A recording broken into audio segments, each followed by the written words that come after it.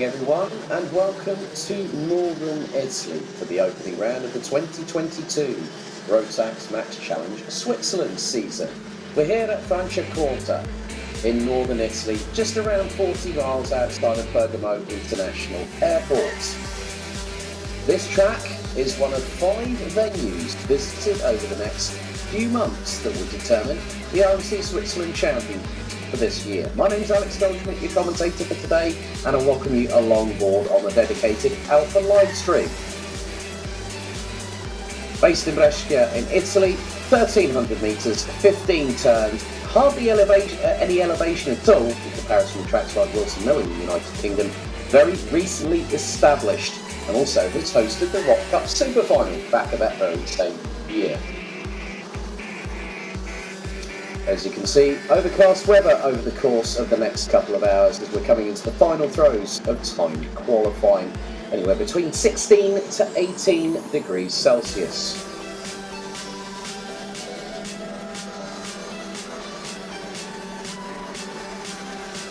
So, drivers are currently out. DD2 and DD2 Masters out on the circuit for their respective qualifying sessions. We're broadcasting live, and a big thank you to everyone for joining us. If you haven't already, hit the subscribe button and also hit the notification bell. There's plenty of racing action for you to tune into after this particular stream here in Northern Italy has finished with the likes of the Motorsport UK British Kart Championships, currently being hosted by PF International, and also Club 100, currently sitting at G1G as we speak.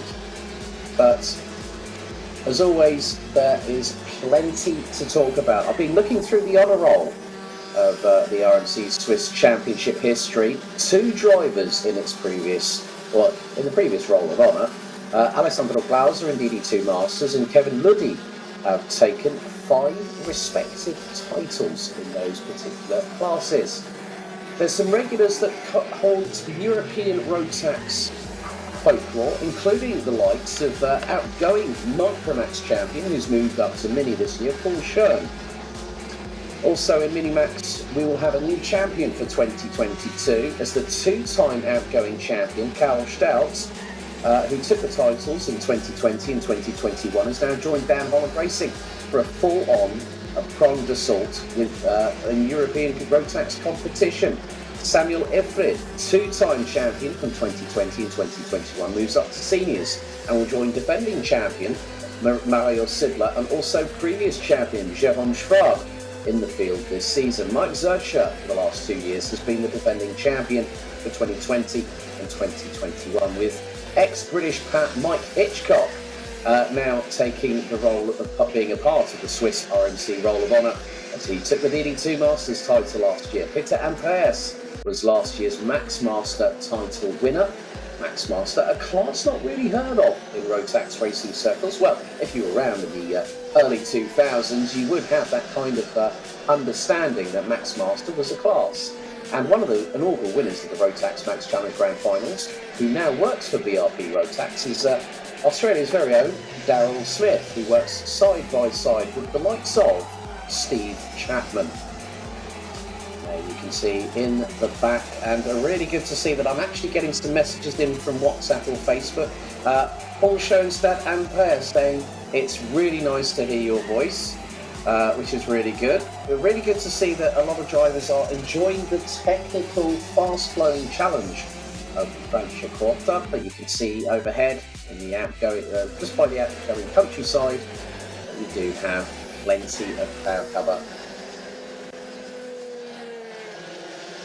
So the format for today, it's a bit different here in Switzerland. We do have a little bit of a shorter schedule in comparison to the full-on blazingness of how many heats can Henry Baudet and Anthony Jordan get through today. We're going to have 2 qualifying races, and then we'll have a final for all respective classes. So Micro will be up first ahead of Mini. We'll have a 7-lap race for both Micromax races, 8 laps for Minimax. Juniors will have 12 laps, and then Max and Max Master and DD2 and DD2 Master, all 3 classes will have 12 laps in total. We're coming to the end of qualifying. Good to see some comments already coming in. And this is what I like about the Rotax paddock, is the fact that you'll have drivers that will know each other very, very well indeed. And you can see on the number 13 kart, that is one of our Micromax drivers.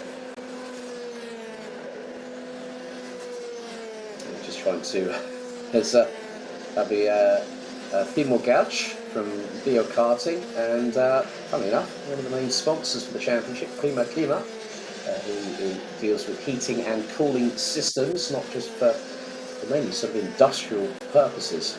They're the main sponsor of the championship. We've also got the number 16 of Ronja Rieder there, and also the number 99 of Robin Rieder. So families also get involved, so it's sisters and brothers, brothers and brothers, mothers and fathers, mothers and daughters, fathers and sons. For instance, including one Rubens Barrichello, whose son Eduardo, who's running in Formula Regional this year, has already qualified for this year's Grand Finals, which is taking place at Portimao in Portugal between the 19th and the 26th of November this year. So we are getting ready. As always with Rotax Racing, it will be a rolling start, and it's 1,300 metres, and I've just, over the last couple of days or so, I've just sort of got myself understanding the circuit, and there's some really, really good places for overtaking. I mean, especially you've got the hairpin at turn 14, and then you've got a little bit of a left-hand kink, which is effectively turn 15, that brings them on to the start-finish straight. and then it's a right-hand sweeper going into turn 1. So that's going to be a pretty good overtaking opportunity. Turns between turns 13 and 14, the back straight is another good one as well, turns 4 and 5. So, ladies and gentlemen, it's time to get the season opener of Rotax Max Challenge Switzerland here at Frankfurt underway. Up first, it's the first race for Micromax.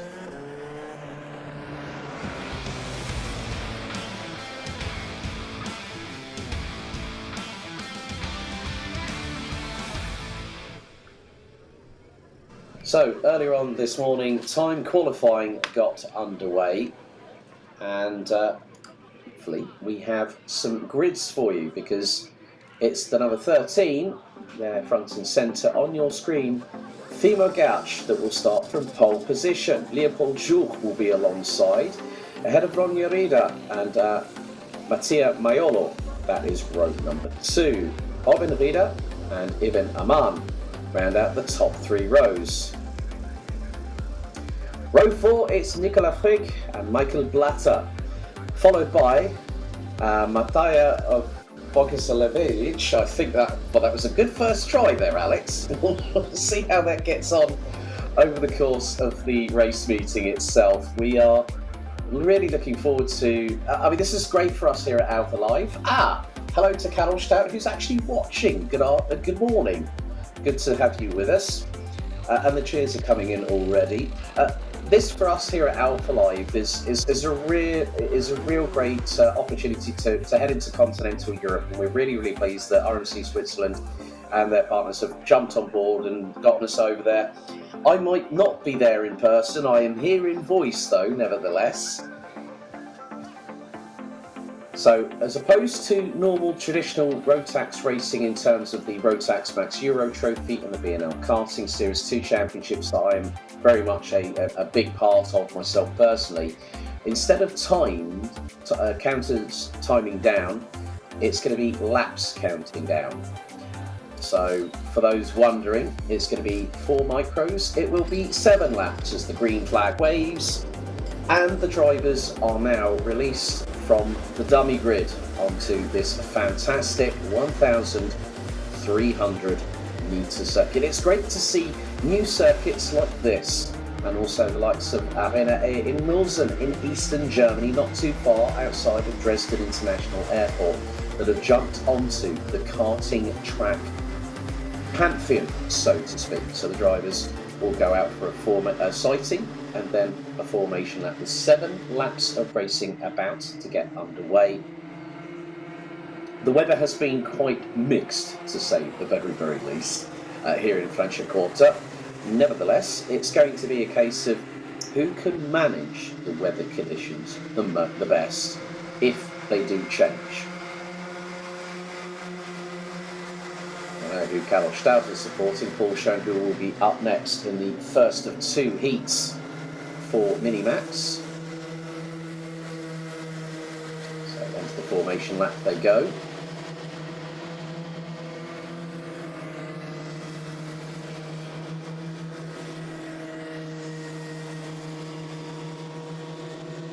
So it'll be Timo Gauch and Leopold Juch on the front row.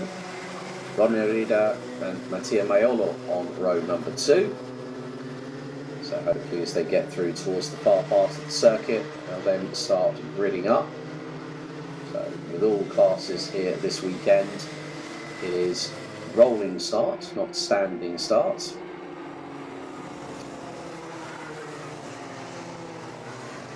We'll find out who will be our race winner for Heat 1. Right then, drivers are starting to grid up. We're waiting for the likes of Nikola Frick and Michael Blatter to join the back end of the grid.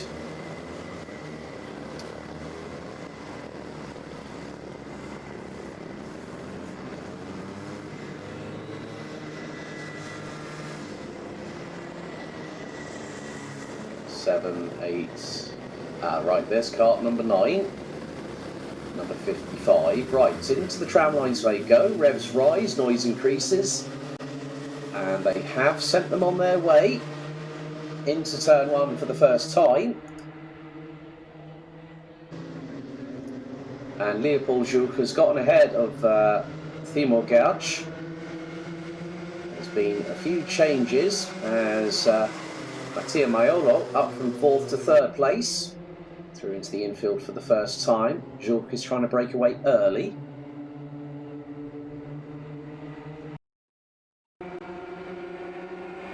And now has got Gertsch right on the back bumper, who in turn has got Maiolo right behind. Then it's the number 16 of Hongarida.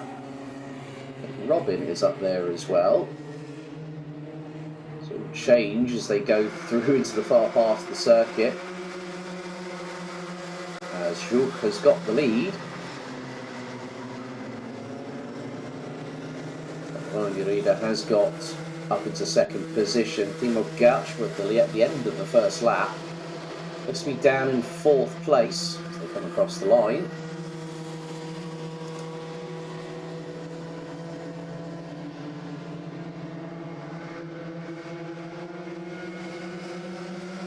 Some differing lines taken by the drivers. Haven't seen anyone on wets as such. We go through in the infield once again, up towards the far part of the circuit. Some great places where you can carry the momentum through, like this double right that they just exited out of, into a tight right-hander as well. That will be turn 10. Now into 11 and 12. So Gertsch all the way down in 8th position.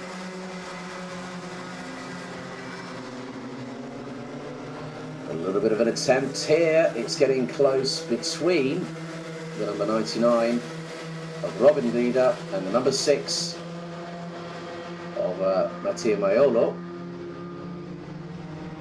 Timo Gertsch has made his way back up to, looks to be 5th place as it's getting a bit dicey. 3-way scrap. Gertsch was nearly through in the middle of them all.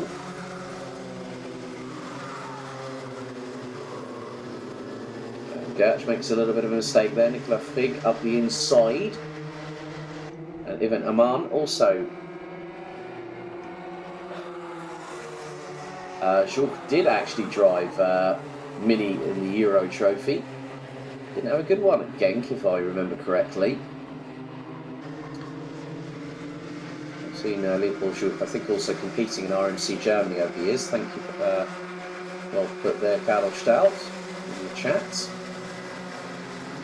we're halfway through lap number 2 as again those differing racing lines being taken by drivers, but battle for the lead very much on. And Ronja Rieder, fastest lap of the race, 1 minute, 0.414. Ronja is closing on Leopold Jouque, who's got the lead back. Nice little battle here between the number 6, that's Mattia Maiolo.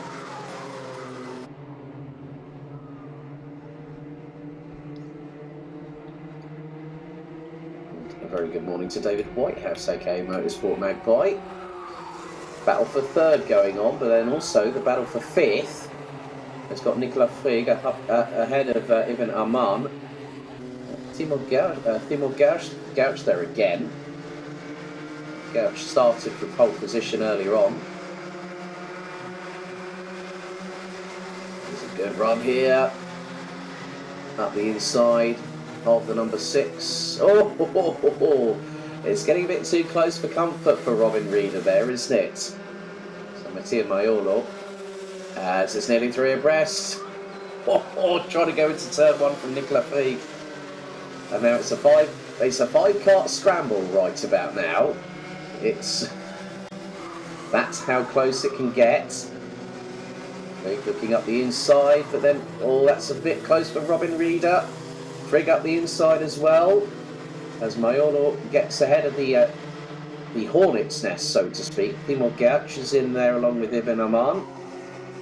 So it's all changed between this quintet right about now.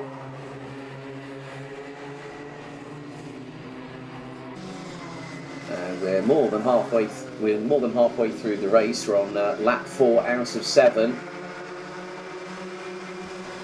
Nicolas Frig looking up the inside of Mattia Maiolo again for position. And through goes the 88. Oh! Over the curves, Mattia Maiolo nearly goes into the side pod Nicolas Fig, Leopold Schulk, it's actually Nicolas Fig, I think, is in the number 1 cart. It's all changed, so Leopold Schulk has a bit of a penchant for the Cavallino Rampante.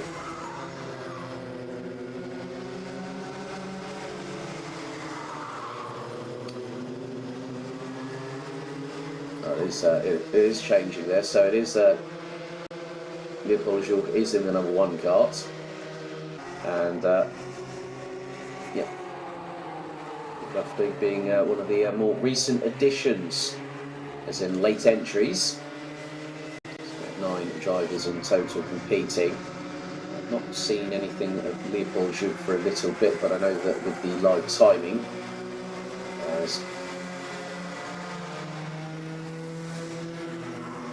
oh, and it's getting a bit close between Timo Gertsch and the number 88, Ronja again with another fast lap of race. 1 minute, 0.21, 1 minute, 1 minute 0.2211. As we're coming into effectively the penultimate lap.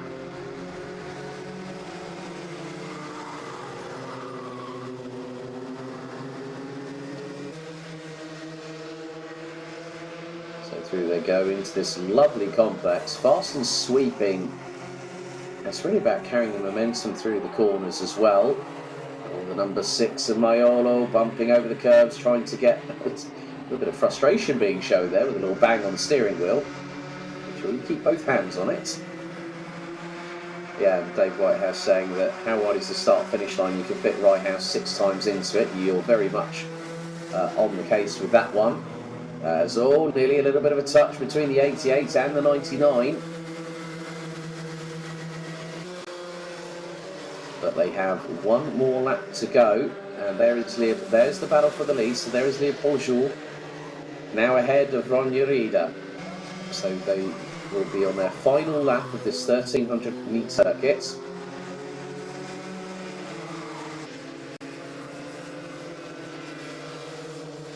Looks to take the advantage on the RS chassis with Ronja Rieder. On the CRG chassis, there's by quite a few drivers in this championship. But it's not much between them. This could be a run to the line as they head their way down. Rieder lining up on Schulk towards the inside. Schulk defends. It's going to be out of the final corner, and Leopold Schulk wins the race by a fraction. Started nearly celebrating too early. Ronja Rieder takes second, and it was the number 6 of Maiolo that took 3rd place by my reckoning there, ahead of the likes of the 88 of Nicolas Fig amongst others. So there you go, there's your Micromax Heat 1 winner, Leopold Schulk, comfortably winning ahead, well, fractionally winning ahead of Ronja Rieder in the number 16, with Mattia Maiolo rounding out the top 3 positions. The drivers now make their way back to Struteneering and Parc Fermé.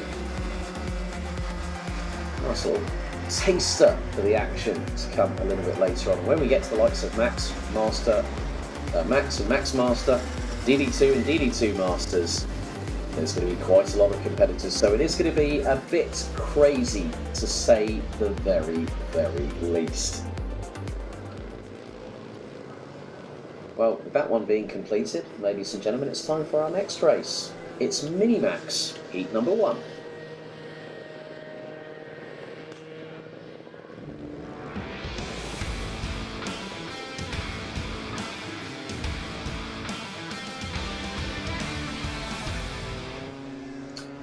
So with the parents and the families watching from the grandstand, let's have a look at the results from the qualifying session, which thereby set the grid for Minimax Heat number 1. And on pole position by a considerable margin, nearly 7/10 of a second, it's the 105 of last year's Micromax RMC Switzerland champion, Paul Schön, that put in a 53.814 second lap time, as we see the last That was Bogosaliovic that went into Parc Fermé in scrutineering. All results being called by myself today. I will keep you updated on any developments if there's been any changes through sporting or technical checks post-race. But qualifying for Minimax, only 6 drivers, but I'm sure that the racing will be pretty spectacular. We do have drivers that have moved up from the Micromax class from last year, and at least I spot quite a few of them actually are from Micro from last year. So Paul Schoen, Patrick Negura, Leo Gonzalez, and also Florian Eggenberger have moved up from Micro. Paul Schoen was the last year's champion on 614 points. Negura second in the championship on 586. And let's have a look at our grid for Minimax heat number 1. Paul Schoen for 105 will start from pole position. Patrick Negura in the 104 will line up alongside Kellen Dasaniaki and Leo Gonzalez in the 12, and the 155 starts on row number 2. And bringing up the final 2 positions will be the number 25 of Florian Eggenberger and the number 21 of Liam Flückinger. Yes, Kaddelstadt. Yeah, we had 33 drivers at the Euro Trophy for their first round at Genk back in mid-April. But we'll see how this one gets on. This particular occasion, it's going to be 8 laps for Minimax drivers, as they will now go on to their formation lap. So don't forget, if you are watching along, don't forget to, if you haven't already, give this video a like. It helps us get it out significantly. Also, if you haven't already, make sure you subscribe to the channel, and why not, whilst you're at it, hit the notification bell. It just means that you get updated with regular notifications for any racing that's happening. So, just waiting for one of the drivers at the back of the field to get closer. That will be the number 21 of Liam Flückinger, as Paul Schoen and Patrick Negura, title rivals last season. Now they go back into battle for another year. However, they've gone upper class. Paul Schoen has showcased his skills last year, winning the Rotax Max Challenge International Trophy. And I am hearing there is some spitting, well, basically there's a light drizzle or a spittle of rain hitting the circuit. So if they are on slicks, which they look to be, you could see a climate shift. Okay, out of turn number 15, into the tram lines we go. Revs rise, noise increases, the lights are out, we are underway. Paul Schoen leads them into turn 1 rather quickly, with Kellen Dasaniaki following the 105 just behind. Eggenberger now up into P3. We've got one falling a bit by the wayside, and that was probably off of turns 3 and 4. So they're going into the infield section. Paul Schoen now pulling a gap over Kellen Dasaniaki. And it's a 4-way scrap over second, and Eggenberger in 3rd place. As Patrick Negura finds himself in 4th. And Leo Gonzalez in the 155, also making strides into Europe these days. You're up the inside into the side pod of Eggenberger. That's allowing Gonzalez to close, and that was a bit close coming out of turn number 15. This is going to make things a little bit difficult, but Eggenberger has been passed by Gonzalez, and Gonzalez up the inside of Negura. Neatly done by the 155.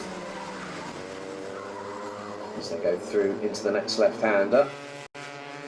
Paul Schoen has already got a comfortable gap, and it's the best part of nearly a second. He's put in the fastest lap of the race, 58.086. This is a bit close between Gonzalez and Negura, battling away over what is 3rd position on the road. We've got to start working to complete lap number 2 very, very shortly. Paul Schoen is about 3/4 of the way through the lap.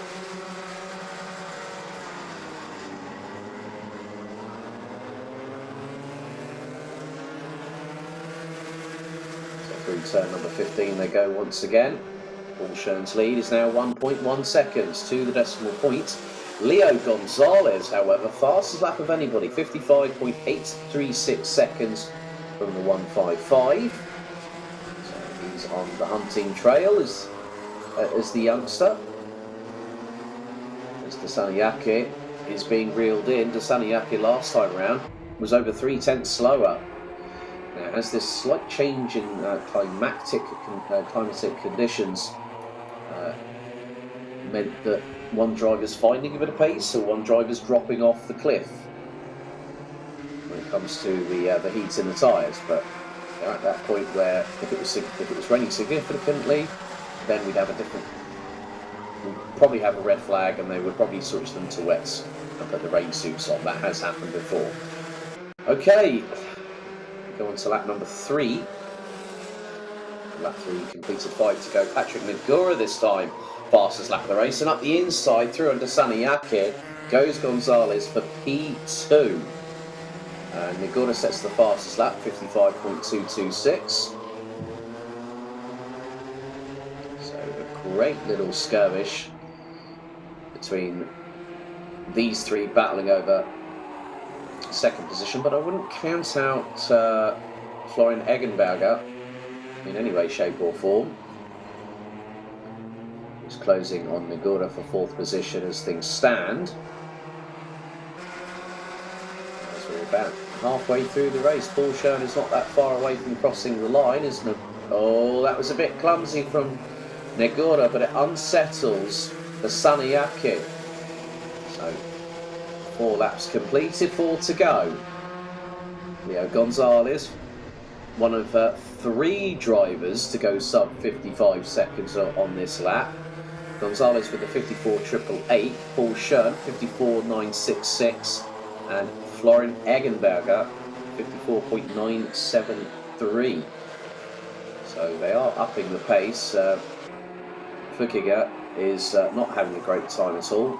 It is quite a way, about 14 seconds adrift of the back part of this battle, rounded out by the number 25 of Florian Eggenberger in the CRG chassis.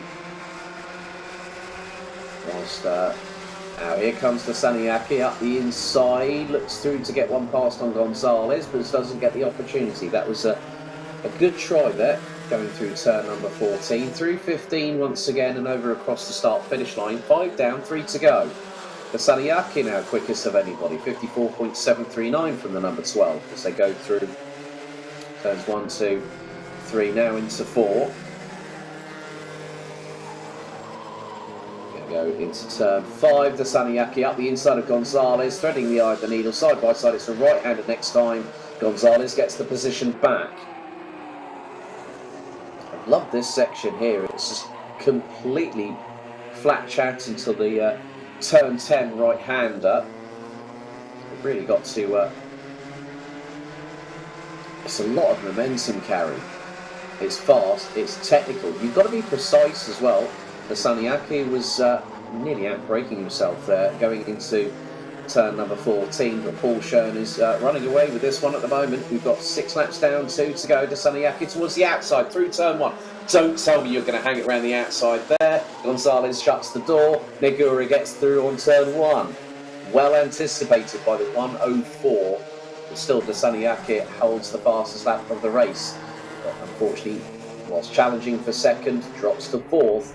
Courtesy of Patrick Negura.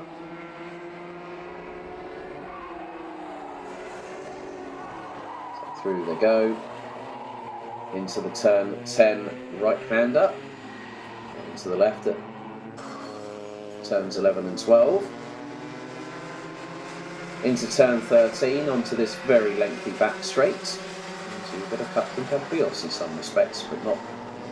Campillos has a little bit of a kink. Right, Negura was trying to go and start teeing something up here.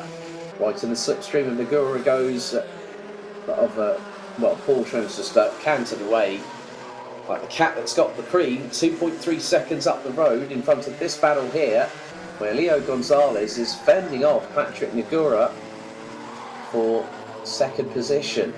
The Saniaki and Eggenberger have also closed on in.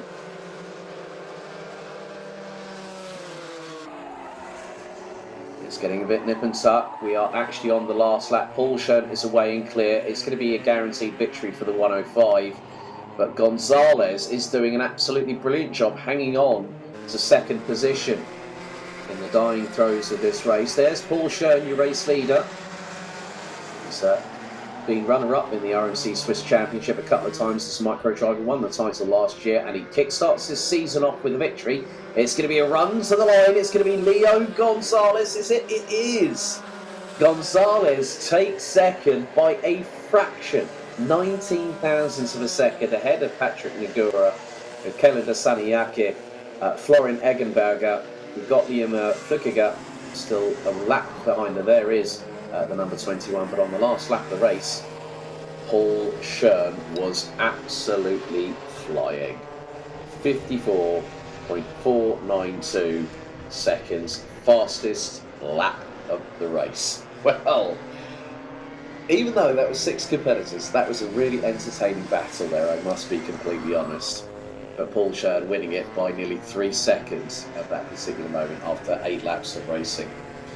Okay, well, next up, ladies and gentlemen, it's time for some longer racing and a bit more strategy call to come into play. Next up, it's Junior Rotax Heat 1.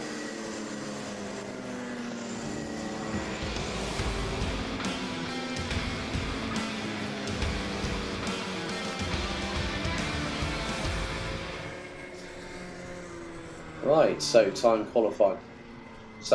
qualifying this morning saw that it was very, very competitive for the drivers, and with the top 3 covered by less than 2 tenths, it was Elia Papacena in the number 45, pipping Lenny Neville Passaggio in the 211 by just 32 thousandths of a second.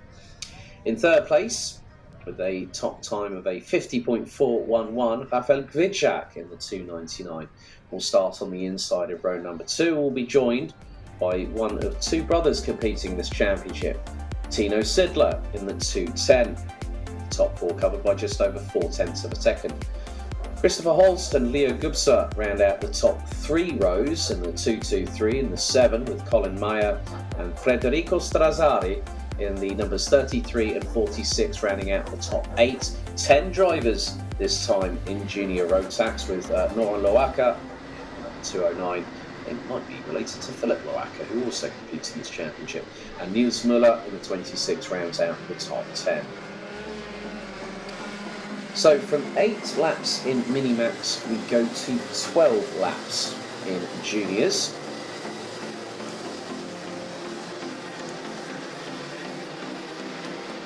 So they're underway with their sighting, and we'll see their formation lap very, very shortly before we go into the tram lines and get the revs rising up with the Rotax Roar. A big thank you already for the amount of people that have actually jumped on in. Just had a message from Carlos Downstad Kuhn saying, in the Swiss Riviera, the sun didn't Papacena drive the Senior Max? My goodness me, are you looking things up? I don't have that information to hand, Carlos Stout. Thank you very much. He does like watching racing, this Cal. If he's not at the track, he's normally watching racing. But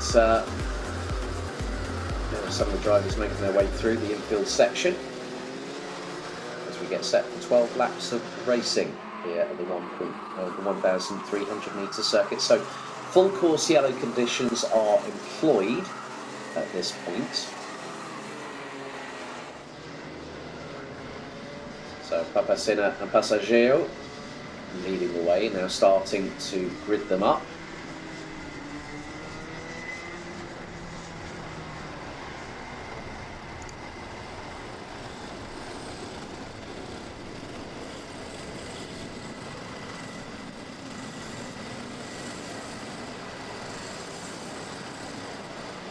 Once clerk of the course and the race director are happy.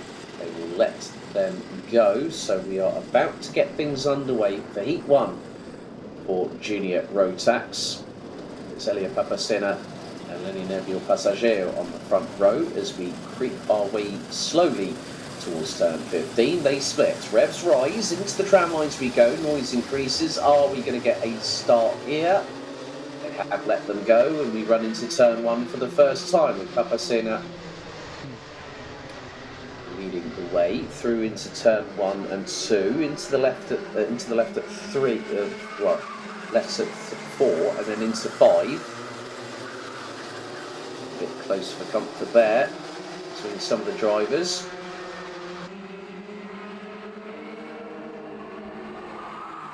But the lead very hotly contested early doors as they make their way through. More speed being carried. Oh, a little bit of a bump between 4th and 5th place as they go to the far part of the circuit.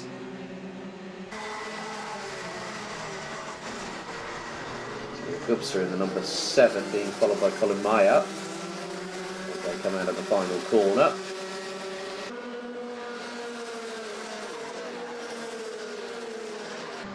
So Papacena leading the way. Oh, bit of a moment there.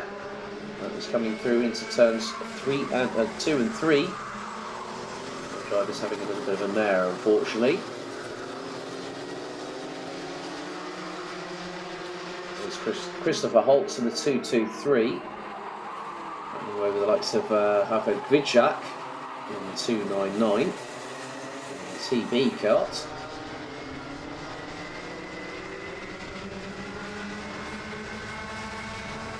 Papacena leading the way. Must be ahead of Neville Passaggio.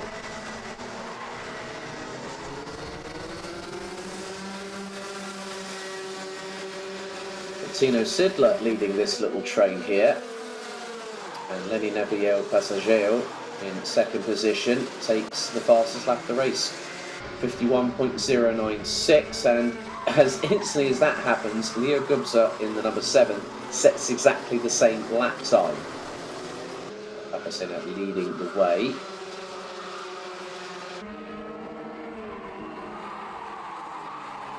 So Lenny Neville Passaggio is in 4th. Well, I'm just keeping an eye because, yep, there is Passaggio in 4th place. So Tino Sidler is about 6/10 behind Papacena, but Gvidjak sends it up the inside through turn number 14. Into the left now at 15.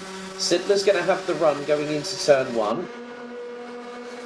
Papacena, another fastest lap. Sidler right on the back bump of Gvidjak, sweeps to the outside through into turn number 2 and turn 3. Now into the left at 4. Sidler, Minimax champion, Minimax vice champion last year. And he has also moved up to junior, is competing a lot more in Europe, along with bigger brother Mario, who will be up next in the Max and Max Masters racing. That we'll see, but very closely packed battle, 2nd, 3rd and 4th. So Papacena 1.1 seconds up the road from this battle. Gvidjak in 2nd. Tino Sidler and Lenny Neville Passaggio. Leo Gubser has started to claw back into this fight. Let's get through turn number 14. Now into the left at 15 they go. Papacena, another fastest lap. Sidler looking for the move up the inside of Gvidjak through into turns 2 and 3. Makes the move stick. Leo Gubser now fastest out there, 50.870. So Tino Sidler leading the train. Gvidjak nearly gets compromised through into the next double left. And hopefully this front fairing is not taken a little bit of an indent, which means that if it's in, that's an automatic time penalty for the 299, which won't please them much at all. That's the Tino Sidler train at the minute, because Leo Gubser, keep your eyes on Colin Meyer, not too far behind this battle as well. Looks to be closing in, and there is the number 33 in shot. However, Gvidjak has gotten a run on Sidler, going through into turn number 1. And Sidler stays ahead. Papacena again with another fastest lap, 50.835 seconds. Through into the next complex they go. Gridjack very, very close to bump drafting. Said that keeping the eyes forward. He's got like racehorse blinkers on at the minute. Through into the next left-hander they go. Well, the next right-hander. And then the complex here. Turn number 11 and 12. Into the left at 13 before the run down the back straight away.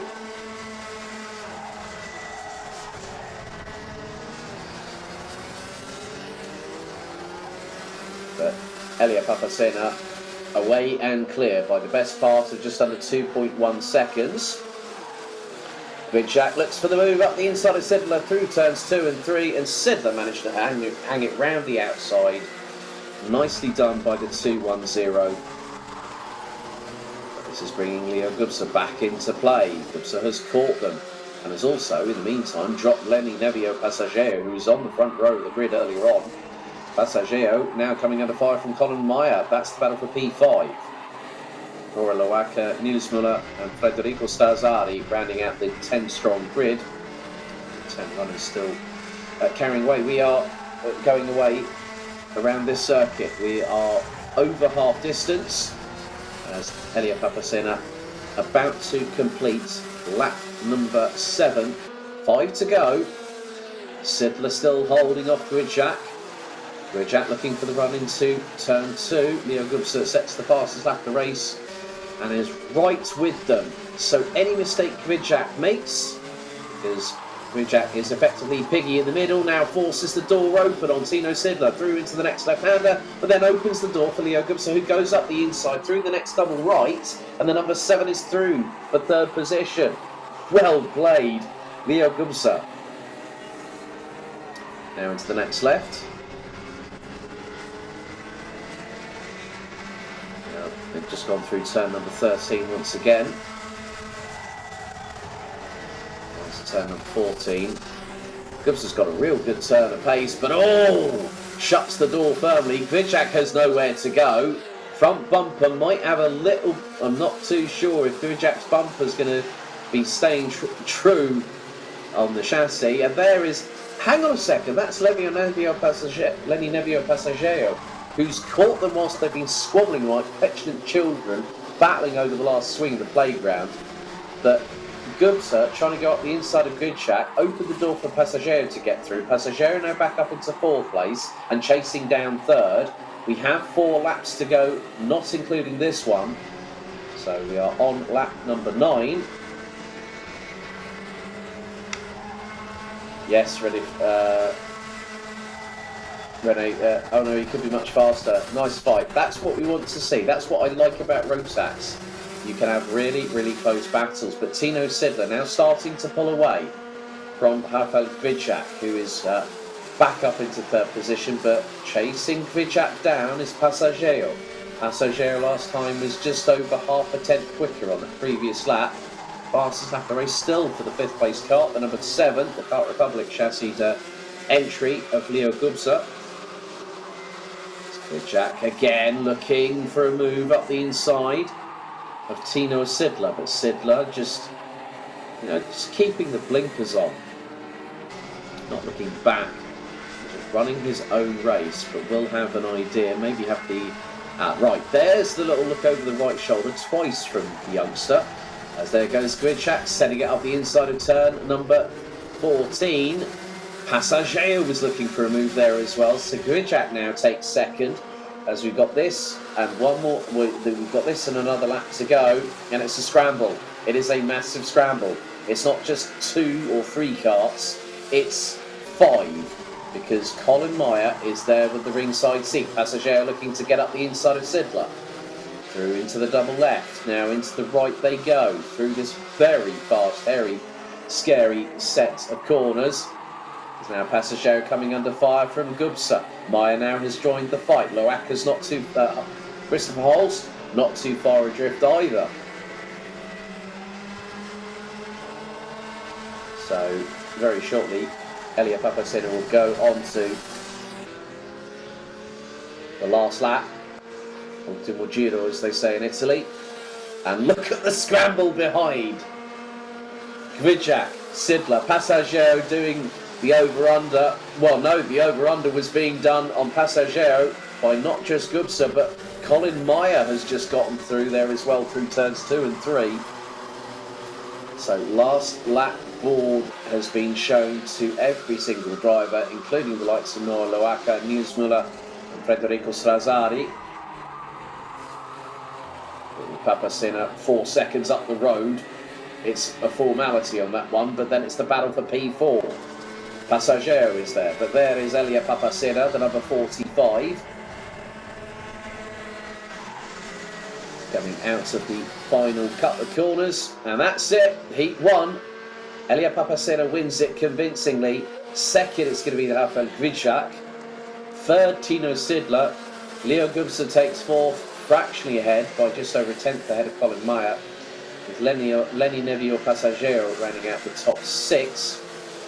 Christopher Holst in 7th. Federico Strazzari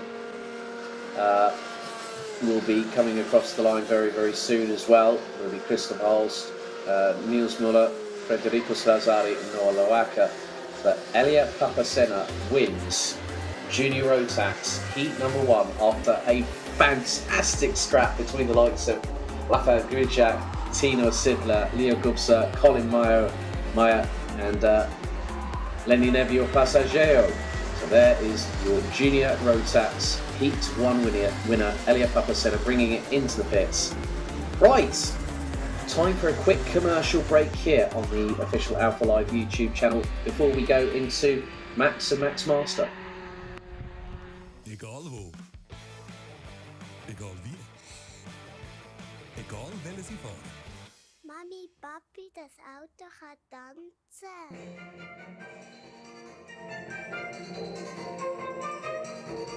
Nie glaubt mir etwas. Autoschmied Unterenfelde. Mit Autos, die Freude machen. Well, that's one of the sponsors of the championship, Autoschmied.ag, an official Mercedes-Benz dealership. Great advert there, saying the little girl saying in Swiss German, "Mummy, Dad, Mum, Dad, the car's dancing." But we've got to concentrate on other things now because we have our next race. So we have Senior Rotax, or Max Class as it's known now, and Max Master about to get underway.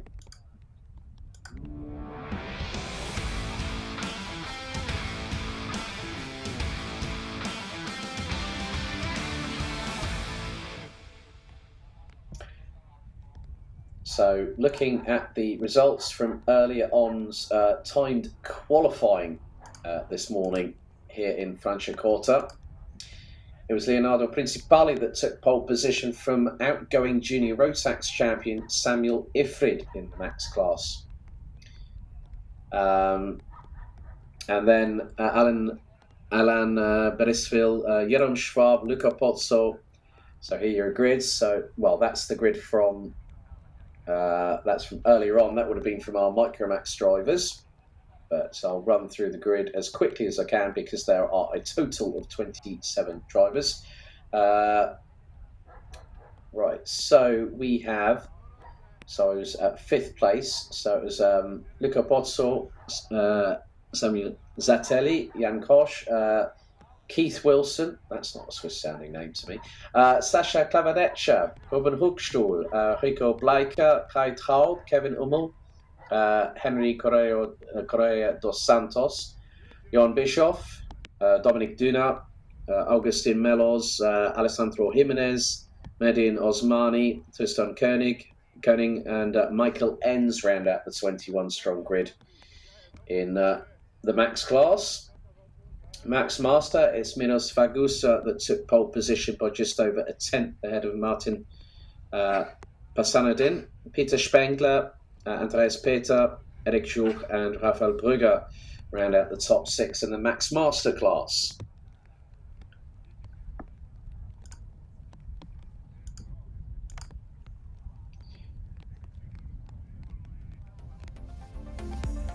So in this particular occasion, we will have both Max and Max Master classes running together. The Max Masterclass drivers will have the number 8 at the front of their race numbers.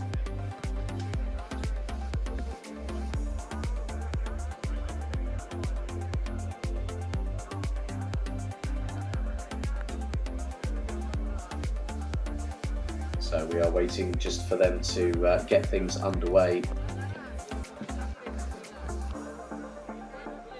very soon indeed.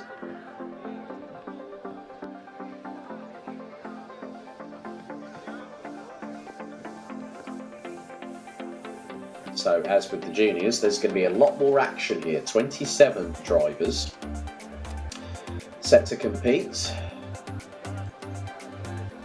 And that is so there's Leonardo Principali in the 303. There's number 29 of Alan Beresford with Kartim Maya.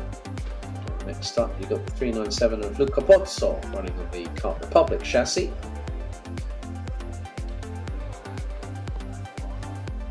And loving the taxi-inspired livery there, Jan Posch. But also good to see. Right, visors are down, and they're letting them go from the dummy grid.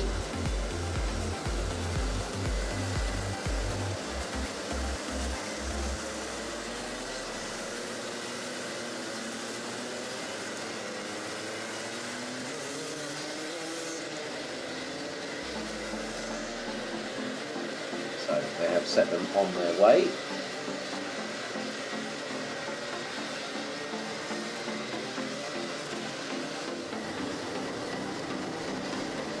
It is going to be interesting how we'll have a we've got a significantly bigger grid here. So 27 drivers. Expect the action to be a bit more fast and furious at this time around as they're on their sighting lap ahead of their formation lap.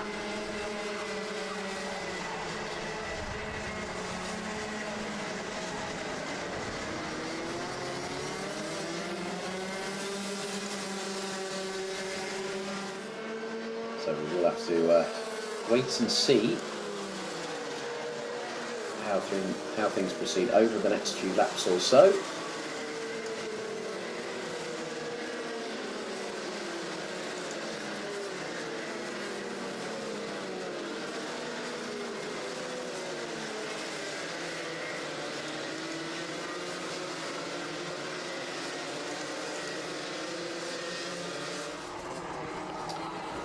Samuel Ifrid, his first time in senior Rotax in his native championship. Samuel has also been first caught up with him last year at the grand finals in Bahrain. And now, after 2 titles on the bounce, makes the move up to the big class. Max, as it's more commonly known, or I know it's senior Rotax, and then we have Max Masters. So it is Principali and Ifrid on the front row. Beresford and Schwab. Schwab, a former champion in this particular class back in 2020. So we've got Bozzo in there. Zaitelli, Koch, Wilson, Clavedecha, amongst others. Right, into turn number 15 we go. Revs rise, the drivers are in the tram lines, and now we get things underway. Principali leads them into turns 1, 2 and 3. Ifrid drops behind Beresford for the first couple of laps as it's getting a bit side by side, a bit further down. One of which is Jan Koch battling away with Keith Wilson. They come through and it's an absolute scramble. Drivers all over. There's like 2-3 abreast going into a complex of corners like that. Well, that's I think anyone would be hanging on to their underwear for dear life going through that particular part of the circuit as they go through into turns 11, 12, now into 13, down the back straightaway into turn 14. A little bit of a move there being attempted by the 330 as Ruben Hochstuhl as they come through turn number 15 to complete lap number 1. Principali leading the way. Ahead of Beresville, waiting for the timing to update at the moment. Ifrid still completes the top 3. Svagusa still leads Max Masters ahead of Pasanadin, Spengler, with Peter rounding out the top 4 in that class. A little bit further up the order, Samuel Zeitel battling away with Jerome Schwab as the 365. Or is that 360.56? That's going to be Rico Bleicher battling away with points of few drivers. Here's another battle. This is the battle for, I think, is 5th place. So that is Zatelli past Jerome Schwab for position as Principali. Samuel Ifrich has set the fastest lap of the race, 50.619. There is number 3 of Jerome Schwab behind Zatelli. Hochstuhl in the 330 Sodi kart, right up the rear bumper. Through into the next left they go. Principali has a lead over Beresville by 1.6 seconds, and there is Beresville being challenged by Ifrid, going through into turns 11 and 12 before the right-hander onto 13 puts them on the back straight away. Go back to the battle between Zeitelli, Schwab and Ruckstuhl. They look to be catching the 2 in front. There's a quartet of them. Luca Pozzo is leading that. Samuel Ifrid, fastest lap of anybody, is a 50 point... Well, no. Samuel Zeitelli now 49.988. Andreas Peter in 4th place in the Max Master class, fastest in that particular contingent, 51.747. Here is the battle for P2 as Samuel Ifrid trying to break away from Alain Beresville.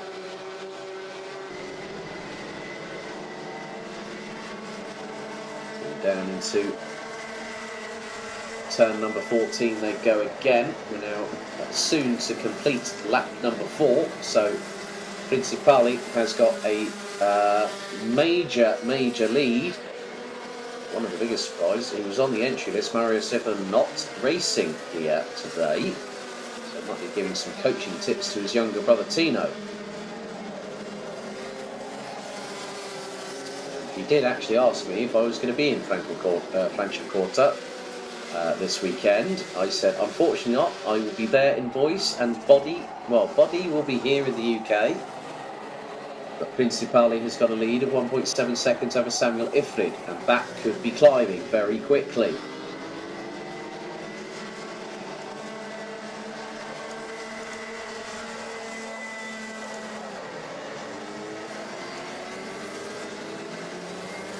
They do continue on their way. Luca Pozzo being closed in on by Zeitelli.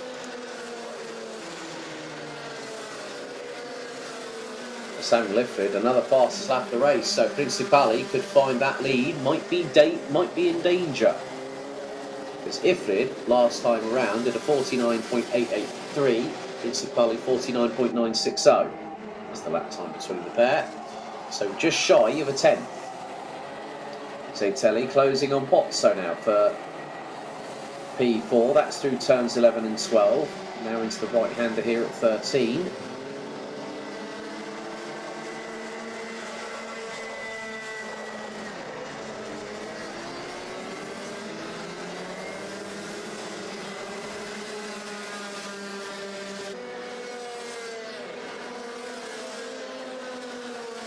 Make their way through into Zeitelli with a nice run through turns 2 and 3 on Pozzo. Now takes 4th position. Pasanadin has now taken the lead in Max Master, but it's close between Pasanadin and Svagusa as things stand at the moment. This is a lovely little 3-way scrap. So here's a replay. This is the move up the inside by Zeitelli on Pozzo through turns 2 and 3. So the number 2, 22, gets the job done. So one carpet chassis overtakes another. Now across the line once again. We're on lap number 8. Well, we've got this and 4 more to go. So 5 laps in total. Up the inside, that was the 10.5 Jeroen Schwab. That's why the number 305 took the title back in 2020, by qualifying for the grand finals.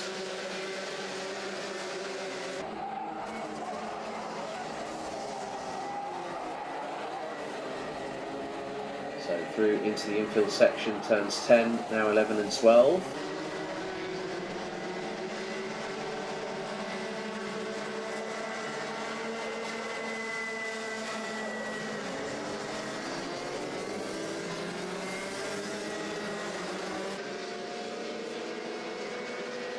Samuel Ifrid looks to be, is trying to close that gap. It looks to be closing down ever so slightly. But Samuel Ifrid was just under 1.2 seconds. We've got 4 laps to go. There's the number 15 of Jan Koch. Penny Correa dos Santos. Sasha Klavedeccia is in there. Kai Traub at the back of this train. The numbers 15, 312, 7 and 85. Battling way over what is 9th position on the road. Nearly a little bit of a mistake there from Dos Santos. Up the inside, tries to go Klavedeccia. That was a bit opportunistic, to say the very least. Through turn number 11, turns 10, 11 and 12, and right, that is Andreas Peter, unfortunately out of the race. So we are down to 5 Max Master drivers. Samuel Ifrid, in the meantime, with 3 laps to go, has got 9/10 of a second to find. But here is is there, now, there are carts all over the shop, and this indicates to me, is the rain coming down? That would be the only logical explanation. That is the case, there is rain. That, to me, has just shown that everyone has gone off the circuit big time. Yeah, they are scrabbling for traction. And, Zaitelli has a massive off, and that was coming through turn number 10. There's the number 30, Dominic Duna, managing to... right, red flag has been called. So with the significant shift in weather conditions, that would say to me that is a perfectly good call. We had 9 laps out of 12 completed.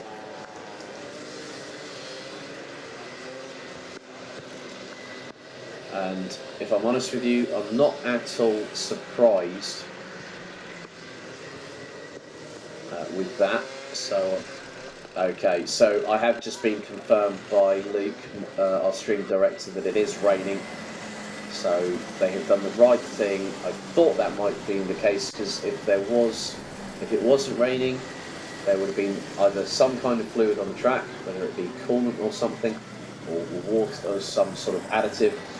However, with the rain now falling here in northern Italy at Franciacorta, this has completely changed the race weekend, and now you can see everyone is in the pit. They are changing to wet weather tyres, so they'll be running on the Mojo W5s, which to me is not a surprise at all. So what that means is all hands on deck. Whilst that's happening, we're just going to go to a brief break with some words from the RMC Switzerland sponsors.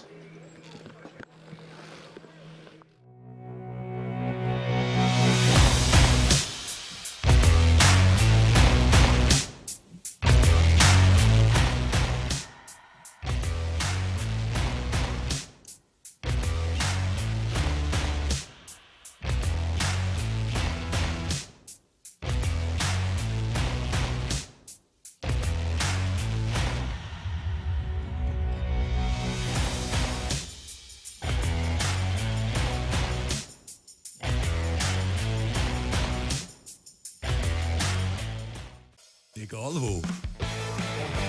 Egal wie. Egal welches Sie fahren. Mami, Papi, das Auto kann tanzen.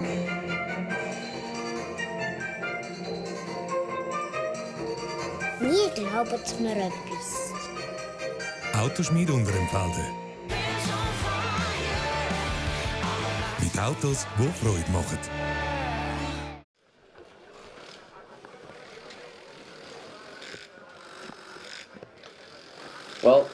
there we go. More scrambling in the pits. And that showcases how quickly a race meeting can be turned upside down on its head. And Rene has just gone, this is even more interesting than the actual F1. Well, that's the beauty of karting. It's meant to entertain in multiple different ways, including when you do have differing weather conditions. Today, notwithstanding, I might add.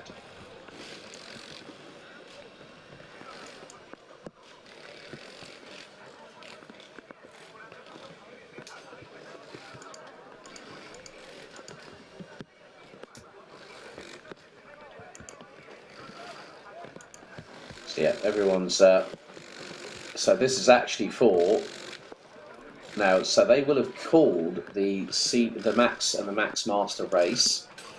So there we have our contingent for DD2 and DD2 Masters. So they have been given this opportunity. So that means that we will have a little bit of a further delay in proceedings. But that's I've seen that happen before, where the rain has hit really, really hard, and everyone's not had a choice, but they've had to make sure that they get their wet tyres on, and that's what's going to be rather crucial now.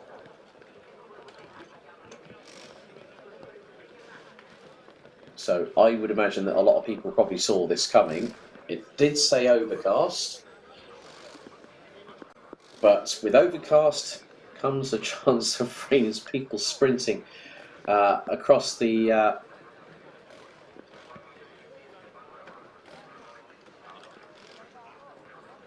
so this will basically be where the carts will be prepared. So even this is what I love about karting, is the fact that it won't just be the mechanics.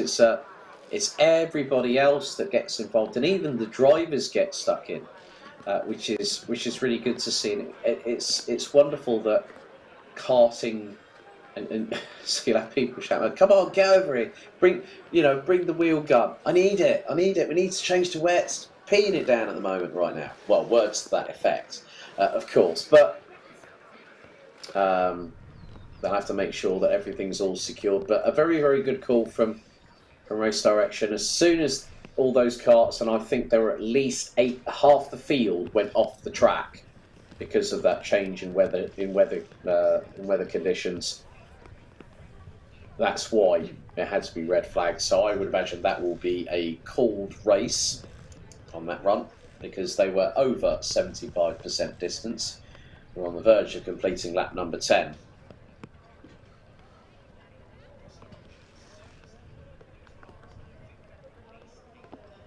So we want to hear from you people out there that are watching this this stream. Who are you supporting? We want to hear from you. Bring it in a different language. It doesn't really matter. At the end of it all, it's more a case of why not just get involved with the chat. And a big thank you to the 64 people or individuals that have actually liked the chat as well. So there will be a little bit of an additional delay. So running, I think just having a look now.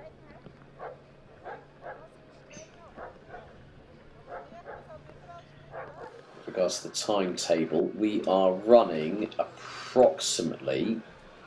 Max Masters was due to get underway with their first race. We've got over a 25-minute delay in Prospect at the moment. Now, right, the wetsuits are going on. Well, some might be brave enough to do that. I think I definitely want to make sure that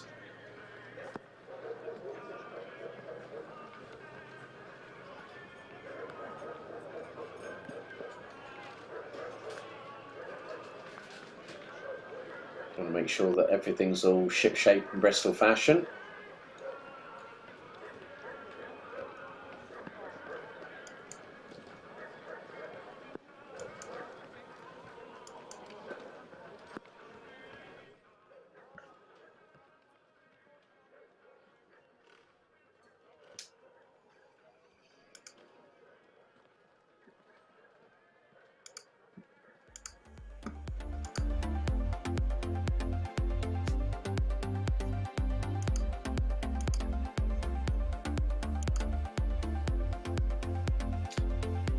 Okay, so Ocean Syro has just jumped into the chat. I did ask for people to tell me who they're supporting.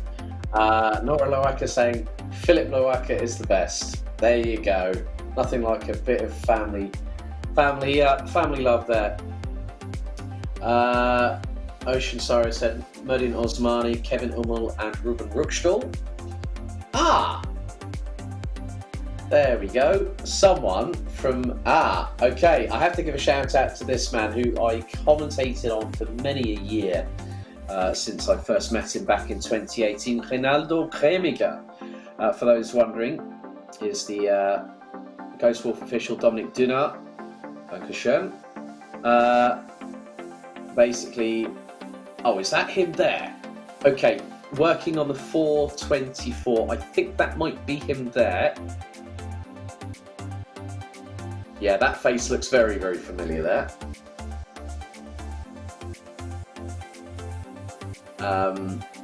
Ronaldo used to run on Maranello chassis. Now you can see that Sodi very much part and parcel of the Gremi Power outfit.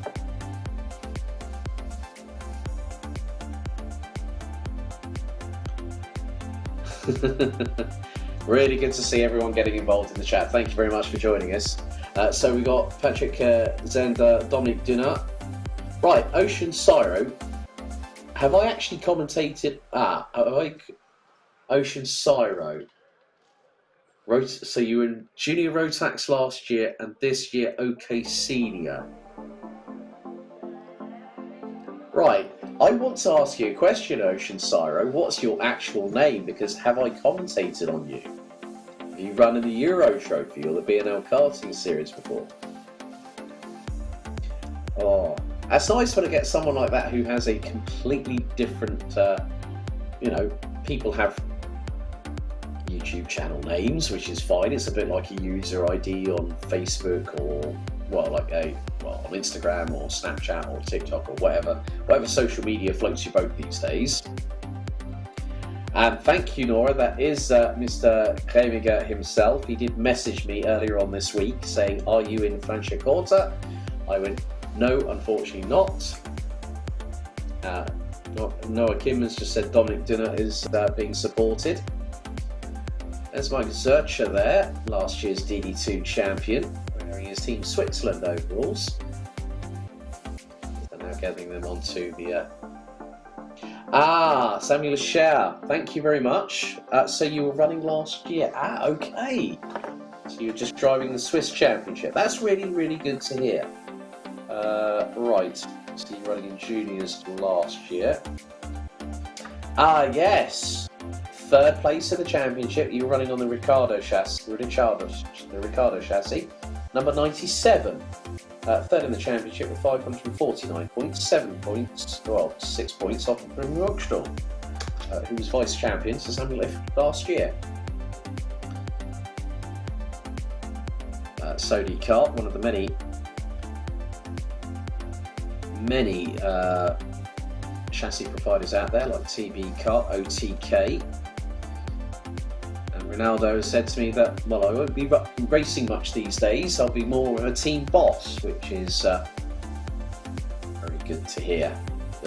A lot of drivers go on to either become like in karting, driver coaching, team management, driver development. I have to give a shout out to Jordan Chamberlain from KR Sport, very good bloke from South Wales. Not too far from where part of my family live in South Wales. So Harrison Thomas, Cardiff's finest, working with Kart Republic these days. So a lot of drivers do stay in karting. It's good to see a championship like this. So we are running a little bit further behind than probably would be normally recognised here. Okay, ladies and gentlemen, it's time to get ready for our final first heats of the day for round 1 of the championship. Up next, it's DD2 and DD2 Masters.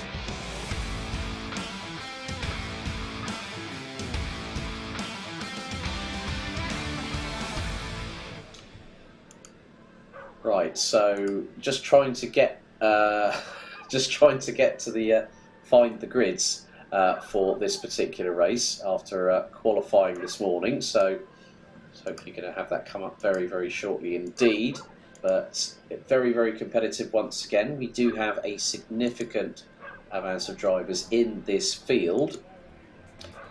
So bear with me while I just try and get that. Did it? But Laura, you're at the track. You're at the track. I'm. It's great that people are able to do this. So here is the starting grid. A big thank you to. Oh right. Okay, Philip Loacker and Gregorio Bertocco. Ah, two names I recognise from the Euro Trophy. Start on the first row. Livio Pinti and Giuliano Cucucillo, I think. I'm trying to get my names right here. Stefan Dudler and is pole sitter in the DD2 Masters class ahead of Mike Hitchcock. Next up, row 4, Fabian Bregenza and Michael Kuhns, Stefan Witwer and Jan Adriano ran at the top 10 ahead of Daniele Tommaso and Alessio Baroni. Next up, row 7, Eric Mahler and Mike Zurcher. That's row 7, Thierry Hartmann and Marcus Mekli. Sven Haug, also who's been running in Europe these days, ahead of Werner Eichenberger. Then we've got row 10, Tony Teixeira, Philip Katrina, Gino Vesna, Dimonota Francesco, Gilberto Loacker, Gianfranco Bozzoni. That's row 12, so we're going to have 25 drivers in total. And Eric Doe rounding out the 25 strong. Am I commentating on the Swiss Championship in a couple of weeks at Mircourt? No, unfortunately not, Samuel, I'm afraid.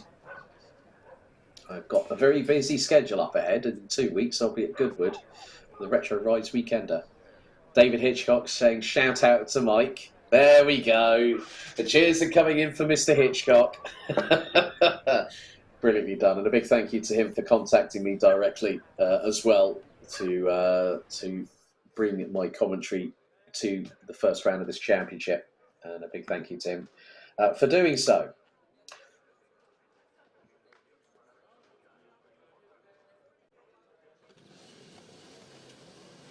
So the engines are now up and running and they are getting things underway.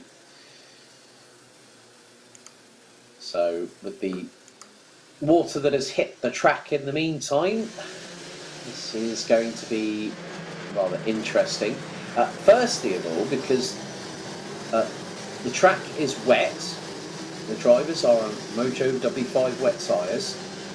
Rain suits, some people have decided to go for it, as I think I saw one of the carts going a bit sideways through one of the corners, back end stepping out to the left hand side completely.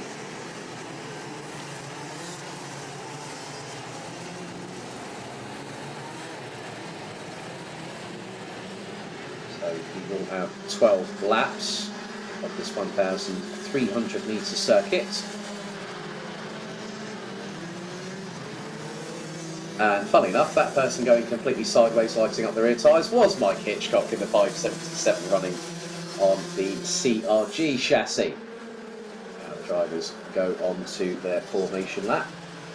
There's Livio Pinti just going into shot there, the 416. That looks like the livery on that looks like the livery on the back wing of the Mercedes-AMG W13 in Miami this weekend. I wonder if that might be sold as an NFT. But I digress on that particular occasion. 566, Stefan Dudler going through shot there as well. We'll have to line up. So good to see that. We always do see in Rotax racing competition that when you put DD2 and DD2 Masters together, you always do see that there are some DD2 Masters that are rapid as heck in qualifying. And that has been shown with two drivers rounding out the third row. So there is Loacker and Bertocco, followed by Pinti.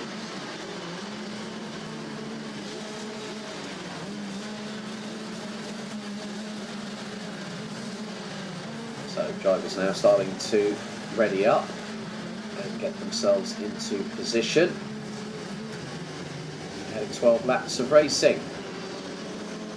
So the drivers now come through into turn number 15 as we get set for 12 laps of DD2 and DD2 Masters action. Into the tram lines we go. Wait for it. Revs rise, noise increases, the red lights are out, we are off and racing. As they go through into turn number 1, Pinty looking up the inside early doors on Bartocco, but Bartocco not able to get through. Oh, and Pinty into the side of Hitchcock. Going through out of turn number 4, it looked like. Out of turn 3, Hitchcock up the inside now of Michael Pouls. And has put a car between himself and the 536 of Jan Adriano. Their way through the infield part, heading towards the far part of the circuit now. Here's the hairy stuff. This will put hairs on your chest going through this set of corners here, but in these conditions it's not proving to be easy. Through into turn number 10 they go. Some carts come a little bit sideways. Hitchcock looking up the inside of Cucuchillo. That's not for position in terms of DD2, but Hitchcock, is he trying to channel? Oh, Hitchcock late on the brakes, dummies up the inside. Well, Mike Hitchcock is an old hand when it comes to karting. Used to compete in X30 and Rotax over here in the United Kingdom. And knew of Alpha Live, which is how come he was the one that managed to reach out. And a big thank you to him for getting us all on board with this. The battle here. Michael Coombs going very. That kart was completely sideways. Left front tyre hit the apex, and now up the inside tries to go Cucuchillo. Trying to go up the inside the number 12 kart.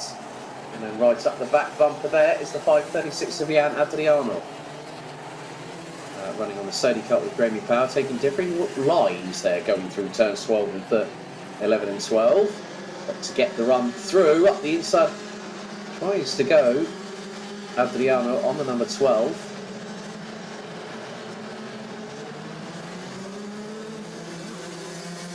But at the front of the field, it's looking a bit, sideways completely from Bartocco. Hitchcock with the fastest lap, and you know what? He's got the overall lead of the race. He just absolutely centred up the inside of Bartocco, who lost the back end, went wide going through turn 1 and into 2. Loacker went wide, and Hitchcock was up the inside of the pair of them quicker than you could say the word jump.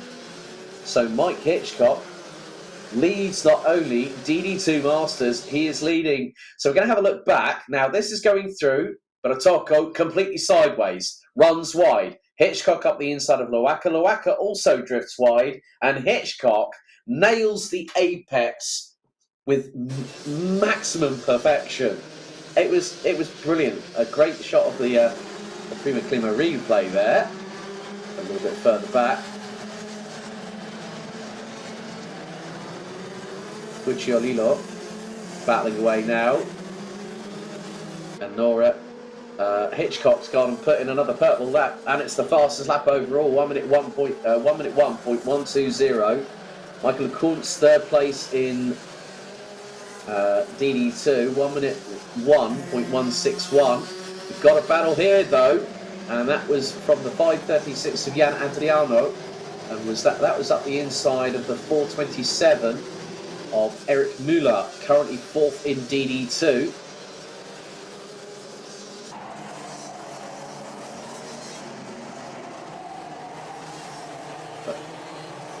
Battles. There's Mike Zurcher, I think I've just spotted, the 417, closing in on Fabian Bregenza for position, but everyone's trying to do their level best to manage these conditions as mightily as they can. Some drivers looking to be a bit brave on the brakes, and that includes the 414. Gino Vesna nearly makes up about 4 positions through one corner. Eric Müller sets the fastest lap of the race overall. 1 minute, 59.659. Mike Hitchcock is setting purple laps as that was a little bit clumsy there from the number 54, Gino Vesna. No, not Gino Vesna, Alessio Baroni. That possibly could have been into the side of, well, that's the 414.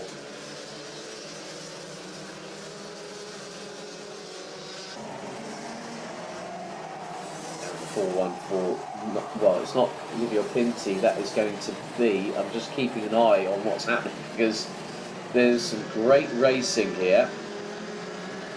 As the 566, that's Stefan Dudler getting past, that was Gucciolino on that particular occasion. Here comes the charge of the light brigade as the 488 up the inside of the 54. That's a bit close coming out of turn number 40. So it was Gino Vesna. Eric Muller in the meantime has managed to set another purple lap, and Mike Hitchcock is nearly a second off his pace. Looks like Eric Muller's really hooked up the car. 58.958 from the number 427, who's just gone up the inside of pole sitter Gregorio Bertocco, who is struggling. Bertocco was the best part of 1.4 seconds adrift on that previous lap. So Muller has managed to get past Bertocco. Now he's looking to size up the move on Michael Kunz in the 443, running just up ahead. Mike Hitchcock still putting in some pretty consistent pace. The driver now these days residing in Switzerland, actually working out at Hinwil these days, with his connections with Formula One.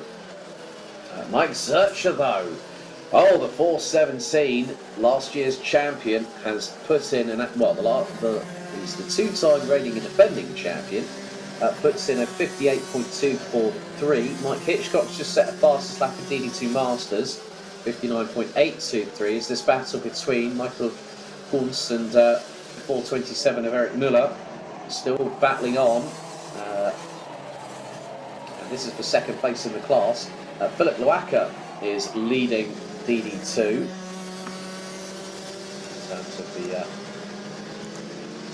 differential, and it's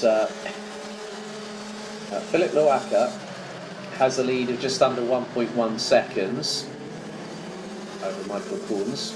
A bit further back, just trying to catch the nearly side-by-side battle. That was Gregorio Bertocco, who's got Mike Zurcher breathing down the back of his race overalls right now. Mike Zurcher into the fifth. Zurcher loses a lot of momentum after having a really good lap, 57.938 seconds for Mike Zurcher, and he was trying to fire it up the inside. However, Kunz has just been passed by Philip Loacker, or is that the case? No, it isn't. Into the next right-hander they go. Muller hangs it round the outside through turn number 9. Well held. That was through turn 8 he came round the outside there. Brilliantly done by Eric Muller. And now Muller has got, there's Mike Hitchcock, overall race leader and DD2 race leader, the DD2 Masters race leader. We've got Philip Loacker and a very quickly charging Eric Muller. So we've got this. So we've completed 8 laps.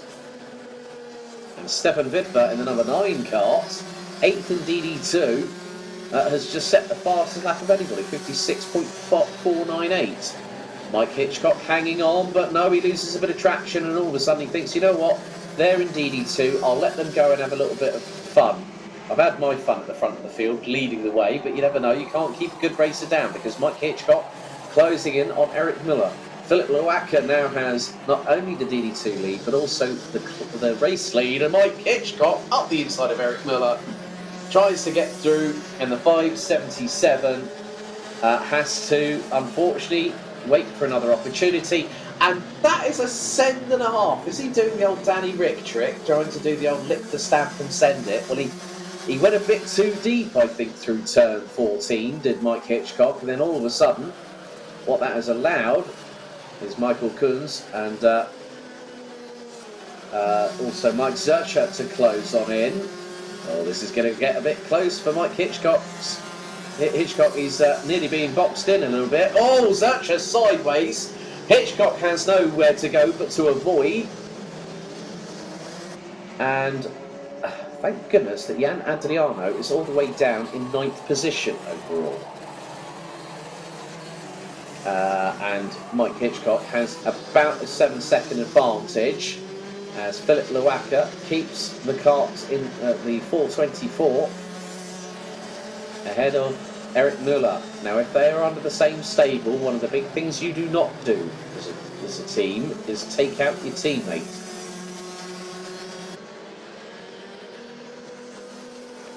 Lowacka brings him across the line, and we have 2 laps to go.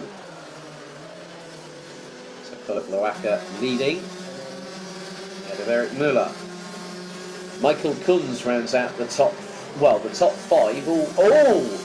Moment there for Lowacka, and Muller trying to go through, and Muller around the outside.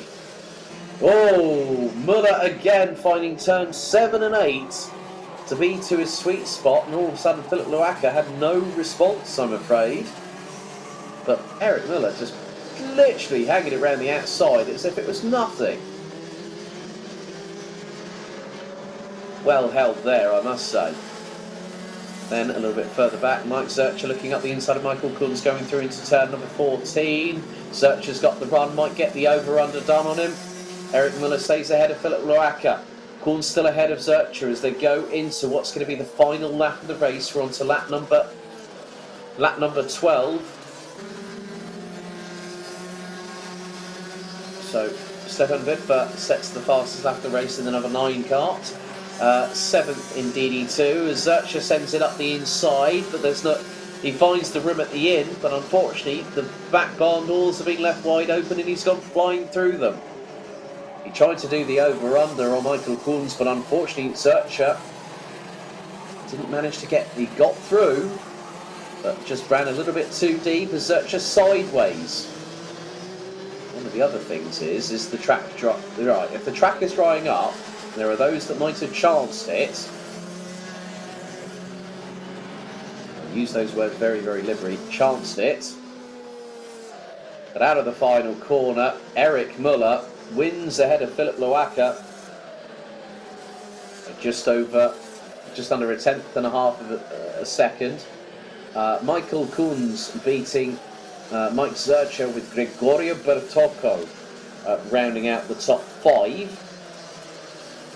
For a few more drivers to cross the line, but Mike Hitchcock will take the victory in DD2 Masters.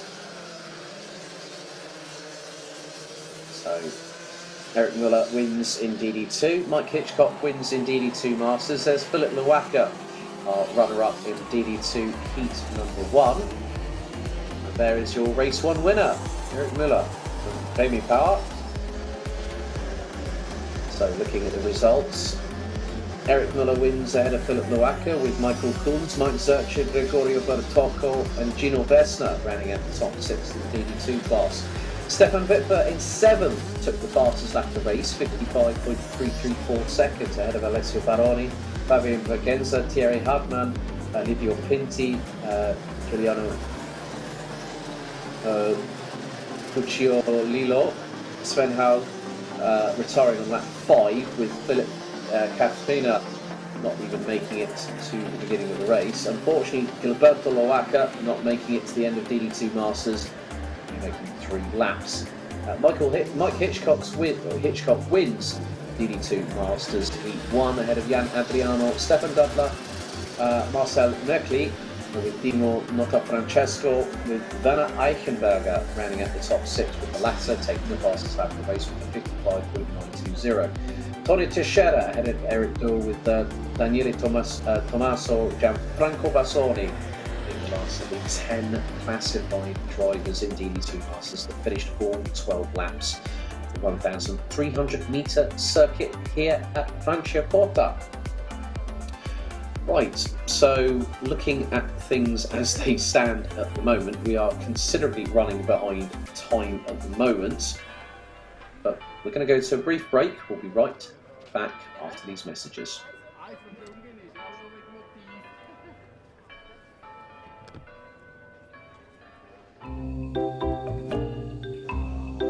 École Boo.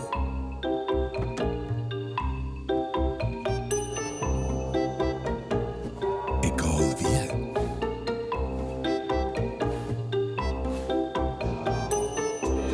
École Willesivore. Autoschmiede Unterenvelde. sucht, der findet.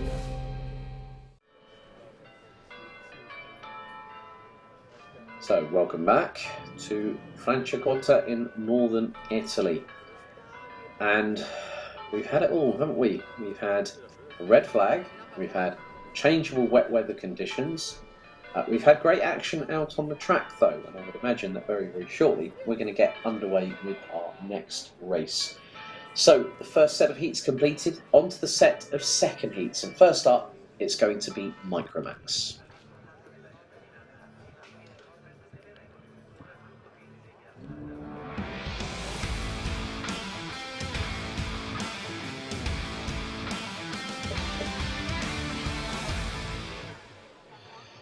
So there we again have our drivers here at this wonderful circuit.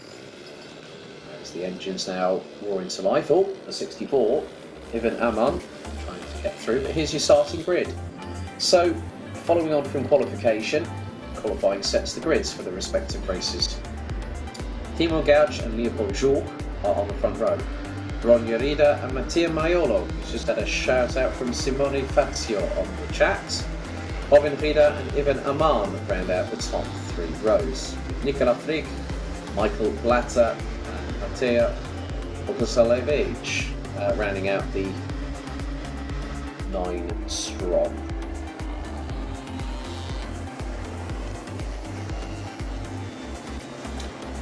So once again for this race, it will be the same distance as previously. So we have 7 laps of racing. We saw some great action last time out.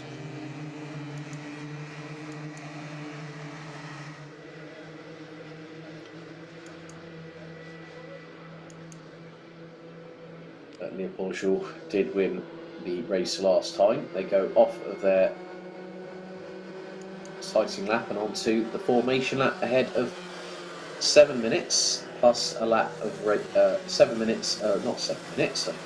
Throwing back to my Euro Trophy BNL karting series when it's like Micromax or something like that in 7 minutes. My apologies, 7 laps of racing.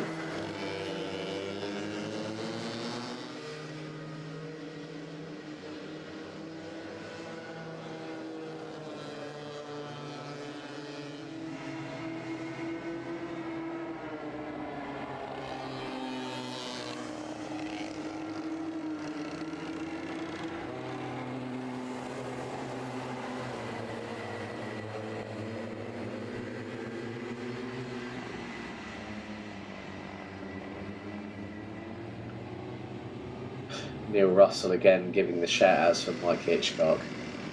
See, when the Brits get wind of a link, they're on there.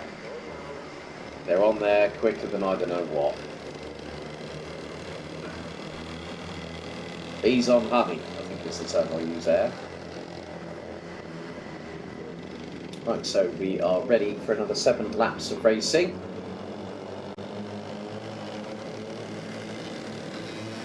Okay, well, into the tram lines we go. No Timo Gauch this particular time, I think. Well, they've just gone and let them go. Gauch is now a little bit further back, so it is Ron Yarida being challenged by Mattia Maiolo, and there's the 64 of Ivan Aman.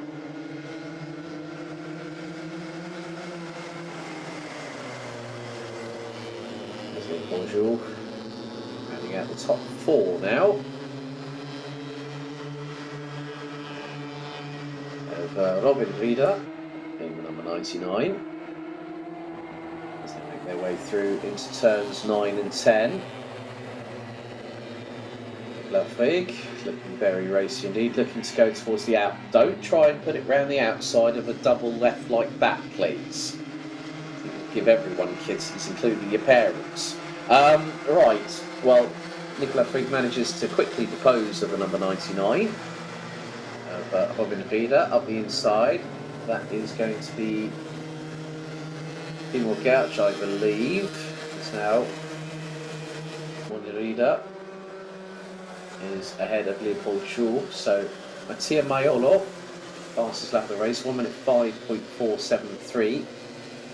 Ivan Aman, 0.861 seconds adrift. There is Ron Yarida and Leopold Jourc 16 and 1. Ah, right, Nicola Frigg is closing on in. The appropriately funny thing is there's a few drivers in the Swiss contingent that do like their Ferraris, and Nicola Frigg looks to be doing the old retro Ferrari tribute band livery on the number 88 as Leopold Jourque gets up the inside of Onyorida, and so does Nicola Frigg. Next up is Timo Gauch. Trying to go through. Oh, a little bit of a slight clash of bumpers as Frigg goes up the inside of Jourque. There's Gauch trying to go through as well. He's got past Rieder, trying to get through on the inside of Jourque, going through turn number 14. Timo Gauch now sets the fastest lap of the race, 1 minute 5.321. Gauch has a good run on Jourque going through out of turn number 3. Into 4 and into the next right-hander here at 5. Left-hander here at 5 and into 6. Oh, Onyorita's run very, very wide indeed and has lost a big amount of time. Oksavi Levic has, I think, not started the race. We've still got this and 4 more laps to go. It's a bit close. Nicola Frigg hanging around the outside of Leopold Jourque. There goes Timo Gauch up the inside. Now to take what is 4th position. Simone Fazio cheering on for Mattia Maiolo, saying, "Go on, Mattia." Through into turn number 14 we go again.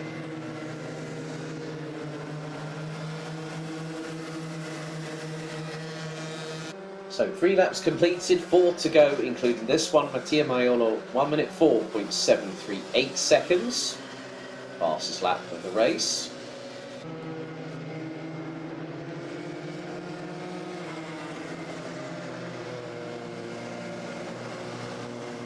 There's Nicola Frigg, who rounds out the top 3. Timo Gauch just behind in the number 13, which was the quickest in time qualifying earlier on, but has a real good run on the 88 and through on the inside.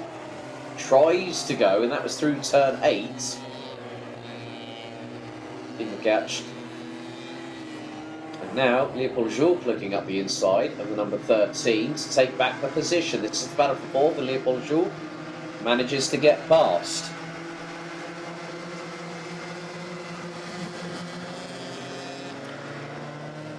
So from this perspective, Leopold Jourque keeping Timo Gauch at bay, but for how much longer can that happen? Across the line they go, Mattia Maiolo leading the way by over 3.2 seconds, another fastest lap for the number 6, 1 minute 4.479, but this battle here, Ivan Aman is getting away. Nicola Frigg is in 3rd, having to contend with the likes of Leopold Jourque and Timo Gauch. So they make their way through the far part of the circuit. That'll be turn 9, now into the right at 10, or double left at 11 and 12. Jourque looking up the inside of Frigg, looking for 3rd position, and has got it. Neatly done there, but Frigg could have a run as long as Timo Gauch does not go up the inside, but the number 13 decides to do so. Into turn number 4, into turn 14.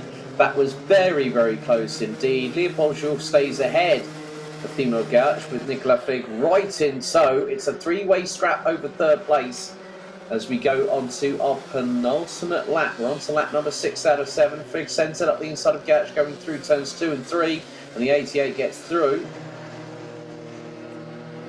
These are the youngest drivers in the Rotax Racing family. What's really good is that sometimes we do see a lot of cleaner racing from the younger classes as opposed to the old, the well-schooled ones, let's say. Oh, Aman gets a fight, and up the inside through turn number 9 goes Leopold Jourque and makes it stick by turn 10. Into the left again we go here at 11 and 12. Nicola Frigg looking up the inside of Ivan Aman. Aman still staying within the wheel tracks behind Leopold Jourque. Nicola Frigg just sends it up the inside of the pair of them. Runs a little bit wide, but will Nicola Frigg have second place by the time they come out of turn 15? Yes, that is the case. But Leopold Schulk gets an absolutely brilliant run coming out of turn 14 and goes right into the wheel tracks as we go on to the final lap of the race. Maiolo is well and truly clear by 7.2 seconds, but Nicola Frigg with an absolute send and a half up the inside. I definitely want to get a replay of that if we can post-race, just to see how much of a lunge that was. It was from, I think it might have been from Luxembourg, let alone Italy on that particular occasion, but it's coming down to the wire. Through into turn number 8 they go, and Nicola Frigg keeps it pinned round the outside. That's through turn 9 there. Leopold Schulk looking up the inside through turns 11 and 12.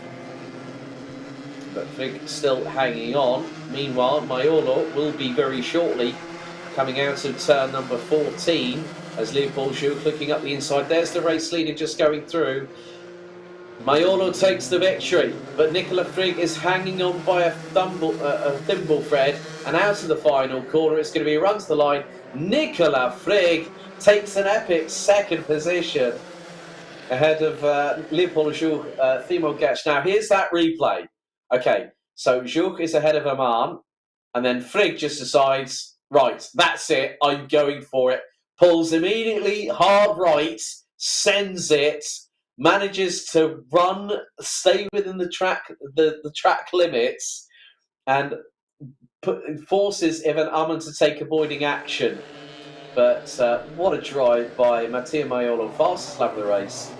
And also a win by nearly 7.5 seconds. Nicola Frigg with the move of the day so far in the number 88. Takes second ahead of Leopold Schulk with Timo Getch, Ivan Aman rounding out the top 5. And the top 6 rounded out by Ronja Rida. There is Mattia Maiolo, our race winner, making his way back towards the pit lane into Parc Fermé scrutineering. Between Frigg, Schulk, Getch, Aman and Rida, it was less than 0.8 of a second. Michael Blatter in 7th. Robin Rida, unfortunately, falling a bit by the wayside, ending up just over 22 seconds adrift, with Mattia Bogoslav Glijevic, unfortunately not making the start. Well, that is the final qualifying race for what I would call a heat here for Micromax. Next up, we go to Minimax.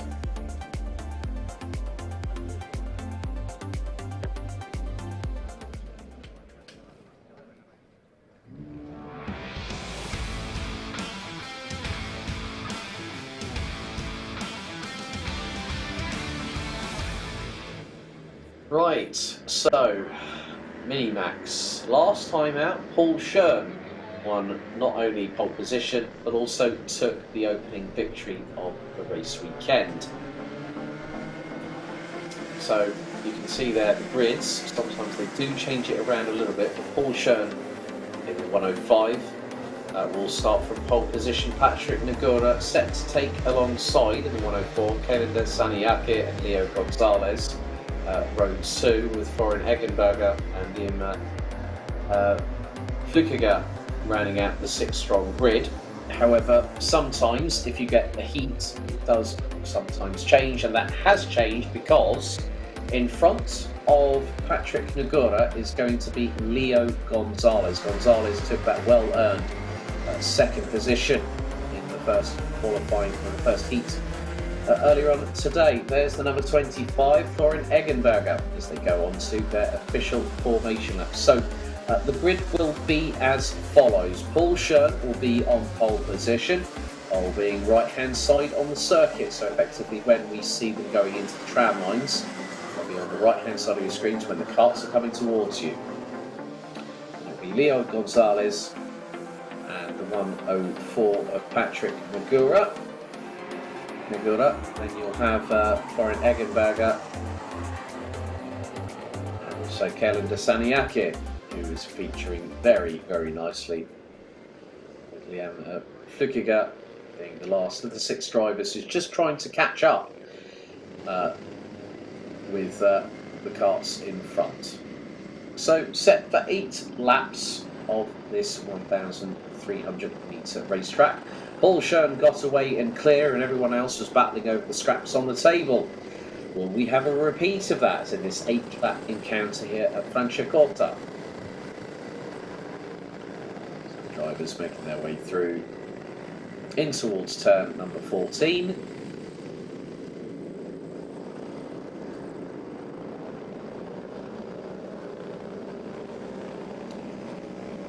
Okay, here we go for 8 laps. They split and go into the tram lines. Revs rise, noise increases. Lights are out, we are off and racing, and a good start by Schoen.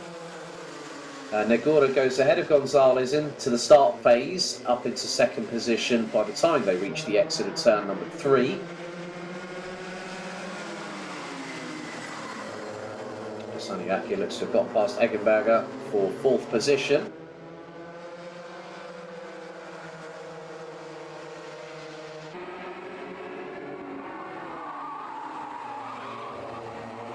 Gone through turn 9 and 10 into turns 11 and 12 they go.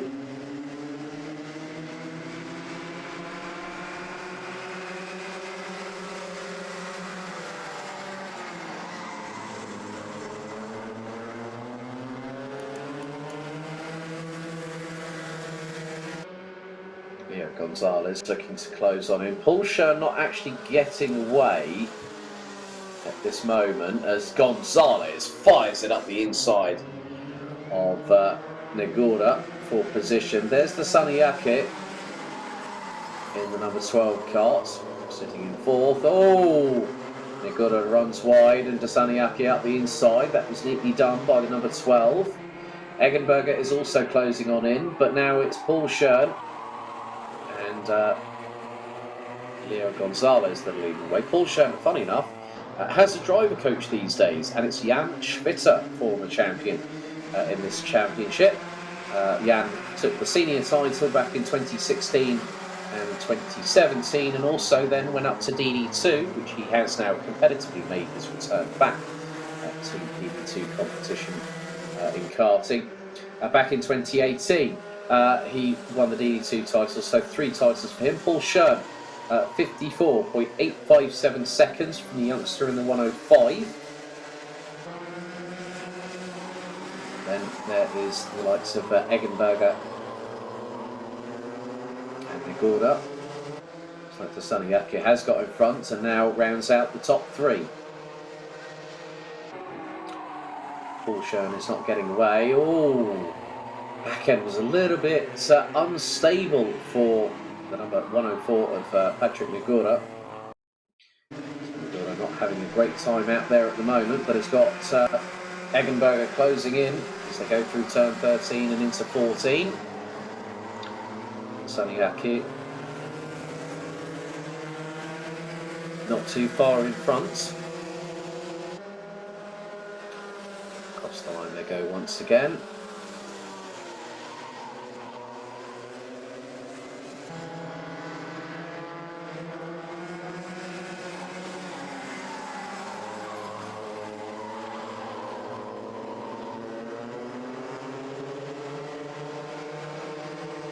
Eggenberger keeping Negura very, very honest indeed as they go through towards the far part of the circuit. That would be through turns 8 and 9 and into turn 10 before the double left-hander here at turns 11 and 12.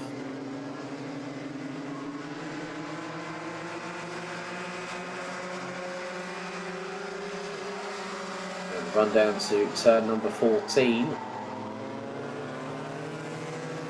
So about half distance Paul Schoen has just crossed the line, and he's just over a tenth and a bit ahead of Leo Gonzalez, the tune of 0.141. And Schoen fastest lap of the race, 54.835. Eggenberger has really gotten onto the back bumper of Negura. That is the battle for 4th position. To Saniaki trying to close on in on the 2 in front. There's about 2 tenths between himself and Gonzalez, who is less than a tenth and a half behind Paul Schoen. Very close indeed between Eggenberger and Nagorda going through into turn number 14. Gap now starting to increase between Paul Schoen and Leo Gonzalez. That gap is just under 4 tenths. Paul Schoen sets another fast lap, 54.613.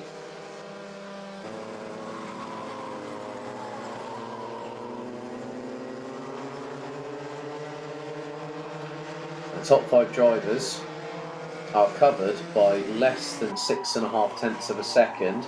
Here's the battle for P4. There's Eggenberger, number 25, closing in on the 104. Nagorda.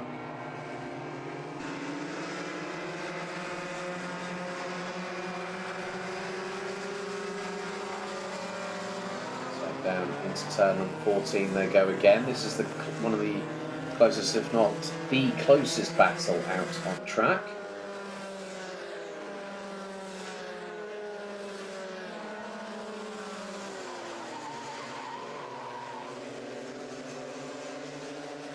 Still, it's very much nip and tuck between these two. We've got 2 laps to go, including this one.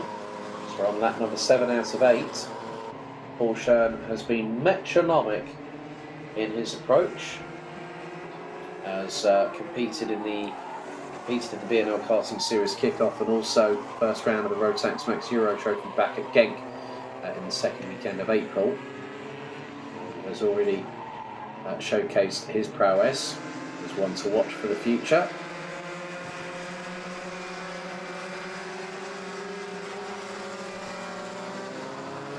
Switzerland have quite a few racing drivers, the likes of Nico Müller, Giuliani, amongst others.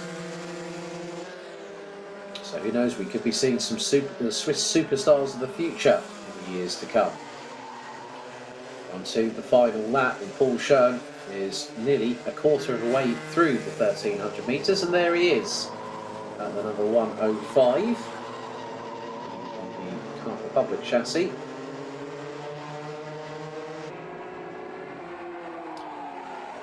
For the Neo Monkey. Yeah, there are clubs around. I think the thing is that you need to find out which club is good for yourself. I'll get onto that in just a minute, but we are concentrating on Paul Schoen, and it's going to be pole position, and what's more, he's 2 corners away from taking a clean sweep of 2 respective heats. There it is. Checkered flag waves, 2 for 2 for Paul Schoen. Leo Gonzalez again takes another strong second place finish, with Kellen de Saniake in third. Patrick Nagorda and Florian Eggenberger round out the top 5 positions. We've got one more driver to come, and that's Liam Flickiger, who is coming out of the final corner, and the number 21 crosses the line. So it has been a dominant day so far in time qualifying, and both races for that driver there. Paul Schoen, the 105, running with the MH Racing crew. His parents, Nadine and Andreas, very, very lovely people. And I have to say, Andreas, die Leckerei schmeckt lecker, but I still have plenty of it. They gave you a big bag of traditional Swiss Leckerei, which is like an almond-style biscuit. And yeah, let's just say it's good. It's very, very good indeed.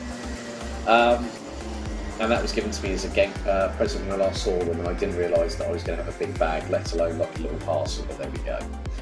So Paul Schoen goes in with a bag full of confidence and starts his Minimax campaign here in the 2022 Rotax Max Swiss Championship.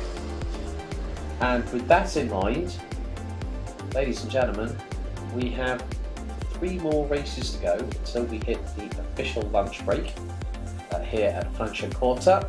Next up, it's going to be Junior Rotax.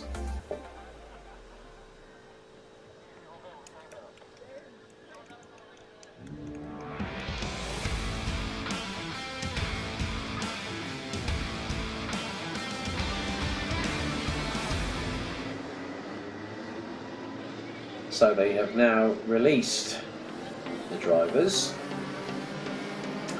And it was Elia Papacena that took the victory last time out. As you can see, according to what we have on our grids here, that Elia Papacena and Leo Gubsa are due to start on the front row. Colin Meyer, Nenny Nevio Passaggio, row number 2.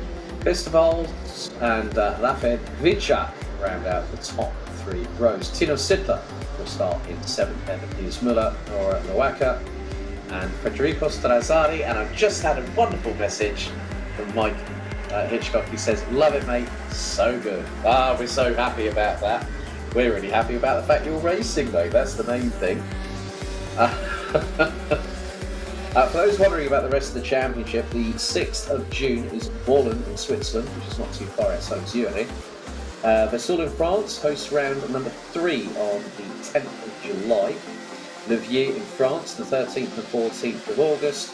And Borland will host the final round of the championship on the 1st of October. Coming back to your quick question, I'll answer this as brief as possible. Yeah, I mean, go and find your local club, find if you can get a cart as well, an engine. Obviously, get all the equipment you need, but you'll have to make sure that you have the respective licenses if you do want to compete as such. So, 12 laps of racing. We'll have 2 more races to go, so we'll have Max and Max Masters, and DD2 and DD2 Masters, before we go into the lunch break before the finals.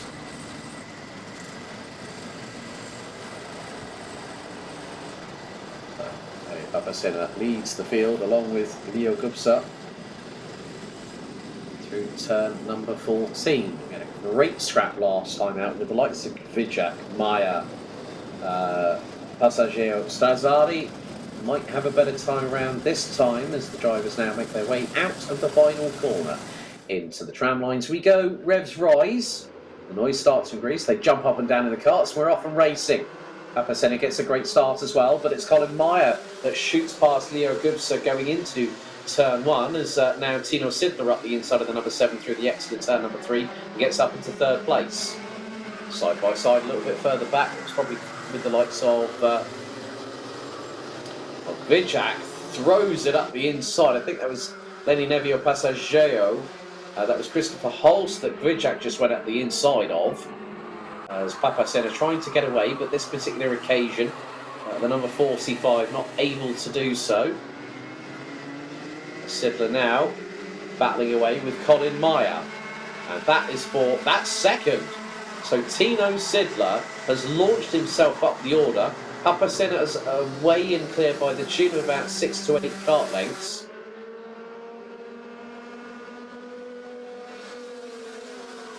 Meyer looking up the inside through turns 2 and 3. Sidler keeps it pinned to the outside. There's Leo Gubsa in the number 7. Gwiczak is just behind them as well. Gwiczak showing on the timing is 3rd, but is actually 5th. Papacena sets the fastest lap of the race, 52.834.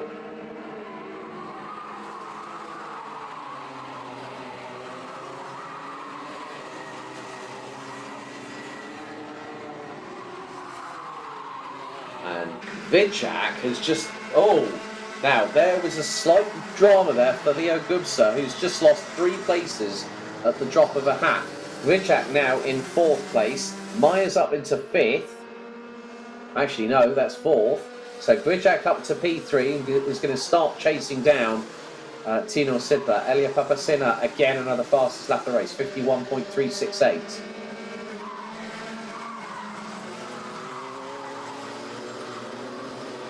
So through they go again.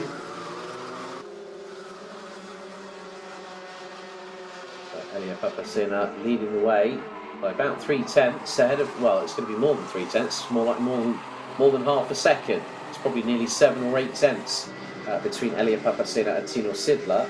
Rafał Gwiczak is closing in on the 2:10. Tino running with JJ Racing. There is Leo Gubsa up the inside. That is on. Well, that was briefly on, the 2:23 of Christopher Holst. Gwiczak now sets the fastest lap of the race, 51.272, and there's Piggy in the middle here, so to speak. He's got that ultimate question to answer. Do I go attack or do I defend? Well, if Colin Meyer was a little bit closer, then what would happen is that, yeah, you have to sort of grit your teeth, bite down and hope that you bite down on something and hope everything goes well. So we're about to complete lap number 4 out of 12 as Kvyat now centred up the inside through turn number 14. Could be a possible cutback from Sidler. Kvyat shuts the door and here comes Meyer. Across the line they go once again. Papasina fastest lap of the race. Sidler back up the inside on Kvyat through turn 2 and shuts the door before they even hit the exit of turn number 3. Neatly done by the 210. Meyer has got the ringside seat. Kvyat is trying to force the door open with a little bit of mind games.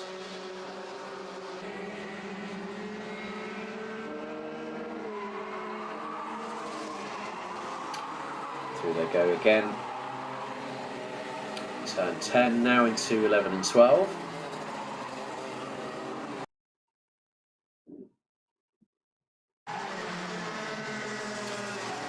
Kvyat really up close going through turn number 14. Sidler has a little bit of breathing space at the moment. And Kvyat now coming under fire from Colin Meyer. And now Kvyat sends it up the inside of Sidler. Sidler does not let 2 drivers get through for the price of 1 door being opened. He made sure that Colin Meyer did not get through. Elia Papasena in the meantime, fastest lap of anybody as we are halfway through our 6th lap out of 12, 51.084.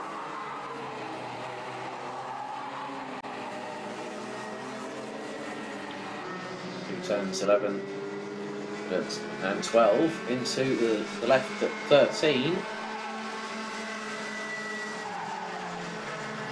Sidler got very close on the brakes to Kvyat, but Kvyat again manages to power out of the final couple of corners.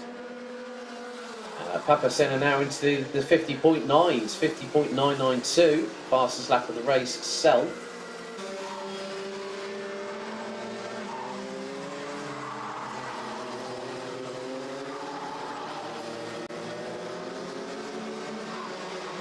Through the very fast complex of turns 7, 8 and 9.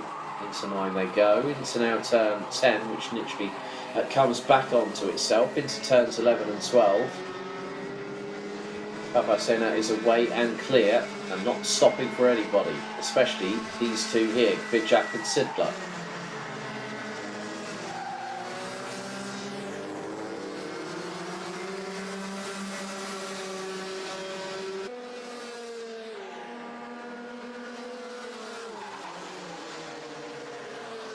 Has been a change a little bit further back. It looks like Christopher Holster's got past Leo Gubser for 5th position. Still very much anyone's guess now. Tino Sidler is piggy in the middle on this particular occasion. He's trying to close on in.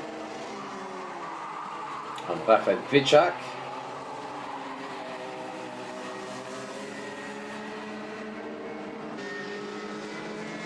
You see that Colin Meyer still keeping pace with them, and actually out of those 3 drivers there, Kvyat was the quickest on the previous lap with a 51.156, personal best set by Kvyat and Meyer.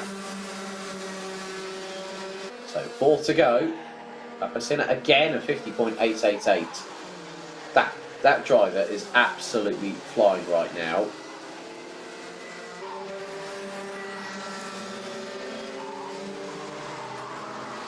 Gap at the moment is, well, was 2 and a bit tenths of a second. Looks like it could be a little bit more than that.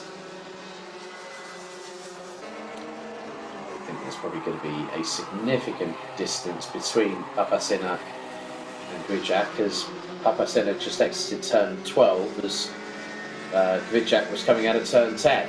So that to me says that that's probably going to be more than likely a second or so that Papasena will have in hand.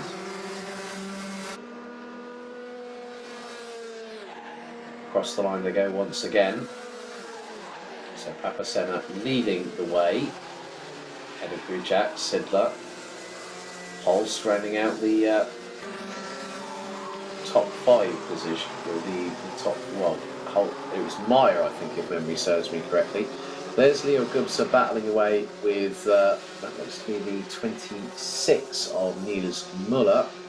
No, it's the 20, that's the 33 of Colin Meyer, I believe. 23. Oh, that would be Christopher Holst, so that would be the 2-2-3 then.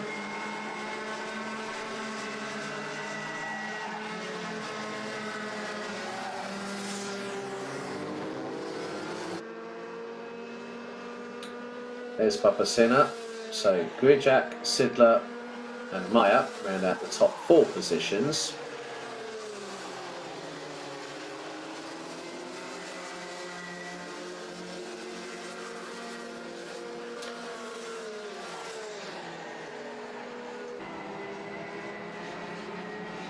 Everyone's still running at the moment, including Nora Lawaka. Is the 2-11, Lenny Navio Passaggio. There is actually Nora Lawaka. They are battling away for position. Passaggio was at the front end of the grid after time qualifying, but it hasn't worked out for in the 211's favour, to be honest.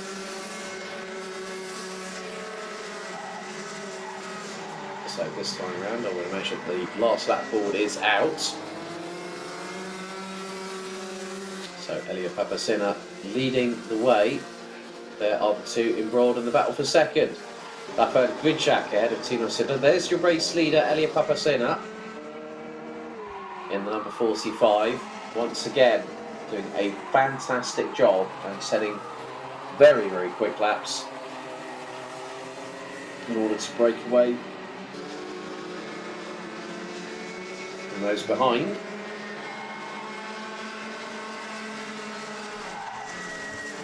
Sidler is going to run out of time trying to get past Grujak, because across the line Papasena makes it 2 for 2. Grujak takes second, Sidler third, and it will be Meyer, and then it will be, that looks to be Gubser against Holst.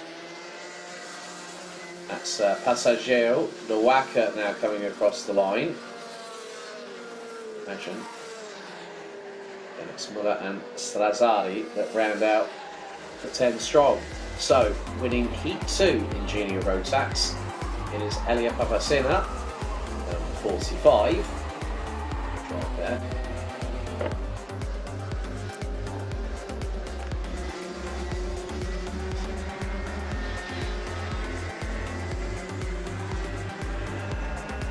So, Elia Papasena, Rafael Grujak and Tino Sidler round out the top 3 runners in that race, ahead of Colin Meyer, with Leo Gubser rounding out the top 5.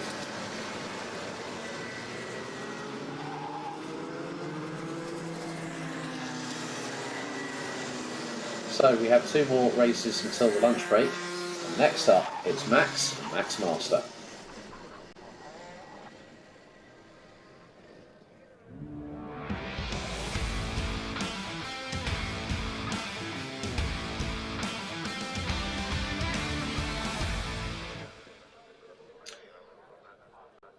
So it has been a pretty good day in the office for several drivers, and with the weather conditions a bit more on our side now, hopefully we won't have dramas like we did have in the Senior Rotax Heat earlier on today, which was called with 9 laps completed out of 12. Leonardo Principali and Samuel Ifrid due to start on the front row, Alan Beresville and Samuel Zaitelli, Jeroen Schwal and Luca Pozzo rounding out the top 6 positions. Ruben Rugstrom, Rico Bleicher, Jan Koch, Henry Correa dos Santos, Sasha Cavadecha and Kai Cloud round out the top 6 rows. Row 7, it's Jorn Bischoff and Kevin Hummel ahead of Augustin Mellers, James Bischoff, Dominic Dunner, Martin Pasanidin, Christian Koenig, Keith Wilson, Mino Spagusa, Alessandro Jimenez, Peter Spengler, Michael Eng, and then we've also got the likes of Andres Peter, Maritan, Osmani Meridian, Eric Schulk and Rafael Vega rounding out the 28 strong.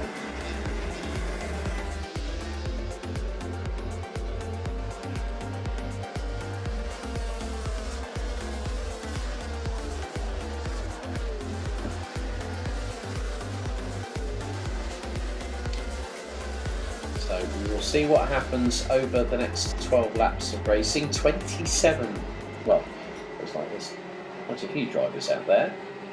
A total of 28 drivers.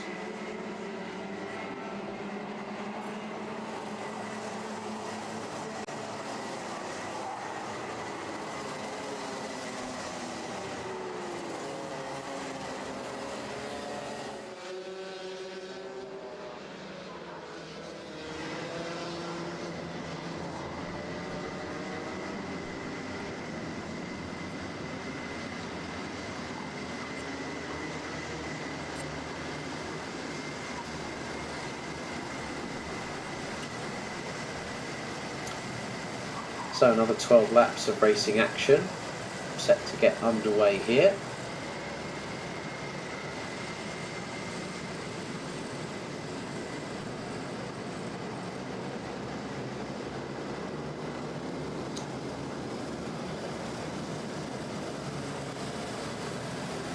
So through into the tram lines, the revs rise.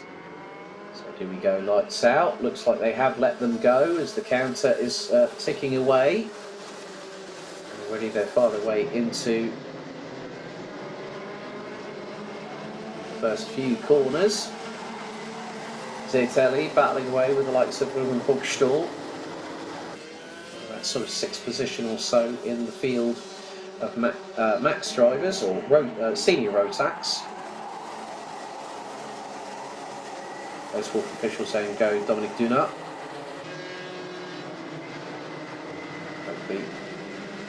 Now there is Jaron Schwab, 305. Now who's that going up the inside for 305? That I'm not sure. Is that that's Samuel Ifrid, who was on the front row.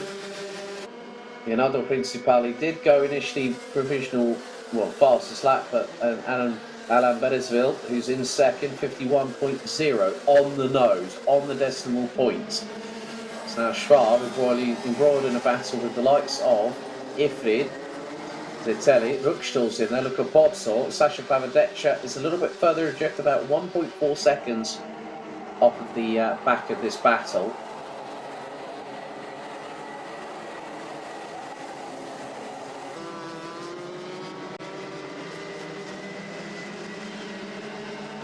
Principali leading the way.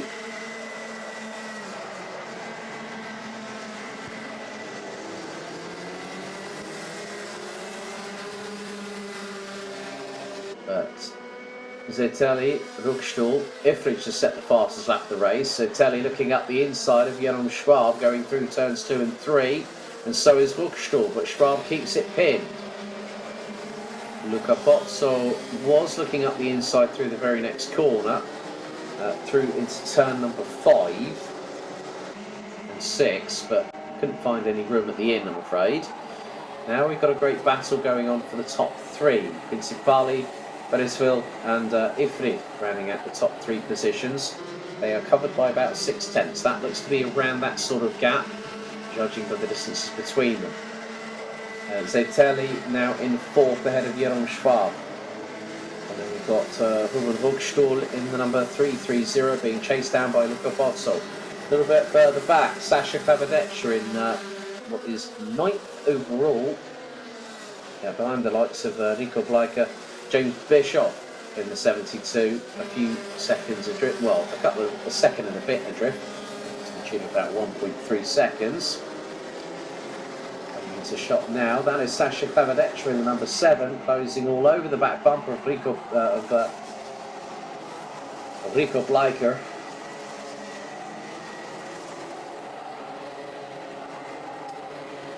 Kevin Ummel has got some interesting. I've never seen that before. The race numbers. I just about made out the 3 and the 3, and I thought, what on earth is that in the middle? However, we're on to our 3rd lap out of 12. well, we're now to lap 5. So including this one, we've got 8 to go. A little bit of a challenge here. That's the 383 looking to go up the inside. As we've had yellow flags, there has been a coming together.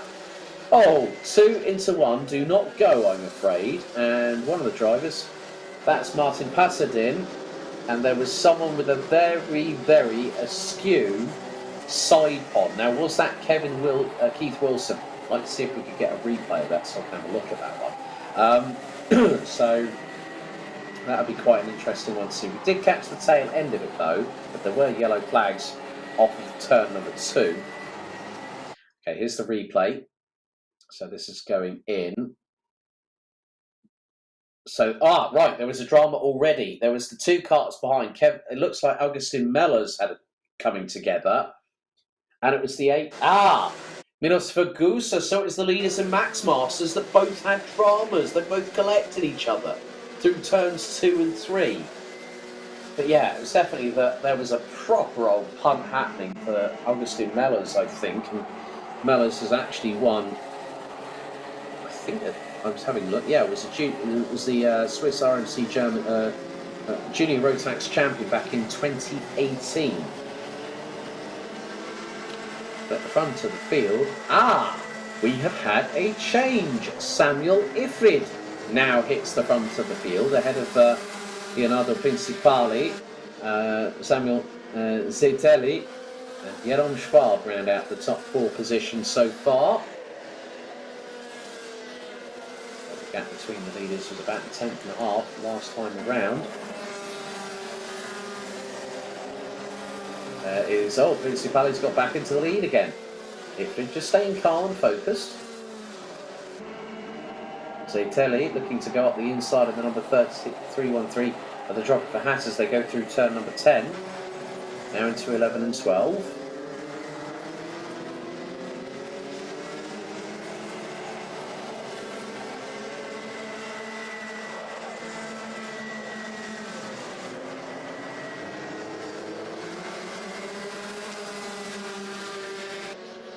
So another lap completed, lap 7 done, 5 to go including this one. Ifrid closing on Principali, Zetelli also there, Schwab also still there, covered by, it was about 7/10 of a second last time around. Well, that looks a little bit closer than that, it's about 6/10. Judging by the timing on the left hand side of the screen.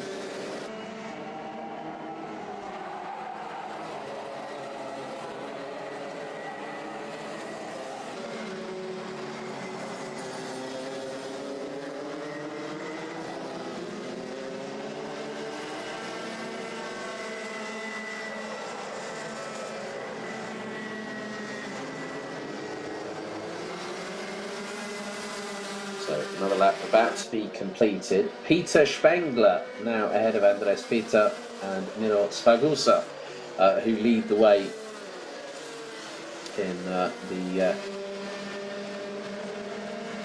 in Max Masters. And unfortunately, Pasadin out of the race after 4 laps. That clash with Sfagusa. It's now become a 4-cart train at the front of the field.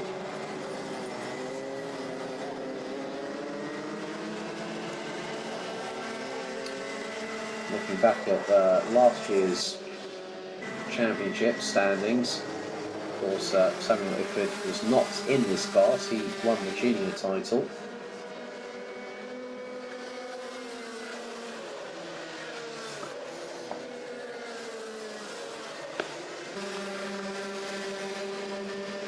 Zetelli was actually 15th last season, 371 points. Amongst others, Jeroen Schwab, not showing on the standings from last year from what I understand, but has won this title a few times. Or Jeroen Schwab did actually make an appearance at Franciacorta at the beginning of last season, but did not take any further part in the championship. Has won the title before. As I said earlier, Jeroen Schwab 2020 champion, Titus Shanghai Schmidli. Right, we've got one parked on the side, that's Johan Bischoff in the number 78, who was running 11th at the time. We're now down to our penultimate lap. So lap 10 in the books, we're now on to lap number 11 out of 12. So can Samuel Ifrid tee it up on Leonardo Principali for the race victory. It's looking closer between the pair. Through into turn number 10, into turns 11 and 12.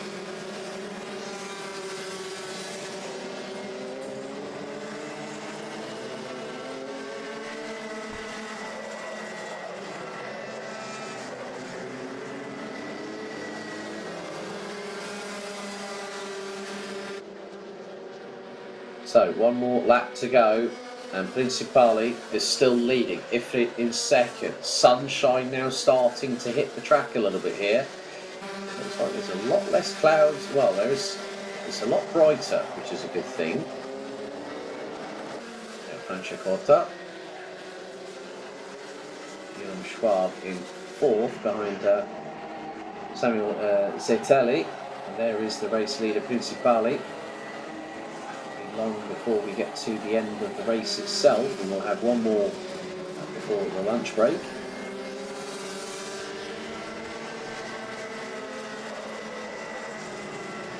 Samuel Ifrin has set the best lap of the race so far, 49.923 out of turn number 15. Principali wins. Ifrid and Zeteli complete the top three ahead of the likes of Jerome Schwab, Luca Pozzo, Rico Bleicher. Alain Beresville losing out big time, finishing 7th in that race, ahead of Ruben Huchtel. James Bischoff in the number 72 takes 9th, ahead of Jan Koch, with Keith Wilson, Sasha Klavadeccia, also got Osmani Meridian, amongst others in the running order, Meridian Osmani, Kai Tau, Christian Koenig, Henry Correa dos Santos, Dominic Dunner, Kevin Hummel. Alessandro Jimenez takes 19th in that class, ahead of Michael Hens. Johan Bischoff, unfortunately, Johan Bischoff out on lap number 9. To the side of the road. Augustin Mellers, unfortunately, retiring from the race after that massive incident. Peter Spengler wins in Max Master, ahead of Andreas Peter with Minos Fagusa running out the top three. Eric Schulk and Rafael Brugger round out the 5 that finished all 12 laps of racing. Unfortunately for Martin Pasanadin, he needs some ibuprofen after that smack a little bit earlier on, having retired on lap number 4. Just one more race before the lunch break, and it's time for our final heat of round 1 of 2022 Rotax Max Challenge Switzerland season here at Franciacorta. Next up, it's DD2 and DD2 Masters.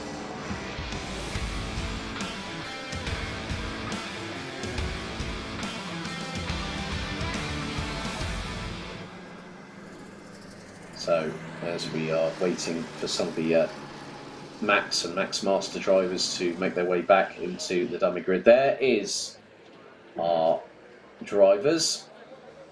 There are our drivers. So you've got the 424 there. So Mike Zurcher in the 417. There's Eric Müller in the number 427. Originally won the initial heat earlier on today. Given the opportunity, due to the significant amount of rain, to change to wet weather tyres.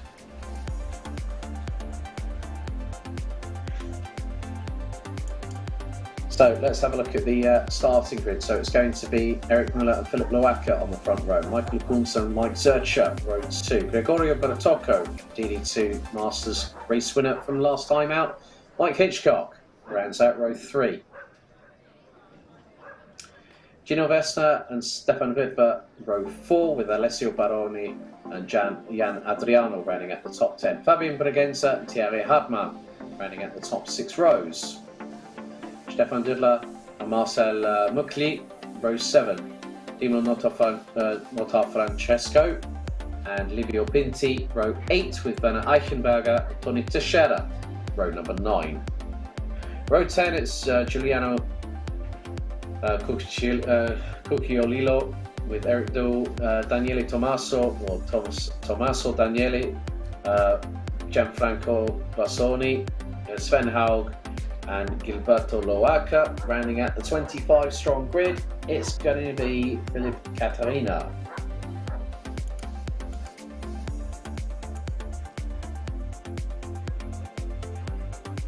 So very shortly, the drivers will be making their way out onto circuit. 12 laps to go.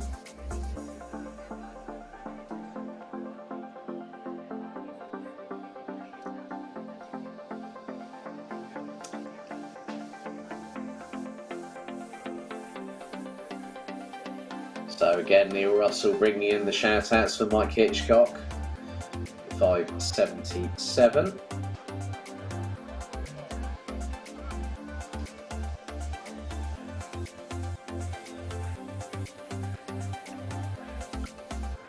There's Philip Loaca there, the 424.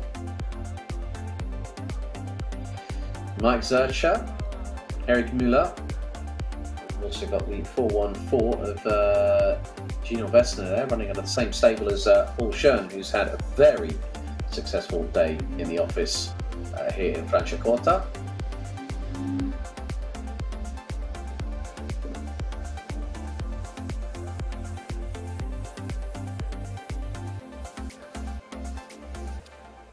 So we are waiting for the green flag to wave at the end of the dummy grid for them to be released.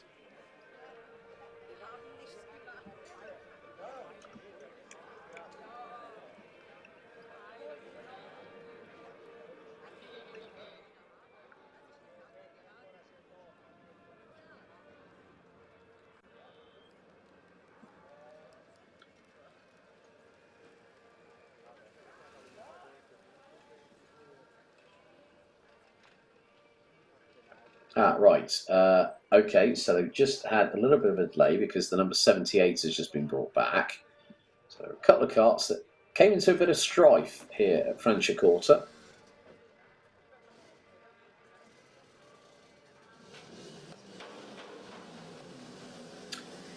Green flag waves, and now the drivers set on their way.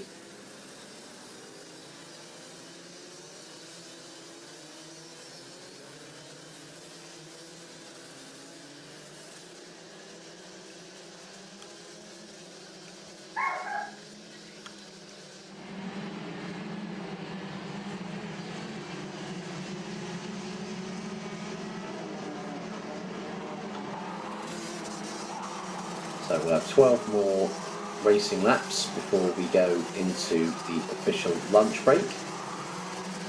Here, the first round out of 5 for Rotax Max Challenge Switzerland in 2022. A big thank you for everyone that has been watching along here on the dedicated Alpha live stream. A big thank you to those that have made sure to like the stream, and also the fact that you've decided to give us a thumbs up. There's 82 of you that have done so. So really, really do appreciate that from you people out there. Really means a lot to us here at Alpha Live. Don't forget, if you haven't already, to subscribe to the channel and hit the notification bell, just so at least you're informed of what other racing action is happening. As I said earlier on, there is plenty more action to catch up with after you've finished watching this stream, of course, here on the dedicated feed for Rotax Max Challenge Switzerland 2022 for the opening round of the season. Right, we're just going to wait for everyone to get into formation, and right, things are starting to occur. So we have the likes of the 443, that's Michael Kunz, and then the 424, Philip Loaca to be on the front row of the grid.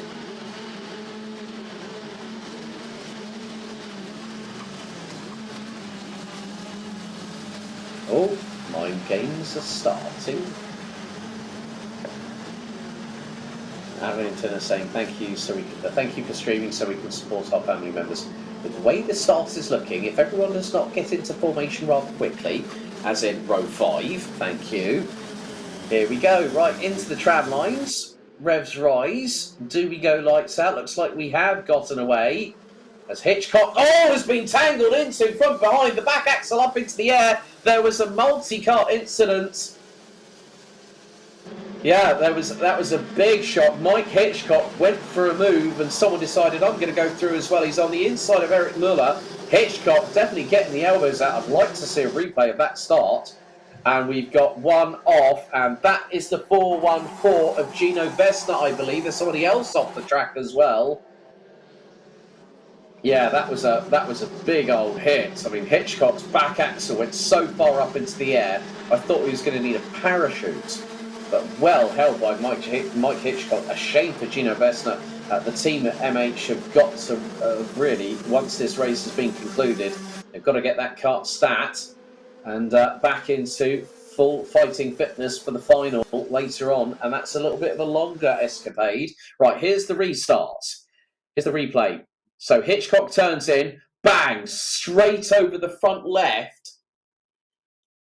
So I'm not too sure. I think Hitchcock might have just had his blinkers on, and all of a sudden he's just unavoidably collected Gino Vesna, who's out on the spot. Michael Kunz is out as well.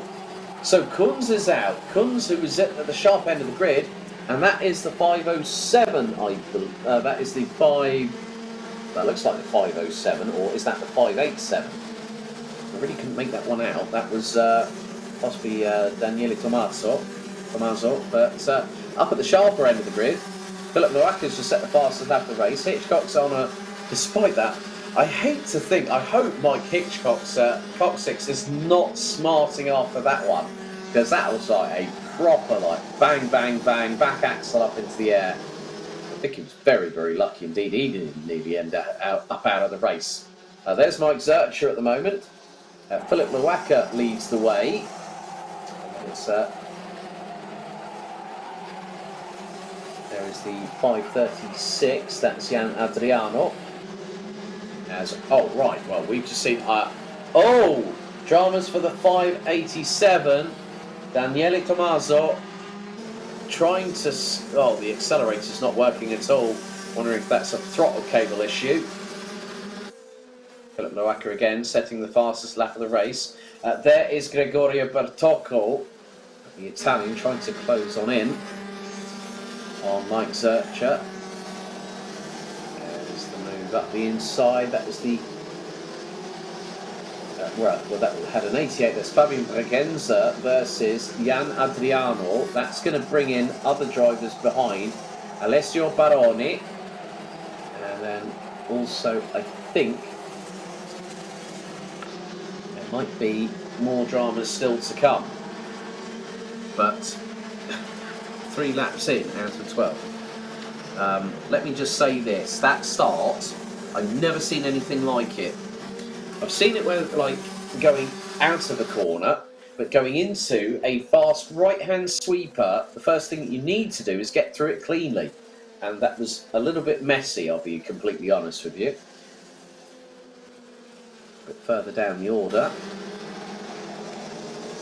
heading, the 416 is there. That might be Philip Capina. He's had a better time this time out. There's the number 88 of Fabian Bregenza on Jan Adriano.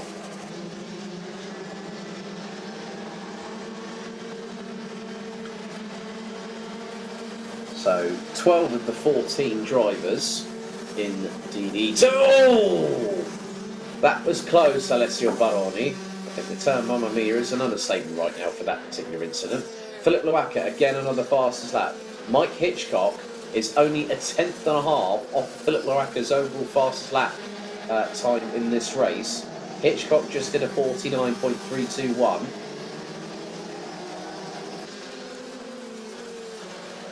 Bregenza versus Adriano.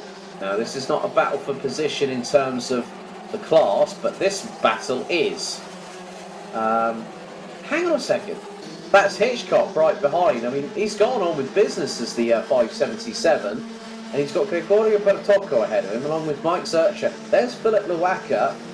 Eric Muller is the best passer, just over a second behind in terms of how things stand at the minute.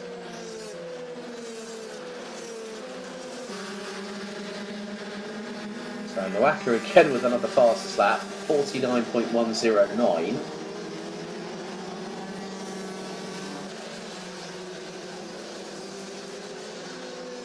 But Hitchcock has really got a good turn of pace. He's closing in on Bertocco. Hand over fist right now. And Mike Zurcher is just ahead of them as well. So this is... Well, Hitchcock's just really gotten on with business. We're halfway through the race. We're well over halfway through the race. We've got 5 laps to go until we hit the checkered flag. There is Zurcher, Bertocco, Hitchcock, Loaka 49.109 seconds on that particular occasion. In terms of best lap, Loaka's running nearly 0.3 of a second quicker than Mike Zurcher, who's having to battle away because Bertocco is there. Hitchcock is there or thereabouts and could throw a surprise up the inside of the number 433.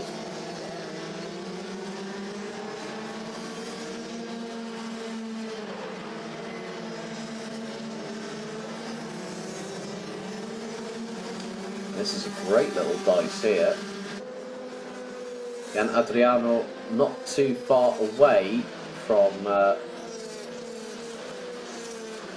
Hitchcock in terms of the distance between them, which is about 3 seconds as things stand right now. But this is a great battle here. This is what I like about classes being amalgamated into the same race. You have a race within a race, but you have some drivers that are pretty quick. And looking at their best lap times, okay, Hitchcock has put in a better lap time with both Zurcher and Bertocco. And now Hitchcock has the opportunity to try and get through on the Italian 433. Bertocco has raced at the Euro Trophy, most recently I think 2020 Adria.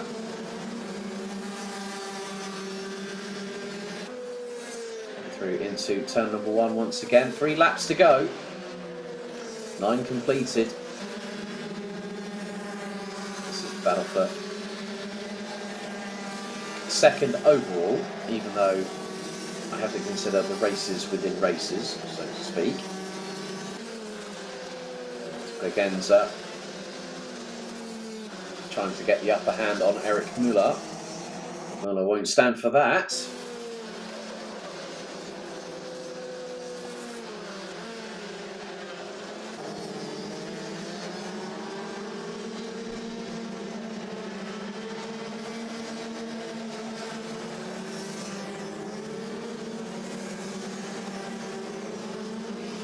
So 2 more laps remain until we hit the lunch break.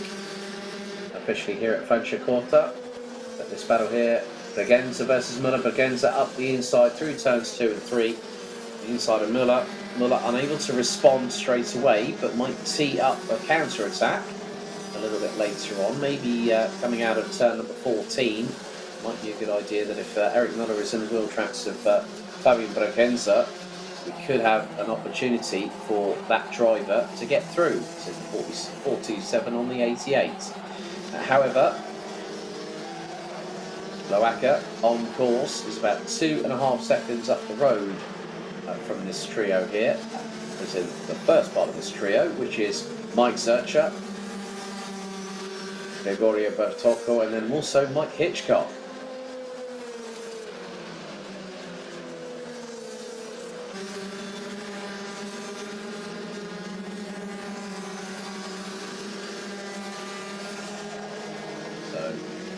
There is the remainder of the top 3 in DD2, plus also the DD2 Masters class leader. Where is the driver leading the way? Where is Philip Loaka? He's away and clear as we're on the final lap of the race, and I've just spotted him going through the exit of turn number 12. Just a handful of corners remain. This time around we will get the checkered. There is Loaka. Out of the final corner, Philip Loaka takes the win here this weekend. Mike Zurcher second, Gregorio Bertocco third, and again it's pole position. It's 2 for 2 for Mike Hitchcock in DD2 Masters. Fabian Bregenza and Eric Muller round out the top 6. Then second and third, respectively, in DD2 Masters were Jan Adriano and Stefan Rudler. Cucciolillo rounds out the top 9 ahead of Livio Pinti. They complete the top 7 in terms of the DD2 class, followed by Stefan Widmer, Thierry Hartmann and Alessio Baroni. Next up, 4th place in the DD2 Masters class with Werner Eichenberger. Rounding that out was Marcel Merkli, Dimo Montefrancesco, Gilbert Loaca, Eric Hu, Tony Teixeira, Daniele Tommaso having a problem but managing to get things started again with Gianfranco Bassoni rounding out the 11 DD2 Masters drivers that finished. Behind Alessio Baroni, Philip Catrina and Sven Haug made it to the end of the 12 laps, and unfortunately that multi-kart involved incident on the start took 2 victims, I'm afraid. Michael Kunz in the 413 and the 414 of Gino Vesna. So that is it for the morning's action here. Quite a little bit delayed here in Franciacorta due to weather and delays on the timetable. But that is it. We're going to head to the lunch break here now on Alpha Live. We'll be back very, very soon indeed once the lunch break is concluded and we get underway with our finals for the first round of the 2022 Rotax Max Challenge Switzerland Championship here at Franciacorta in northern Italy. We'll see you after the lunch break.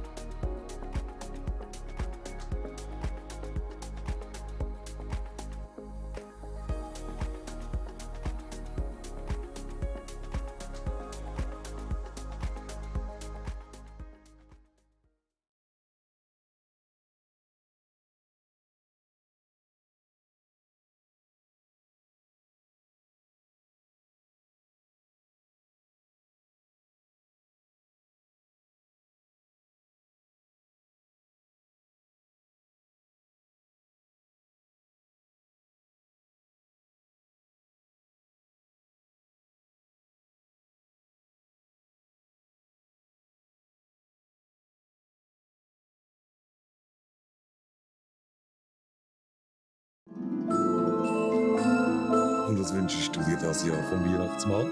Wir brauchen etwas Sportliches. Der Papi muss mich in die Schule fahren, nachher muss er mich ins Ballett fahren, nachher muss er mich noch ins Reiten fahren und rechtzeitig daheim sein zum für alle kochen. Hat das jetzt wieder der Papi gesagt? Nein, das hat jetzt Mami gesagt. Autoschmiede Unterempfelde wünscht ganz frohe Weihnachten.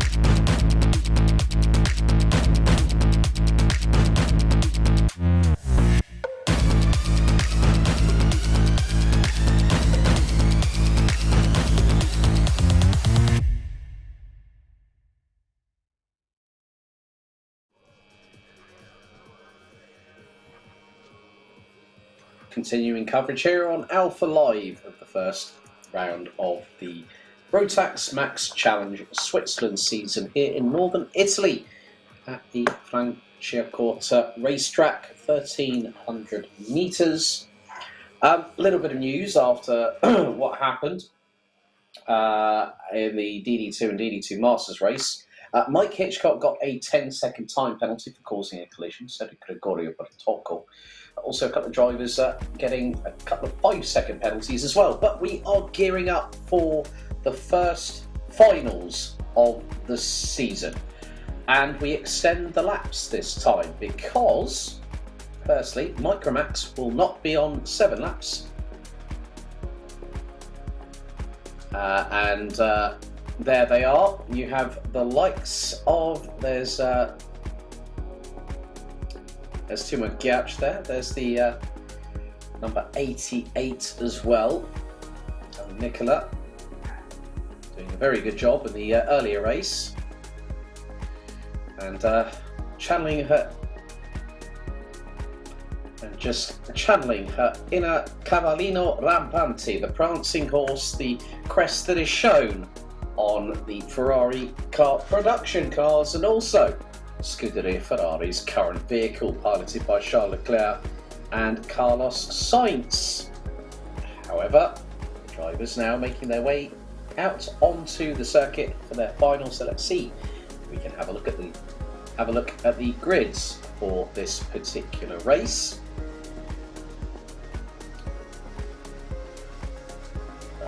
Doesn't look like we will have any grids, so it looks like Mattia Maiolo will start on the front row from pole position. Rognerida will be alongside, and also the number 64 and Aman having an opportunity. Then we've got Roman Ryder. We've also got the likes of Nicola Frigg, who was dynamite in the previous heat and managed to send it up the inside of the likes of Leopold Jork amongst others, and managed to keep it to second position at the flag.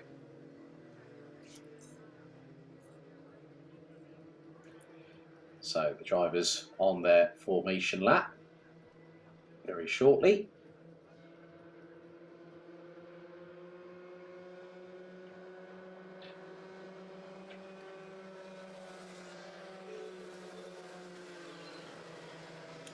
So the drivers making their way through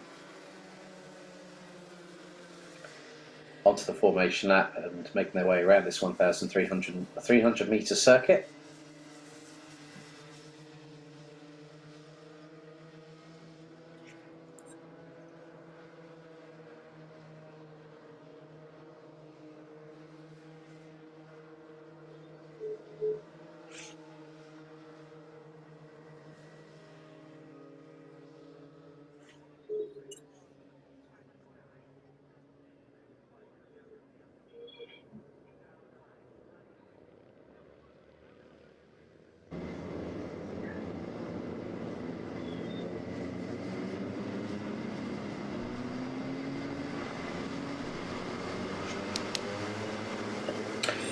So the drivers now lining up in formation ahead of their 9 minutes, their 9-lap final.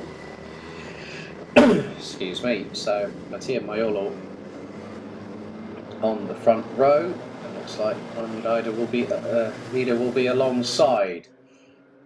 So Nicolas Frigg will be in third position as they make their way across the line to start their first of 9 laps. Maiolo leading the way. Gauch now up into fourth position.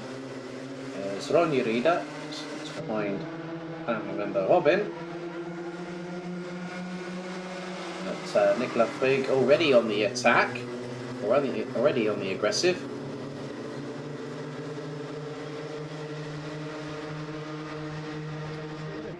Maiolo not getting away. There's Nicolas Frigg looking briefly up the inside through turn number 9. Ball going through the right-hander at 10. They've just gone through towards the far part of the second, so they'll exit into the right-hander here.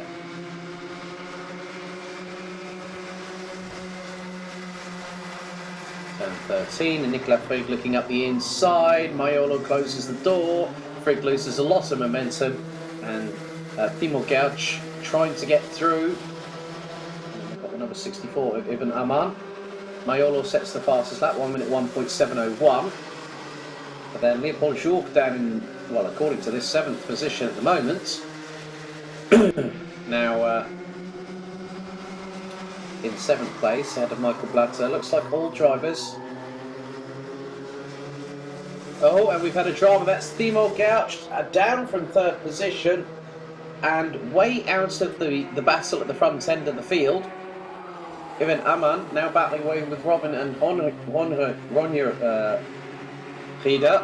Leopold Jourc has closed on in, and Jourc up the inside of Ronja on that particular occasion, as Robin just up ahead.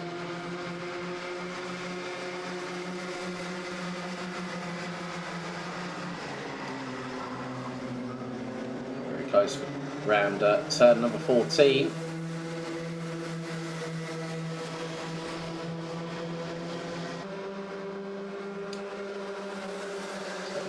Through. Leopold Jourc has the fastest lap of the race, 1 minute, 0.926 seconds. They're starting to close on those in front. So Leopold Jourc now up into P4. Looks to be into 4th place, which is now confirmed as per the screen. You people are probably watching at home at the moment, so thank you very much for joining us as always. I'm going a little bit defensive going into turn 9. Well, Leopold Jourc was about 4 to 6 kart lengths behind, so the main thing was there was no need to go on that particular line unless the driver felt comfortable with it. Maiolo only 2.5 tenths or so in front of Nicolas Frigg. 88, Leopold Jourc looking up the inside of Ivan Aman. Frigg is right on the back bumper of Maiolo as they come out of the 15th and final corner across the line to complete another lap. 3 down, 6 to go. Frigg in the tow and sets the fastest lap of anybody, 1 minute 0.728, and goes up the inside. Over under happens for Maiolo and gets through back past the 88 through the exit of turn number 3 and makes the move stick by turn 4. Neatly countered there by the number 6. Aman hanging on to 3rd at the moment, but for how much longer? It's not a case of if, it's a case of when Leopold Jourc will pull the pin on the grenade and throw it. Let's go round towards the outside, try and get the undercut through into turn 10. Can't get the job done there, I'm afraid. Top 2 starting to pull away now. Gap between Frigg and Aman is about the best part of nearly 8 tenths of a second as things stand. Frigg looking for the move now, going through into turn number 14 on Maiolo. Maiolo looks for the over-under again. The switchback happens once more and Maiolo back into the lead as we are about to complete lap number 4. 5 to go. Frigg doing a great job putting under significant pressure. Look it up the inside as at the moment, however, Timo Gauch, who is now recovering from that earlier spin or possible incident. 1 minute 0.373. So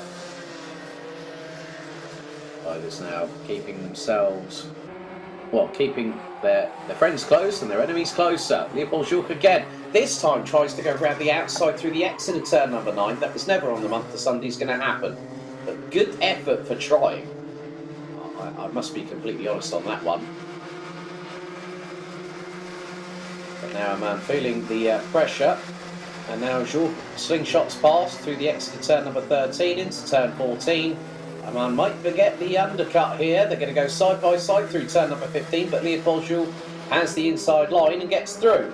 Robin Rieder and Ronja Rieder are line astern, and they've joined that battle. Timo Gertsch now rounds out the top 7 still, but has gotten quicker and quicker as the laps have started counting down. We're on lap number 6 out of 9, 4 to go including this one. Jork drifts wide. That was not a mistake you wanted to make there. Goes side by side into the next right handle with Aman. And Aman has to slot back in behind the number 1. Now Robin Rieder and Ronja Rieder now there as well. Simone Fazio has become the Mattia Maiolo fan club officially, saying, "Go on, Mattia." Well, Mattia is still battling away with Nicolas Frigg for the race victory. That's a bit close there. Robin Rieder up the inside of Ivan Aman, and Nicolas Frigg has got the lead. The 88 is leading from Maiolo. We've got 3 to go, including this one. Scrap at the front of the field and then some, and there goes Aman up the inside of Jules through turn 2 and 3. But then Maiolo again retakes the lead. Jules trying to get back on level pegging with the number 64 who runs wide. Jules takes the tighter apex through that next left-hander. Nicely tees it up. Now through turn 7, 8 and 9 they have gone. Now it's 10.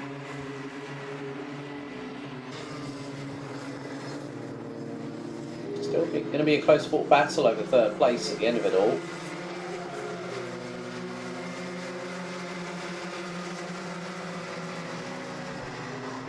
But Jules keeping the upper hand at the moment. Nicolas Frigg is losing time and also running out of laps. 2 to go out of 9. Penultimate lap. Timo Gertsch, fastest lap, the only driver so far in this race to go sub 60 seconds, and it's pretty much there or thereabouts with the, oh yes, I think I've just spotted Timo Gertsch right on the back bumper of Ronja Rieder, and there goes Gertsch up the inside of the number 16. So could there be a 2-lap charge to P3 for the number 13 of Timo Gertsch? That's going to be interesting to see, because if they start squabbling in front of the number 13, Gertsch has a perfect opportunity to get on through and get that podium. Wouldn't that be something, the end of the race weekend, though?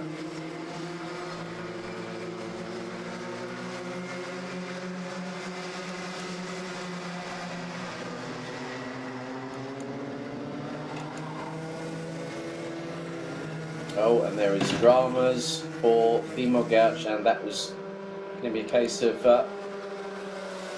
not being able to have the opportunity, but we go on to the final lap for Micromax. Nicolas Frigg last time around was slightly quicker than Mattia Maiolo.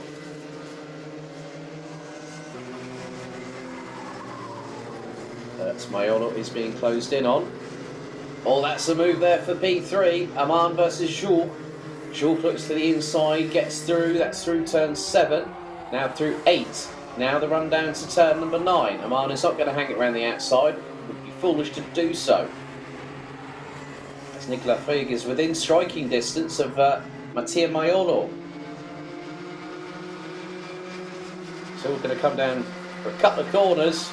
And is Frigg going to do a Sendy special? Not on this particular occasion, but let's see the run out of the final corner. Checkered flag will wave this time. Mattia Maiolo is going to take the checker to win the opening round here at Francorchamps.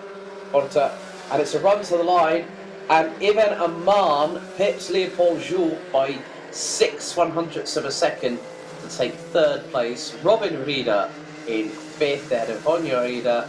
Timo Gertsch, unfortunately, spinning on the last lap of the race, denying the number 13 a possibility of a shot at the podium.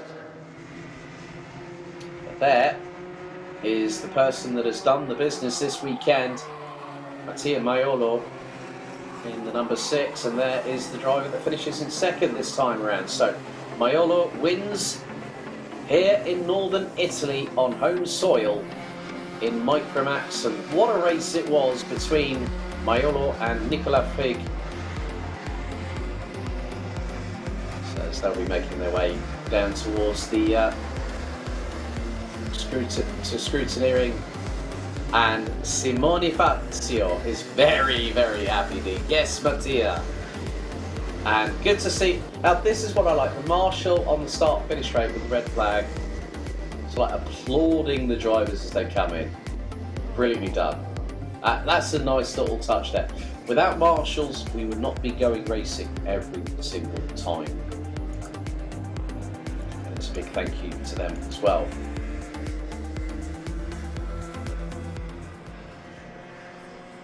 So, with Micromax out of the way, next up, it's Minimax, the final.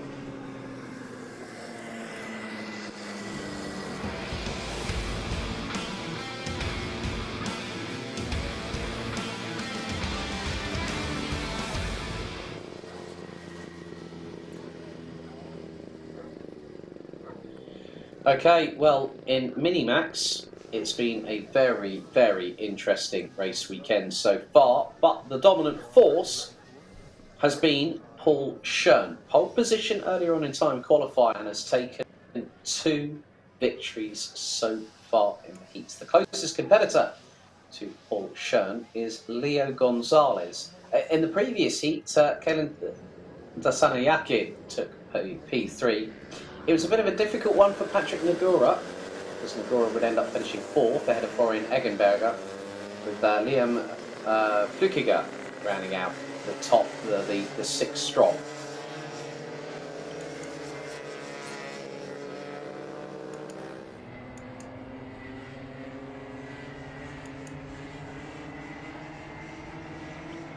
No penalties issued on the previous race.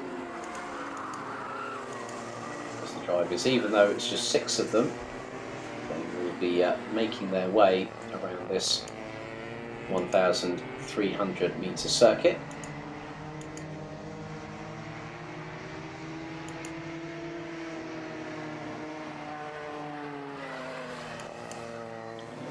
So the drivers will be under full course yellow conditions until we get underway with the race start itself.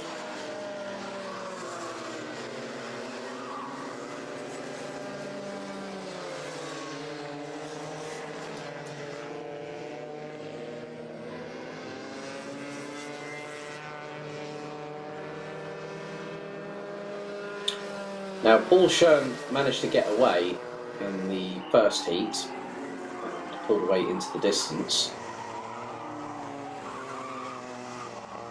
Leo Gonzalez, who also is a bit of a Scuderia Ferrari fan. Paul Schoen actually sponsored by Niki Hasler Ferrari. I'm sure that Andreas' dad will like that one. So Niki Hasler, a very prominent dealership within supercar circles, of course.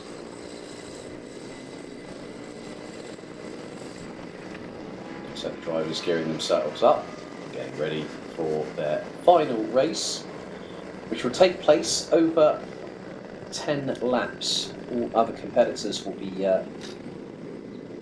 competing over 16 laps of this 1,300 metre circuit. Okay, 10 laps ready to get underway very shortly into the tram lines. Revs now rise, and we're off and racing. Good start by Paul Schoen.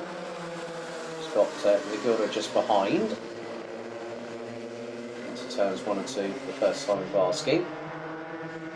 Gonzalez in 3rd.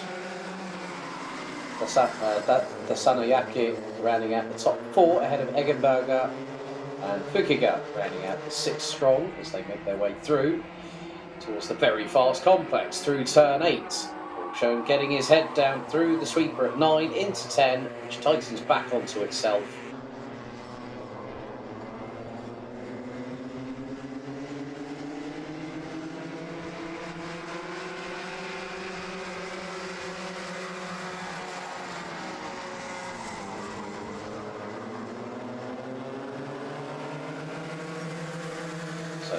About to complete our first lap of racing.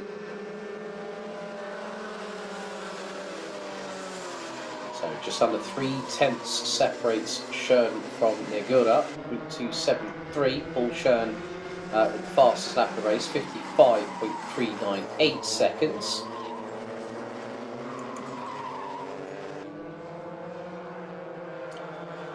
But Gonzalez keeping the pressure on, seeing if Negura will make a mistake, but then Eggenberger is right with the number 155.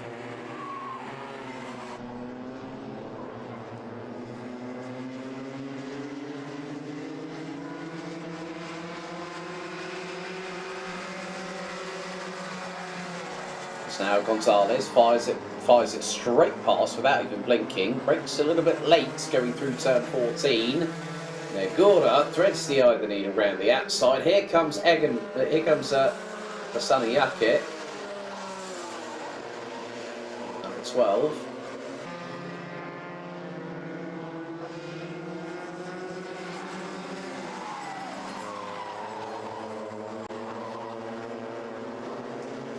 Paul Schön is about 7.5 tenths plus up the road. Already starting to canter away, running in the 54.4s is the number 105. Negura's battling with Gonzalez. Hassani Yakit.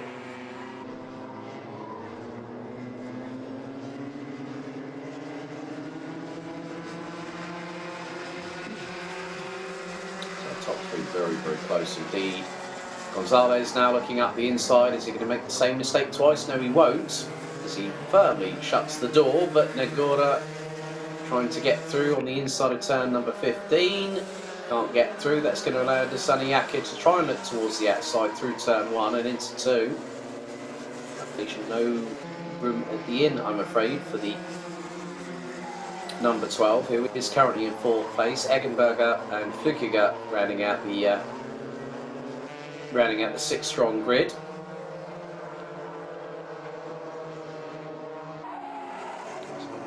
Third lap of racing.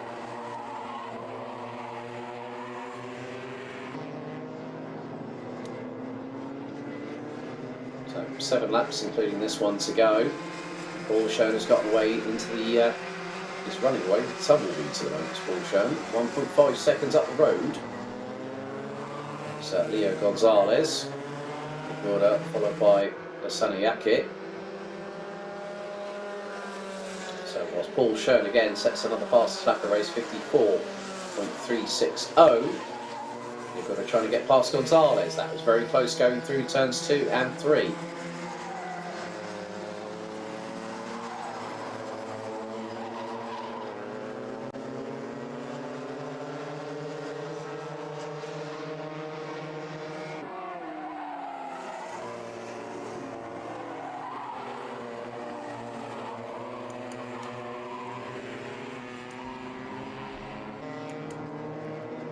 Again, it is close between this trio for the runner-up spot, because Paul Schön is away and clear. We're on lap number 5 out of 10. Much at half distance the minute that Paul Schön crosses the line. Which gets done now. Gonzalez still leading this train. Paul Schön. Look at that, 54.321 or 54321. Negura gets a little bit sideways, trying to throw it up the inside through turns 2 and 3 on so that was Negura on Gonzalez. Gonzalez still able to position. Had a wonderful chat with him back at Karting Genk a few weeks ago as well. Really good to hear that drivers like him are starting to look a bit further afield than their national championship.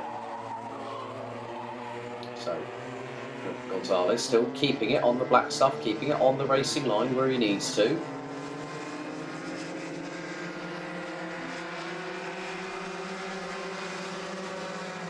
Pulled away, but here comes Negura trying to look up the inside of Gonzalez. Trying to do a Gonzalez on Gonzalez and not quite working out well. 4 to go, including this one, as Paul Schön now has a lead, and that is 3.5 seconds.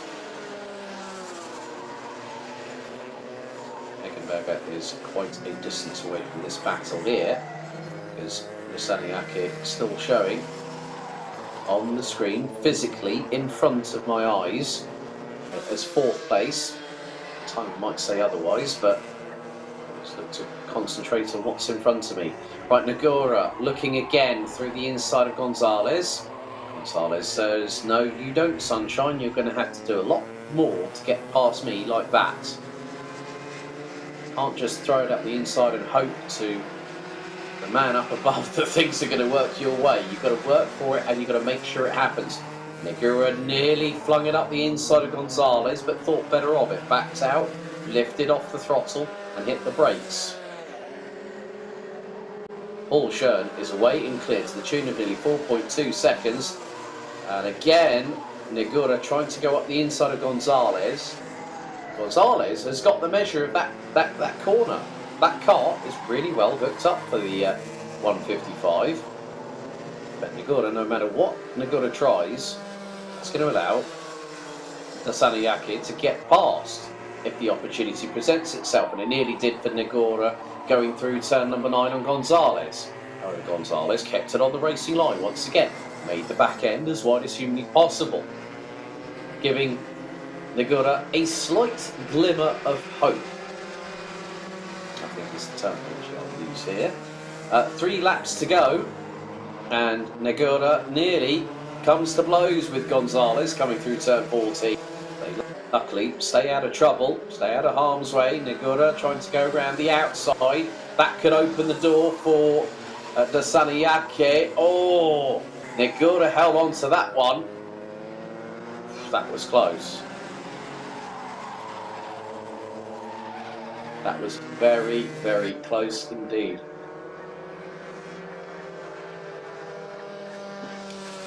Paul Schoen is away and clear by nearly 5 seconds. Gonzalez has done an absolutely brilliant job of holding on to second. We will have one more lap to go after this. We're on the 9th out of the 9th and penultimate lap out of 10. 3 more races. We'll have 3 more races to go after this one, because we'll have Junior Rotax up next, then Senior Rotax and Max Masters, followed by DD2 and DD2 Masters to close out the show. Right then, last lap board is out. Nagura again getting close to Gonzalez.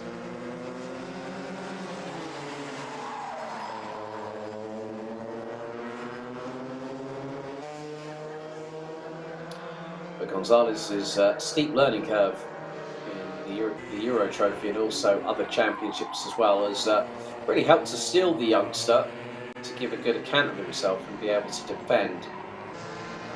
As I said, really, really nice to catch up with him and his dad in Genk last month. So as these three, Dasani nearly looks to make the move on Nagura. Paul Schoen has the perfect weekend. And now it's going to be Gonzalez in P2. Dasani disappointment ever so clear to see. Nagura rounds out the top 3. Eggenberger, not a good one for the number 25, ending up 5th at that one. We are waiting for Liam Flukiger to come round and finish the race. Paul Schoen has been the driver of the weekend in Minimax.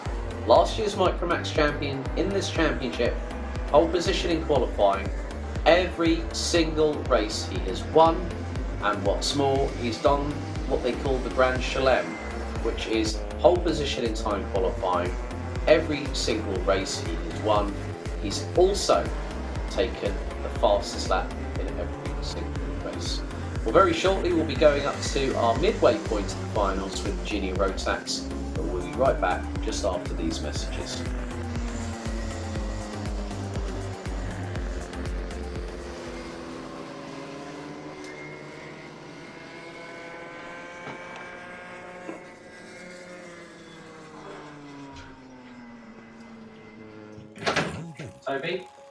Toby!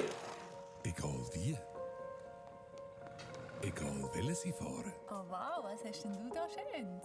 Ich wünsche mir ein Auto, das so dünn wie ein AMG 12 Zylinder. Seine wie der Papi gerade mal gekauft hat.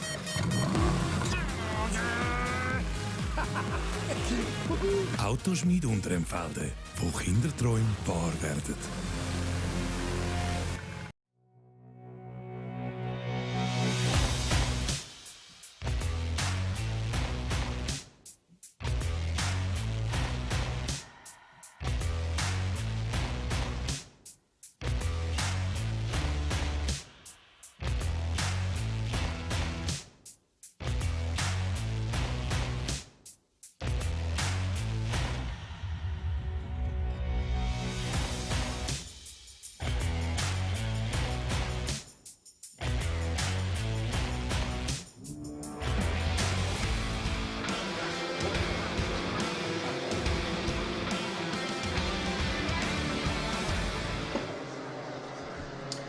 So, 2 finals down, 3 to go, and out on circuit are the junior Rotax contingent.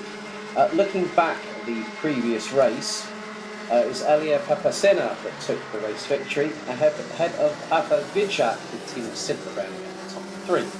Colin Meyer, Leo Gubser were rounding out the top 5 in the numbers 33 and 7 respectively. Christopher Holst took 6th ahead of Lenny Nevio Passager with the 2:11, not having the greatest weekend in the world, despite the fact that Passager was very quick in time qualifying this morning. Nora Loaka, Niels Müller and Federico Strazzari rounded out the finishing order.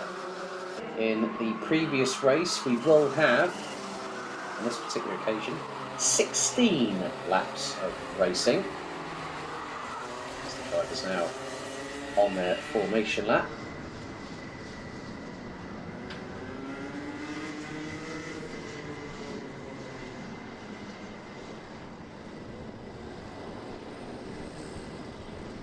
So, looking at the grid now, we're going to have Mario Sidler, you are what? You are watching. Why aren't you racing? It's a shame you wimped out, mate.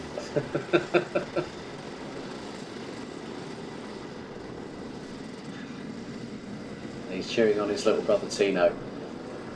Okay, so Papacena and Gubser on the front row. Behind them looks to be Meyer and Vidjak with Sidler. Rounding out the top 5 into the tram lines, revs rise, drivers jumping up and down in their seats. Slightly being given the green light and we are off and racing. Papacena leads them into turn 1 for the first time of asking. Already, Gubser has lost out to maybe make that 3 places on the start. Because Gubser was on the front row, looks up the inside of Vidjak, a little bit of a touch, right front to left rear. You're always watching, Mario. Why aren't you racing? You need to answer that question. So Tino Sidler closing in on Colin Meyer. Papacena leading the way and has done so all weekend in the first 2 heats.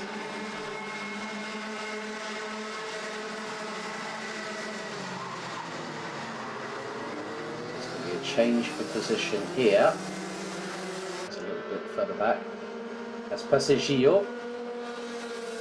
Very much too punched out for giving me the there was an accent on there that I didn't know about either, so that's the thing. I get the surnames as right as I can in championships, but it's going to be an interesting one. Gubser up the inside of Meyer. They've gone side by side. Is Meyer going to be brave? No, not at all. Decided not to decided to err with the side of caution and go all guns blazing, cry havoc and let slip the dogs of war, so to speak.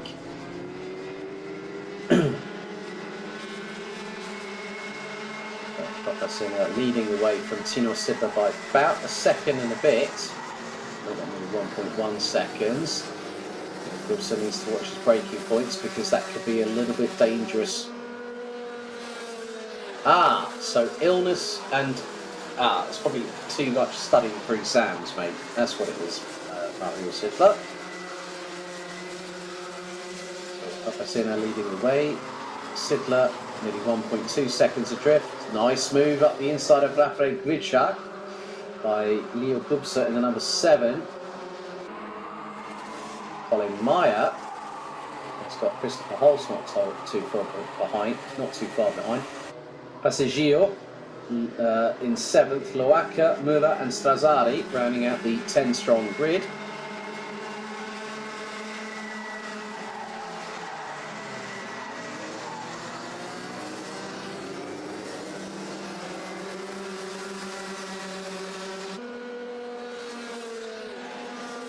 The gaps are now increasing as Gubsa ahead of Kvyat. Papacena leading the way by now nearly 1.5 seconds and has set the fastest lap of the race. 51.122 seconds.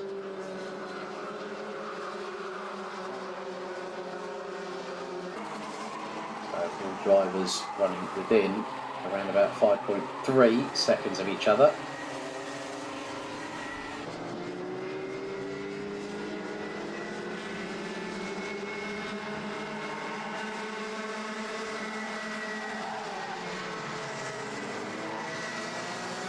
Well, that was a bit of a send and a half there from Christopher Holst up the inside of Colin Meyer. Then you have your Passaggio right behind them as Papacena goes under 51 seconds. We've now got 12 laps to go, including this one. So on lap number 5, this 16-lap encounter into the supposed unknown, but it will unfold in front of us before our very own eyes. Tino Seba was nearly 3/10 slower than Papacena on that previous tour. You got a nice little mention earlier on today as well, Mario Sibler, saying about the fact that you have managed to secure some titles in this championship. 2017 as a junior, 2014 in minis, and 2021 last year as a senior. Papacena still again going quicker than anybody else, but then there's the move from Rafael Kvyat up the inside of Leo Gubsa.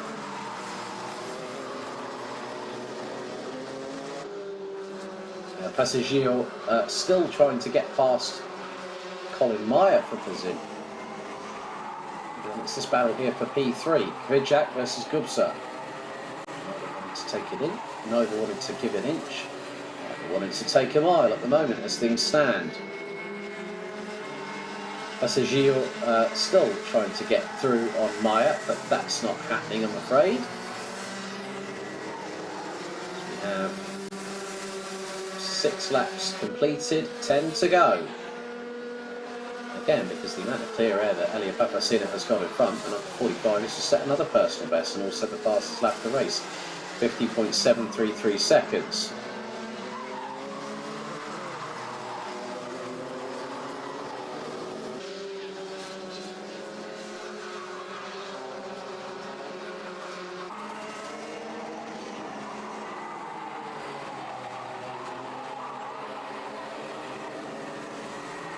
They are making their way through the infield section through turns 11 and 12. Now through 13 into the final hairpin on this 1,300 metre circuit. And Gubsa loses a little bit of momentum coming out of the corner to Kvyat. Papacena again, another fastest lap. We're fast approaching. We're on lap number 8, so we're very shortly going to be at half race distance here out of 16 laps. 8's currently underway. Papacena nearly 3 seconds up the road. And Tino Sedler, but the battle for second has really heated up because of both Kvyat and Gubsa have both closed in on the 2:10. That's the number that Tino Sedler actually runs in at the Euro Trophy with.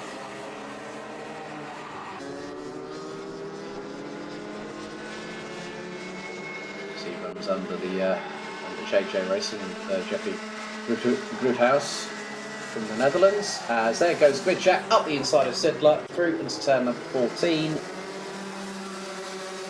And we are past the halfway point. Papacena now into the high for 50.6s, 50.697. Sedler trying to go out round the outside to get the cutback through on turn number 3. 2011 as a Micromax driver. Oh, okay. There we go. At least I got most of it right, Mario. So, again, this battle here, this is really captivating because it's a little bit like a strategic game of Junior Rotax chess, but then there's another move. Gubsa goes to Sidler, check. Not checkmate. Checkmate will be on the final lap of the race. But there is still an opportunity with what will be lap 9 completed, 7 to go, including this one. Passaggio still trying to close on in on Holst. That is for effectively 5th position. Passaggio makes it through. That was a beautiful move there from Lenny Nevio Passaggio on that particular occasion. Textbook move. Like, carried the momentum through.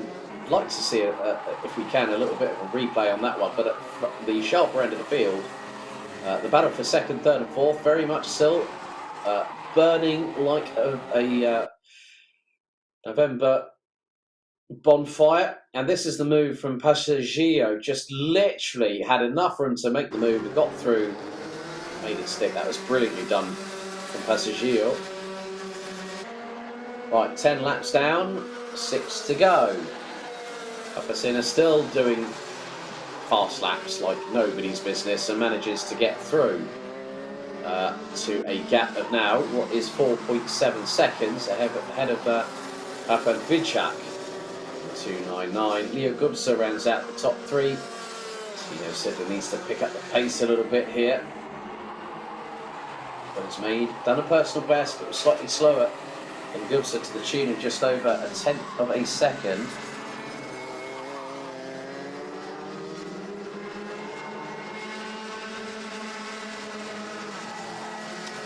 Now Gubsa with a send up the inside through into turn 14 on Vidchak.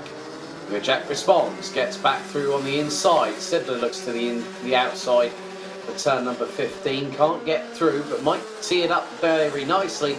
Going through into turn 2, and Tino Sidler back up into 3rd position on lap number 12. 5 to go, including this one.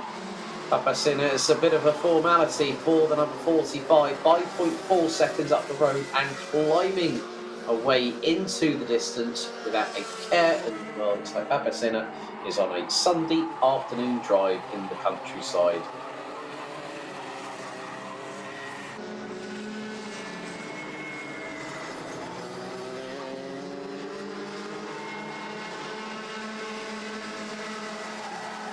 Sidler gets his head down, now has an opportunity, but there has been a little bit of a comeback. Lenny Nevio Passaggio closing on in at those in front, and whilst they're battling away, Passaggio can get in some really good laps. It's just done. Well, previous lap was actually quicker than Leo Gubsa. It's also quicker than Hafan Vidchak, but not quicker than Tino Sidler. So Sidler has got this plus 3 additional laps to try and get 2nd place in the final.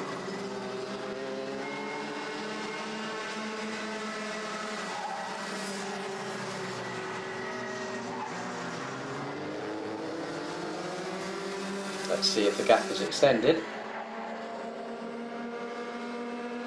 Gap now, nearly 6.1 seconds. Vidchak now having to start to defend from Sidler. Gubsa is right with them, so Tino Sidler is a bit in between a rock and a hard place right now, because 2:10 is in the middle of all things transpiring right on our screens as we speak. Vidchak's done a really good job to keep the cars in 2nd position. Sidler will want to use as much gusto from that engine bolted onto that X3 chassis to get past the TV car in front.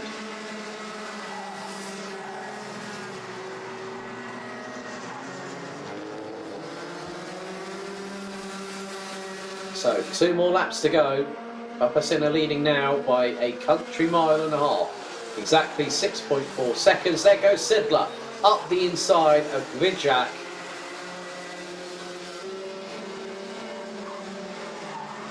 now Gubsa looking to go up the inside. Oh! 3 abreast. Sidler bouncing up and down in the seats. And Passaggio has just mugged a lot of them. Sidler's back into second. Vidchak back up the inside. Gubsa's going to get through on the 211. But Passaggio, where on earth did that one come from? Was that the magician's box of tricks or the magician's rabbit's hat? My goodness me, that was a perler from Lenny Neville, Passaggio. Papacena brings them on to the final lap of the first round of the Junior Rotax competition here at Franciacorta. Passaggio looking up the inside of Gubsa. Oh, one's wide. Goes so deep that Christopher Holst goes through. Passaggio squandered that opportunity. Sidler's now holding on in front of Vidchak, whereas Papacena currently 8.3 seconds up the road.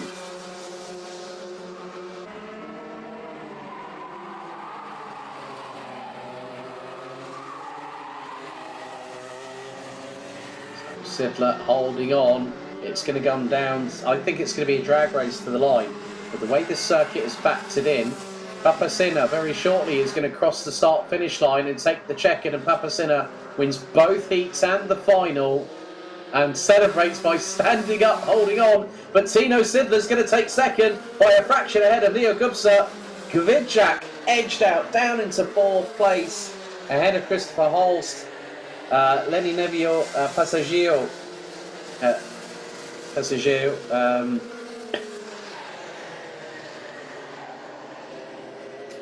Colin Meyer, Nora Luaka, Federico Strazzari and Niels Muller managed to get through, and that is it. But Papacena takes the victory here in Franciacorta here for Rotax Max Challenge Switzerland by a commanding margin of 8.7 seconds.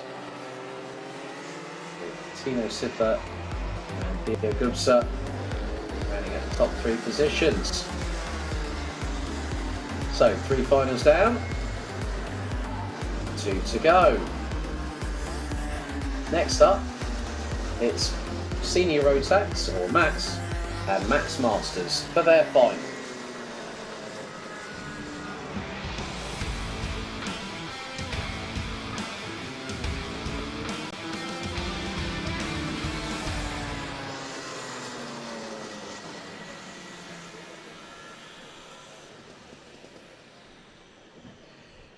So looking at the results from last time out, Samuel Ifrid was declared the victor ahead of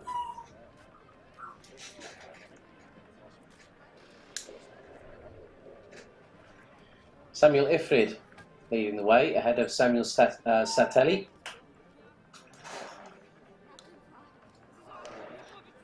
With Jérôme Schwab, Luca Pozzo, Rico Blaica. There is Samuel Ifrid, next door to his Cosmic chassis there, the 313.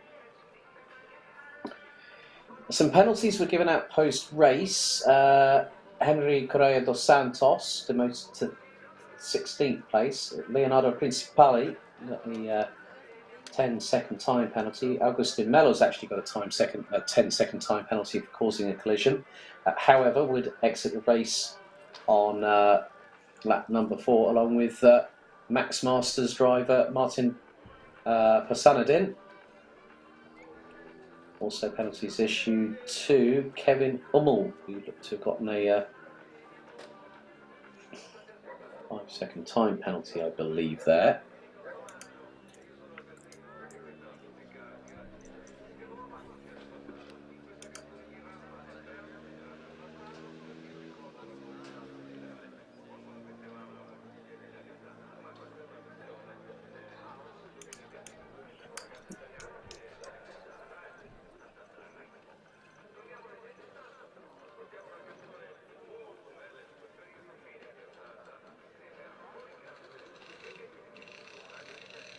Good to see that the drivers are,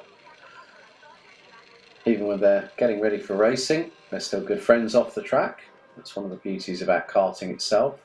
Always be some deep discussions at times.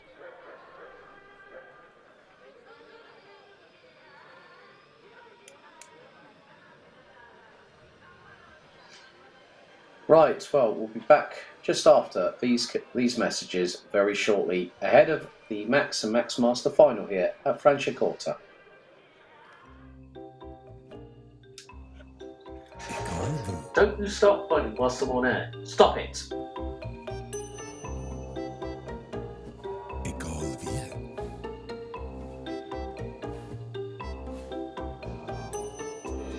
École Velocifore. Autoschmied Unterenfalde. Wer sucht, der findet.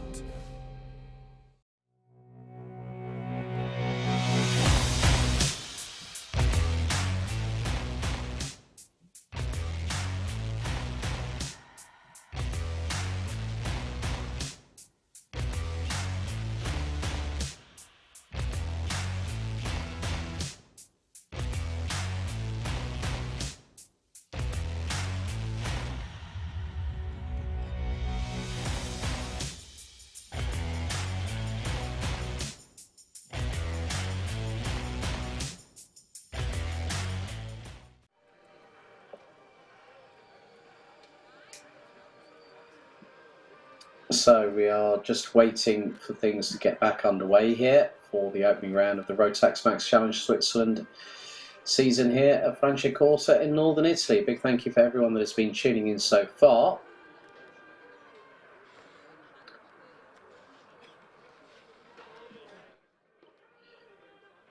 So just not too sure how come we have a delay.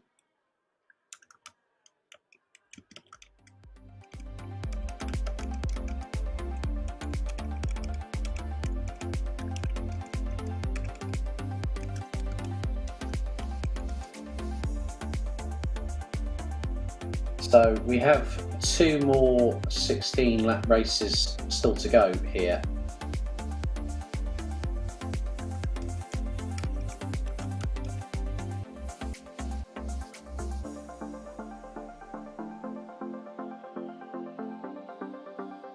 Some of the drivers lined up there, likes of the 303 of Principali, the 365 of Rico Bleicher, amongst others.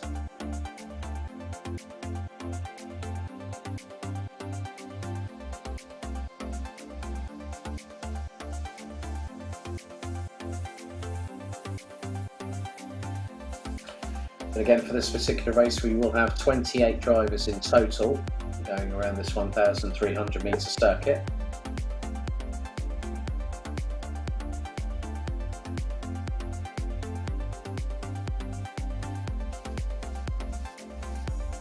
At least good to hear from Mario saying strong race for Tino.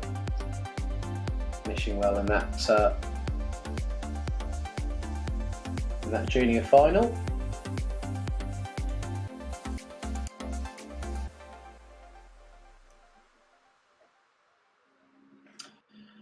And Samuel Ifrid just decides to perch on the left rear tyre. As a few of the others are still sitting in their carts at the minute.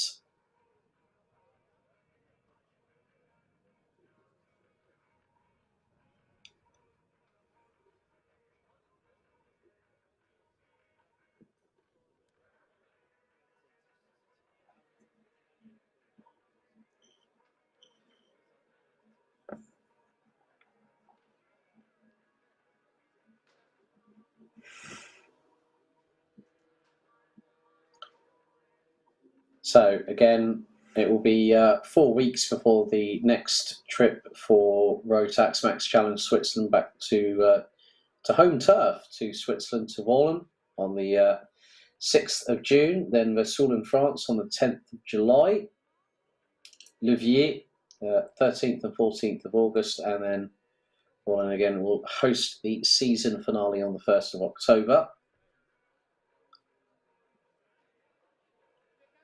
A few of the drivers that might have made it to the top step. Right, Samuel Ifrid is getting in, so they are starting to clear the dummy grid.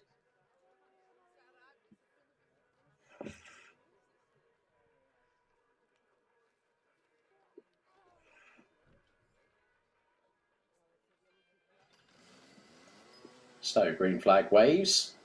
Looks like on the front row it is going to be Samuel Ifrid, and he will be joined by number 22, Samuel Satelli. It's Jérôme Schwab, and then also Alain Beresford in the number 29. Drivers out on their sighting lap. Ahead of their formation lap before we go racing for 16 tours of this circuit.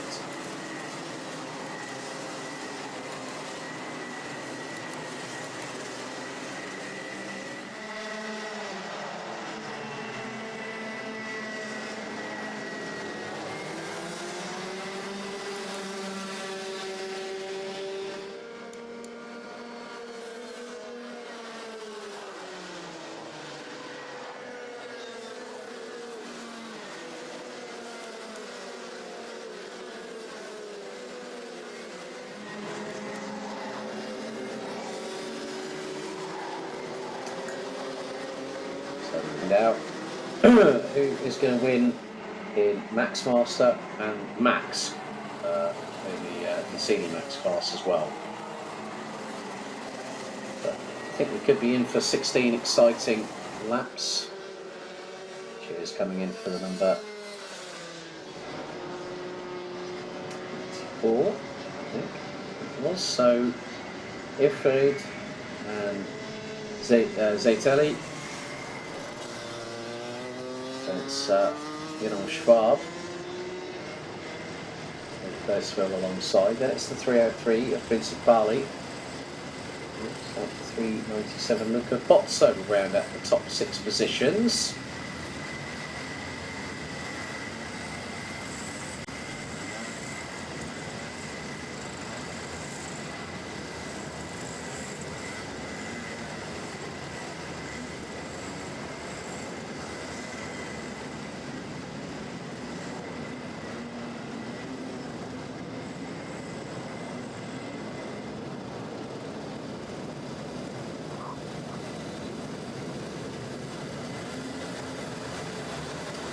Right, into the tram lines we go. Revs rise.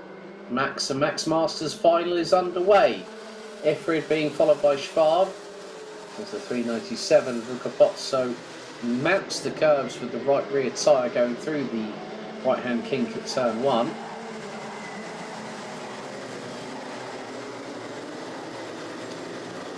Possible change here. Well, the 383 is looking very, very racy indeed.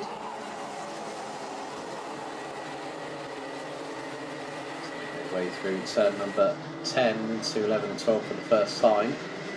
So there is Principali 303, right behind is the 365 of Liger up the inside. Oh, Principali gets a little bit of a touch, right front to left rear, but manages to keep the throttle pinned and keep ahead of Beresford as it's 3 abreast going into turns 1 and 2. The number 7, Sasha Klavadetsha, throws it up the inside of everyone that he sees in front of him. Manages to keep on the black stuff for the minute. There's Zayteli just up ahead. Klavadetsha. Some rather frantic racing here. Jérôme Schwab nearly having a little bit of touching with Rico Blake. Principali got through. Next up is the number 29 of Beresford. The Birolot chassis there, the number 29, up the inside of the 305, the 2020 champion. As, oh no, Principali and also Bleicher have just come together, and Bleicher is on the outside of turn 14. That was clumsy and then some, I'm afraid. That one's definitely going to race control on that. I don't know what the outcome will be, but I'm sure that Principali will be on the receiving end of a penalty post-race. So Telly getting stuck in. They've all kept themselves rather to themselves and left the Louboutin and Gucci handbags at home. It's not getting very easy out there at all. I've just seen that the number 78 of Bjorn Bischoff keeping it pinned around the outside of turn 8 and turn 9. That's well held, if I must say. Luca Pozzo trying to close on in on the likes of Jerome Schwab and Alan Beresville. James Bischoff sets the fastest lap of the race. Number 72. Zatelli in a real mix with the likes of Dominic Duma and Median Osmani in the number 25. Just behind them, they've got the likes of Tristan Koenig. There's the number 55 of Augustin Mellors. Mellors has not been at the sharper end of the field.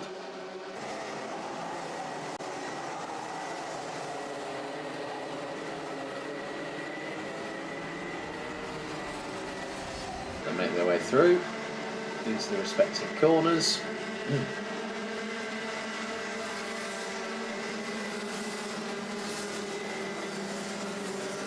There's another send and a half. This is getting a bit gnarly right now.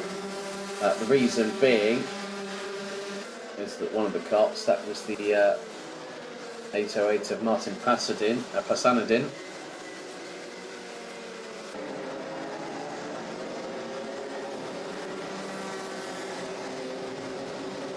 Zatelli trying to keep Dominic Duna at bay. Behind them they've got Median Osmani. Median Osmani, my apologies there. Just come through turn 9 into turn 10.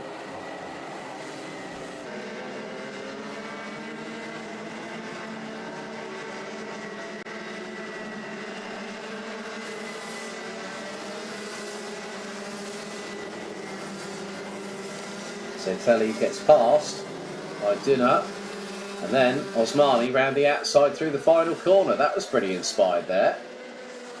5 laps completed, 11 to go.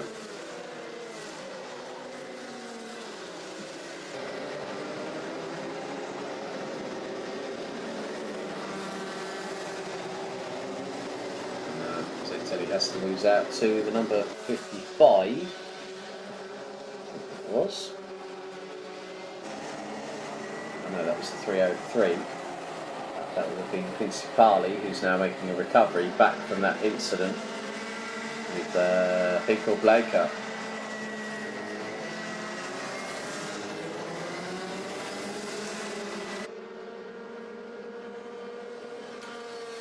Here is the battle for second position. 3 carts contesting it, which includes Jeroen Schwab, Alain Beresville, and then Luca Pozzo in number 397, rounding out the top 4 positions. Svargusa still leading the way in Max Master, about 8 and a bit tenths ahead of Martin Pasandin, who sets the fastest lap in that particular class.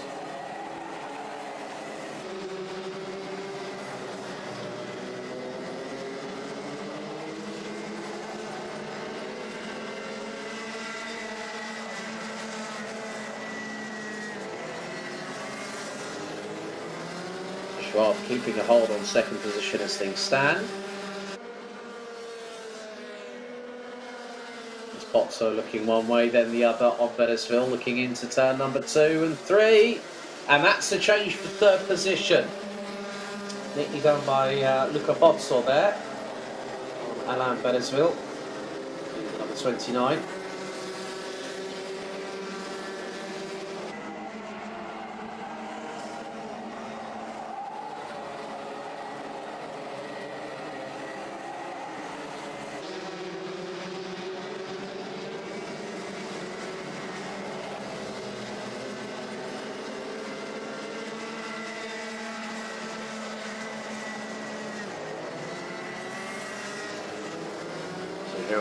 Schwab still keeping a hold of this position at the minute.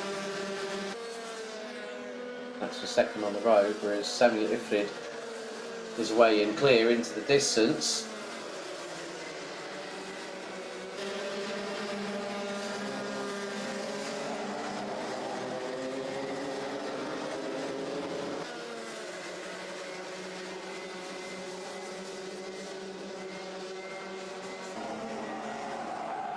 So when will Pozzo get past Schwab? That's the big 65 4,000 Swiss francs question I need to ask right about now.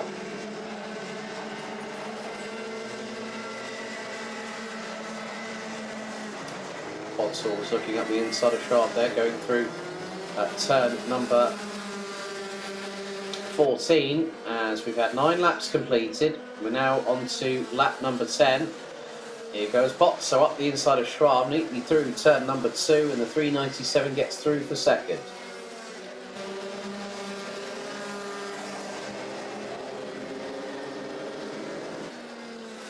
Parley in the meantime, currently sitting in 12th position after that howler of an incident earlier, set the fastest lap of the race at 50.180 seconds from the number 303. But this train for second's getting longer, folks. So you've got Bodsall, Schwab, Belisville, Claverdetcher is now there. Bischoff in 6th, Koch in 7th, Buchstuhl in 8th. So it's going to be quite a few changes if they are not too careful. Right, 6 laps to go, including this. This is going to be close for second place. Schwab bearing down on Bodsall like with the biggest amount of pressure in the world.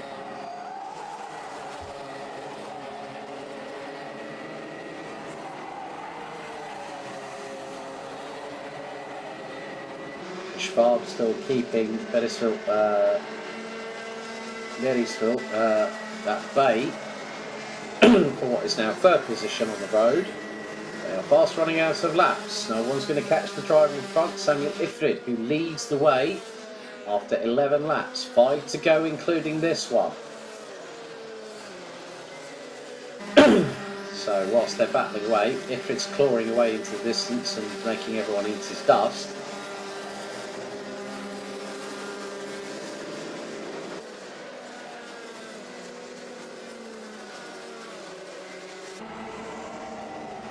Still, Schwab looking to get back 2nd position from Bodsall.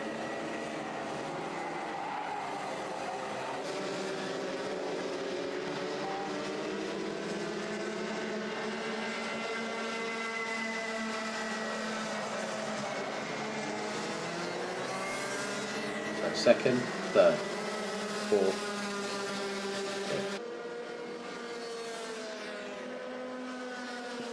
6th position, so well, James Bishop ahead of Jan Koch. So Schwab up the inside, retakes the position, a position through turns 2 and 3 on Luca Bodsall. So the 397 demoted back down to 3rd place.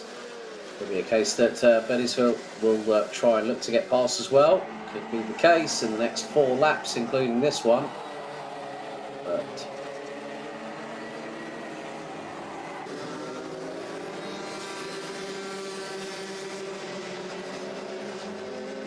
just moments in time where it is instinctive, it's reactive, and you just decide, well, I'm going to go for it. If it sticks, fine. If it doesn't, then I know I've done wrong, and it's my bad, my fault anyway. However, with this close quarter competition at the minute that we're having in the in the senior Rotax class, you cannot separate 2nd to 5th. Quite literally, they are covered by less than a second.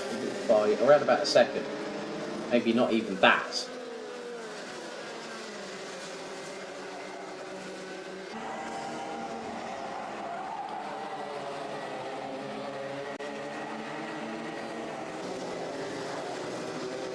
So Samuel Ifrid is not having to worry about the dangers from behind him. He just carry on as he is.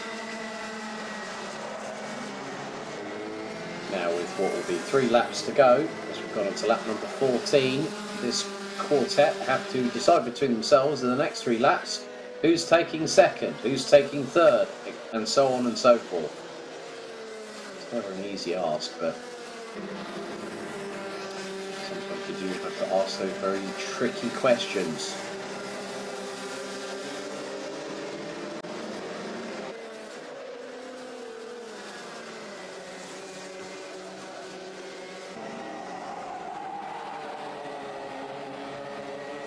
Still, they have been nip and tuck for pretty much the majority of this race. We are on the 15th and penultimate lap of the race itself. Samuel Ifrid is not that far from completing the lap.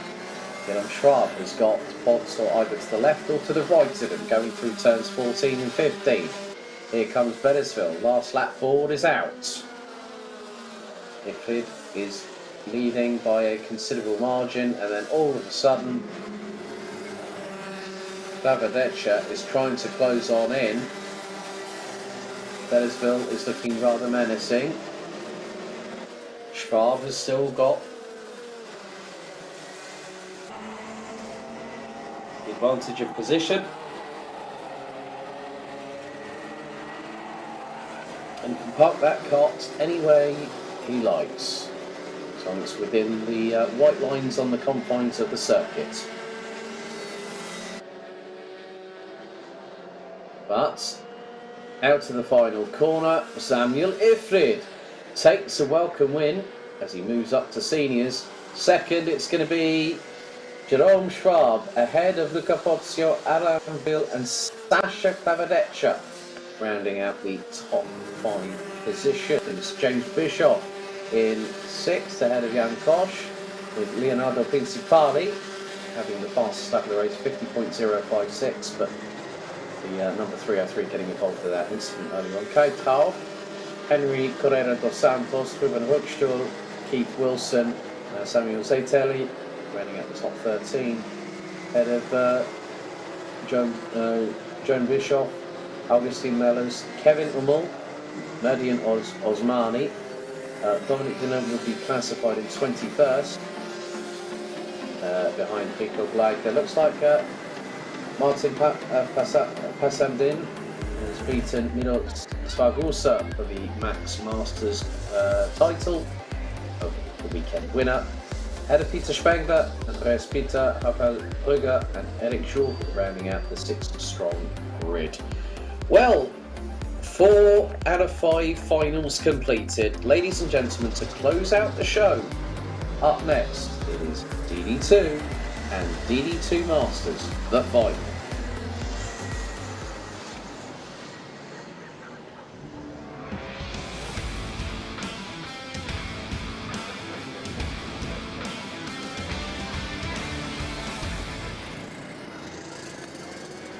Right, one more race to call and then that's it, we're done here in Franciacorta for the opening round of the Rotax Max Challenge Switzerland season here in Northern Italy. And we'll be back to Switzerland for the next round of the championship in 4 weeks' time on the 6th of June. So, some penalties headed out post-race in the DD2 and the DD2 Masters classes. Stefan Wittber for DD2 got a 5-second time penalty, as did DD2 Masters driver Jan Adriano, with Gregorio Bertocco and Mike Hitchcock both being slapped with a 10-second time penalty after that incident in the second heat, which was a bit of a gnarly one. And there is the drivers now lining up as they are waiting to go out onto the circuit. So there is the 424 of Philip Lewacka, Heat 2 winner. Heat 1 winner, just to Philip's immediate side, left-hand side, is Eric Müller. There is the number 88 of Fabian Bergenza, who looks to be starting on the inside of row number 3. And with them will be Stefan Dödler in the number 566. I see the front end, that might be Mike Zurcher's kart. I've just seen on the immediate right-hand side there, the Prima Klima advertising all over the Tony Kart chassis. As the drivers wait to be informed when they can start up their engines and move out onto the 1,300 metre circuit.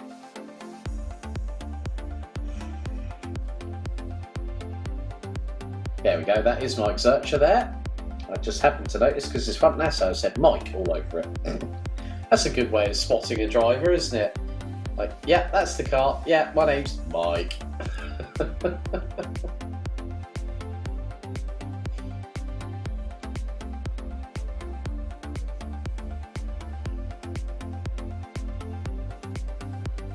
So the dummy grid has been cleared.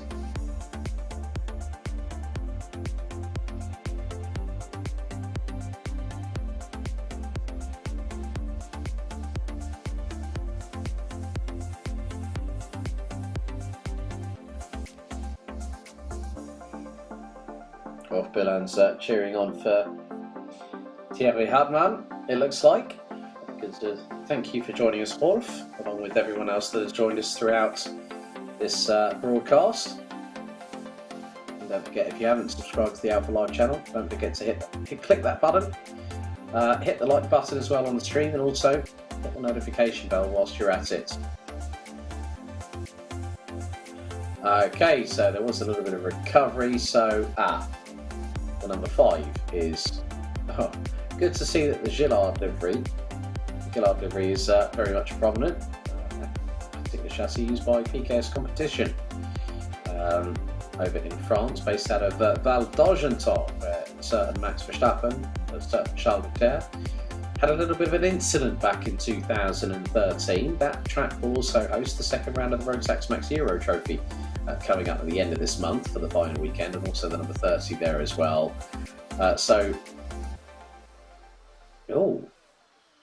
Very wonderful looking, very modern, very snazzy trolley jack there.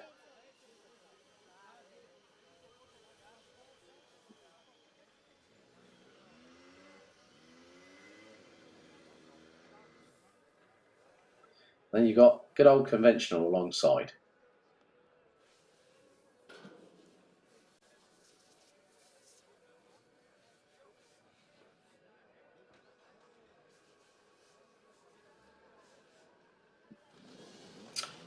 Right then, green flag waves at the end of the dummy grid. So it looks like it is going to be Philipp Loacker and Mike Zurcher on the front row.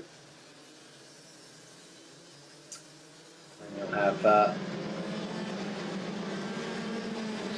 Fabian Bergenza and Eric Müller possibly, but we'll just wait and see. There's going to be quite a lot of action, so I'm not going to worry about the grids because I tried to find them. I haven't had an opportunity. I've tried to find them myself, and so is our stream broadcast director Luke, who's over with the team over in Italy. So we just got to basically go for broke. See what happens. Hope that nobody makes a bit of a howler at the start. Naming no names. No. Philipp Loacker getting a few cheers in as well as we go on to our formation lap ahead of 16 laps of racing. And that will conclude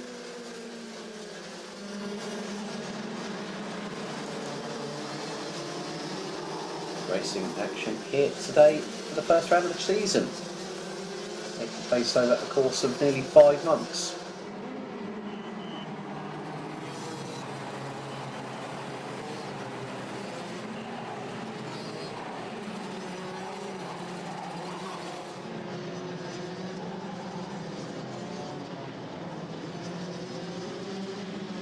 So drivers now lining up. Just keep your eyes on, I think it is,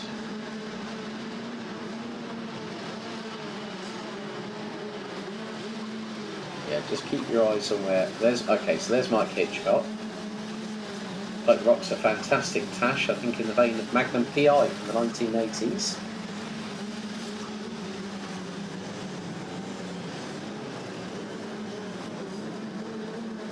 He starts on the outside of row number 3. Okay, drivers now making their way through the 15th and final corner. Into the tram lines we go. Let's see if we get things underway first time. Looks to be a good start. Cleaner from everybody, including Hitchcock. They make their way through into turn 2 and 3 for the first time of asking.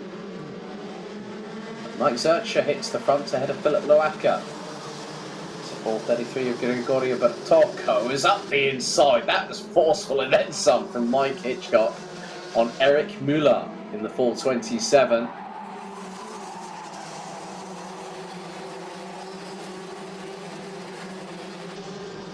Stefan Dödler is second in the DD2 Masters class at the moment. But Mike Zurcher has got he very good awareness there from Philipp Loacker not to outbrake himself and go through. Right, 1 lap completed out of 16. Zercher battling away with Loaka. Bertocco will be in third. Hitchcock fourth. Adriano in fifth. And that's the top two in DD2 Masters. Eric Muller, Fabian Bregenza, Alessio Baroni. And we've also got Stefan Dudler in the 566. And Livio Pinti rounding out the top 10 overall. Making their way through towards turn number 13. Mike Zercher leading the way ahead of Philip Loaka. Loaka looking to try and fire and move up the inside if he can. And, oh, well, that was an inspired one. Philip Loaka keeps it pinned round the outside of Mike Zercher. Don't tell me you're going to go going to try and do that through turn number 2 and 3. Loses out to Bertocco and Hitchcock. And Hitchcock up the inside of Bertocco. Hitchcock wants to be back at the front end of the field, doesn't he? Just so he can be talked about a lot.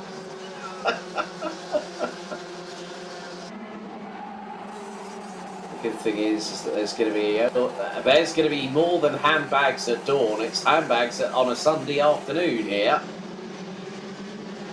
Just seen the 433 Gregorio Bertocco being closed in on by Stefan Dudler. Jan Adriano from DD2 Masters fastest in that class. That's a send from Bregenza, nearly ending up in the right rear of Stefan Dudler. But luckily enough, managed to not do that.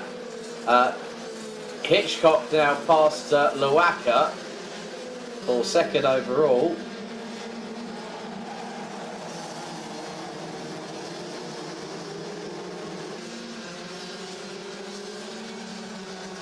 Don't worry, I'm sure that Philip will get that place back door there. In the chat, thank you very much for getting in touch. Turns 11 and 12, that was very, very close indeed. Dudler was up the inside and managed to get through. Now, was that might have been on that was on Bertocco in the 433. Zercher is trying to pull away into the distance. There's a lot of "We Believe in You" Phillips coming through on the stream, which is great to hear. Loaka trying to get past Hitchcock. Pucciolillo sets the fastest lap of the race itself, 49.501.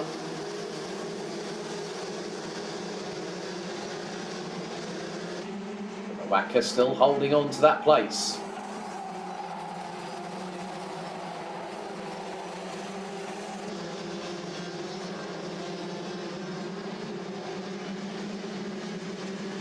So 4 laps are done, we've got 12 to go including this one.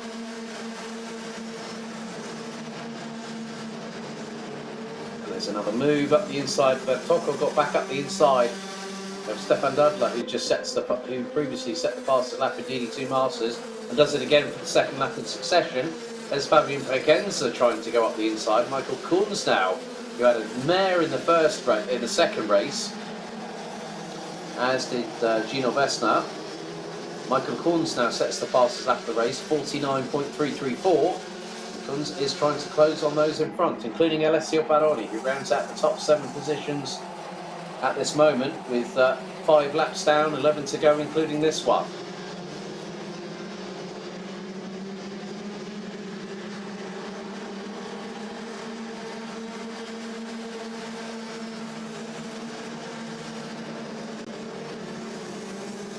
It's never getting any easier out there.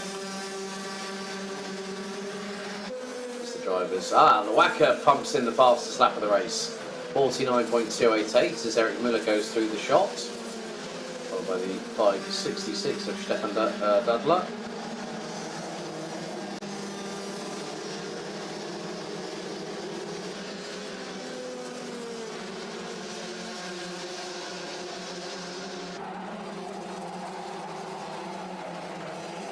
And now there has been a change again.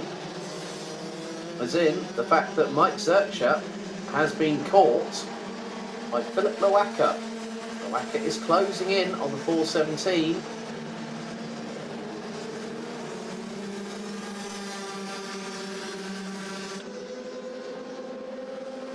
So lap 7 completed, 9 laps to go, including this one.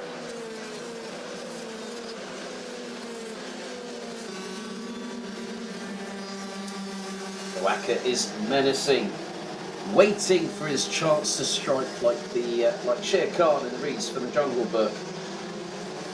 Loacker just waiting, is within a cart length of the 417. Mike Zurcher, the defending champion in DD2. Mike Hitchcock rounds out the top 3 and is leading the way. He's the defending DD2 Masters champion. But overzealous in the previous heat, I must be completely honest, and I do agree with the decision made by Race Control on that one.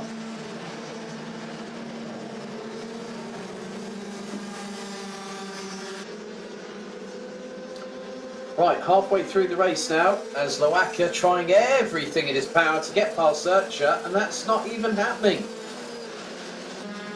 Loacker was trying to get the slipstream, and now he looks for the inside move into the next left-hander. Loacker gets through. Zurcher now in second position. Mike Hitchcock being closed in on by Gregorio Bertocco. Bertocco was nearly a tenth quicker than Hitchcock. Zurcher and Hitchcock were in Bahrain last year for the Grand Finals.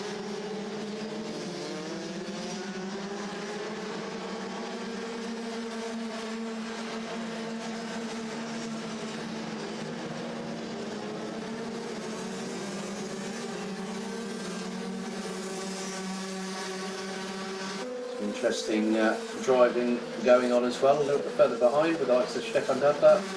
Livio Pinti also in the mix as well.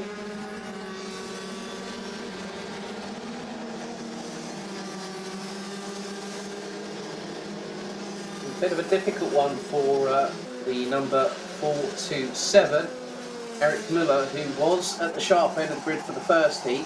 Did some absolutely brilliant moves over the course of that heat as well. Finds himself a little bit further down the order behind Jan Adriano in the 5:36 from DD2 Masters, who is second in that class as things stand.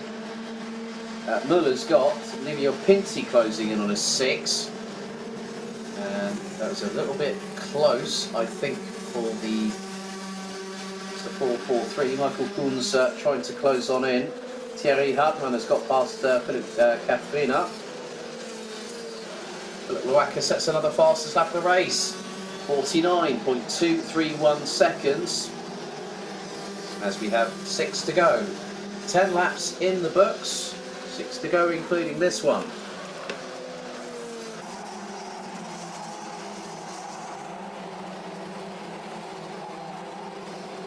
It could come down to a head depending on how quickly the race turns. In some respects, that's very much a case in point of you have to expect the unexpected in motorsport, and here in Rotax racing circles that's very much the case. So 5 to go, including this one. Philip Loacker is pulling a gap and starting to become bigger than the clouds in the sky at the moment right now. His lead is now just nearly the best part of a second. And Thyronix LP saying, "Hey Philip, when you win, I'll get you a Warzone pack." People might be thinking, how can he understand that? Well, my surname says it all. It's good to see the multinational banter that's happening in the chat as we head into lap number 12 out of 6, lap number 13 out of 16.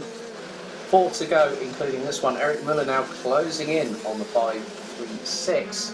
But Jan Adriano still second as the 5.36 in the DD2 Masters category.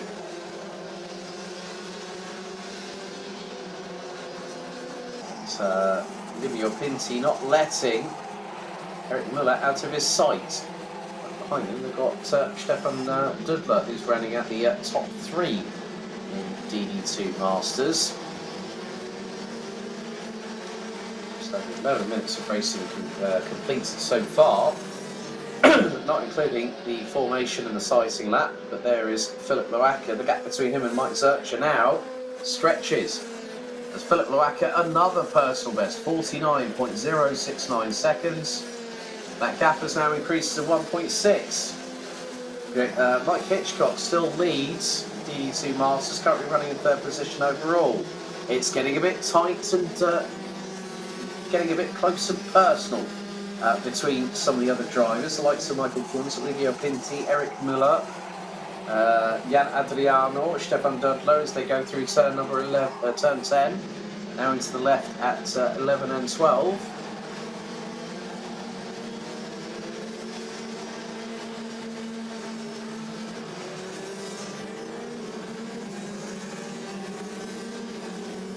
Now, we've got this plus an additional lap. We're on to the penultimate lap of the race meeting itself, and also the penultimate lap of the DD2 and DD2 Masters encounter, because Philip Lawaka is clawing away into the distance.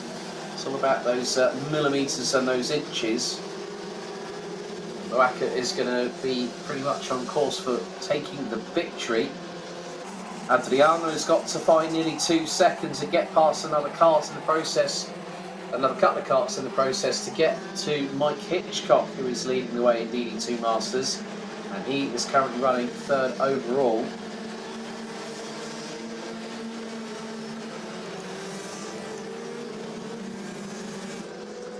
But Philip Law brings them on to the final lap of the race meeting.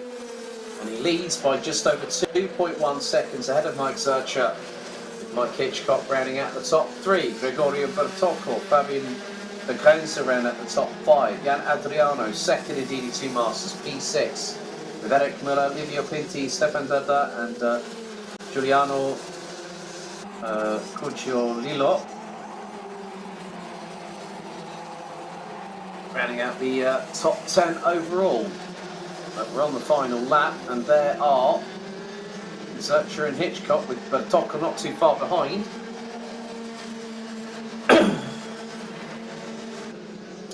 But one more corner. Philip Lawaka wins here in Franciacorta and celebrates with both hands off the wheel, fist pumps into the air. Mike Zurcher takes second. Mike Hitchcock takes a win in the DD2 Masters class and starts his title reign, his title defence off in earnest. Gregorio Bertocco rounds out the top 3 in DD2 and takes 4th overall. Fabian Pregenza in 5th ahead of Jan Adriano, the number 536, who was 6th overall, taking 2 in DD2 Masters. Eric Müller 7th at the end of that, ahead of Livio Pinti, with Giuliano Cucciolillo rounding out the top 9. Michael Kunz in the 4-4-3 came back to finish 10th. There is Mike Hitchcock, your DD2 Masters round 1 final winner. Following that up with Stefan Dudler, Alessio Barone, Stefan Vedva, Thierry Hartmann, Marcel Nöckli, Werner Eichenberger, Philip Catherina, Dino Lotto Francesco, Daniele Tommaso, Sven Haug, Gilberto Lawaka, Tony Teixeira, Gino Vesna, Eric Dow and Gianfranco Bossoni. So, ladies and gentlemen, that effectively wraps up our Alpha Live coverage of the official first round of 2022 Rotax Max Challenge Switzerland season, here being hosted at Franciacorta in northern Italy, just 40 miles outside of Bergamo International Airport. The championship makes its way back to Swiss soil in just 4 weeks on the 6th of June, as Wohlen will host the second round of the championship. Basel on the 10th of July will host midway point of the season, round 3, whereas round 4 will also head back to France to Louviers on the 13th and the 14th of August. Wohlen will host the season finale less than 2 months later on the 1st of October with the 2022 Rotax Max Challenge. Switzerland champions will be crowned. A big thank you from everyone here at Alpha Live for everyone watching. We'd like to say a big thank you to the marshalling crew, the organisation, everyone behind the scenes that have made it possible for Alpha Live to head over to continental Europe to a Rotax Championship. On behalf of everyone at the team here at Alpha Live, my name's Alex Goldschmidt. Thank you for watching. Don't forget, you can catch up with more karting action tonight and the rest of the afternoon with the Motorsport UK British Kart Championships at PF International, and Glanny Gores hosting the next round of Club 100. Until next time, thank you, goodbye, see you next time.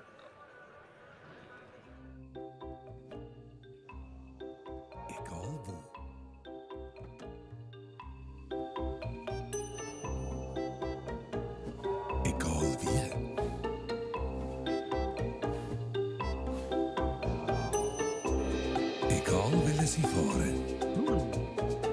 Autoschmiede Unterenfelden. Wer sucht, der findet.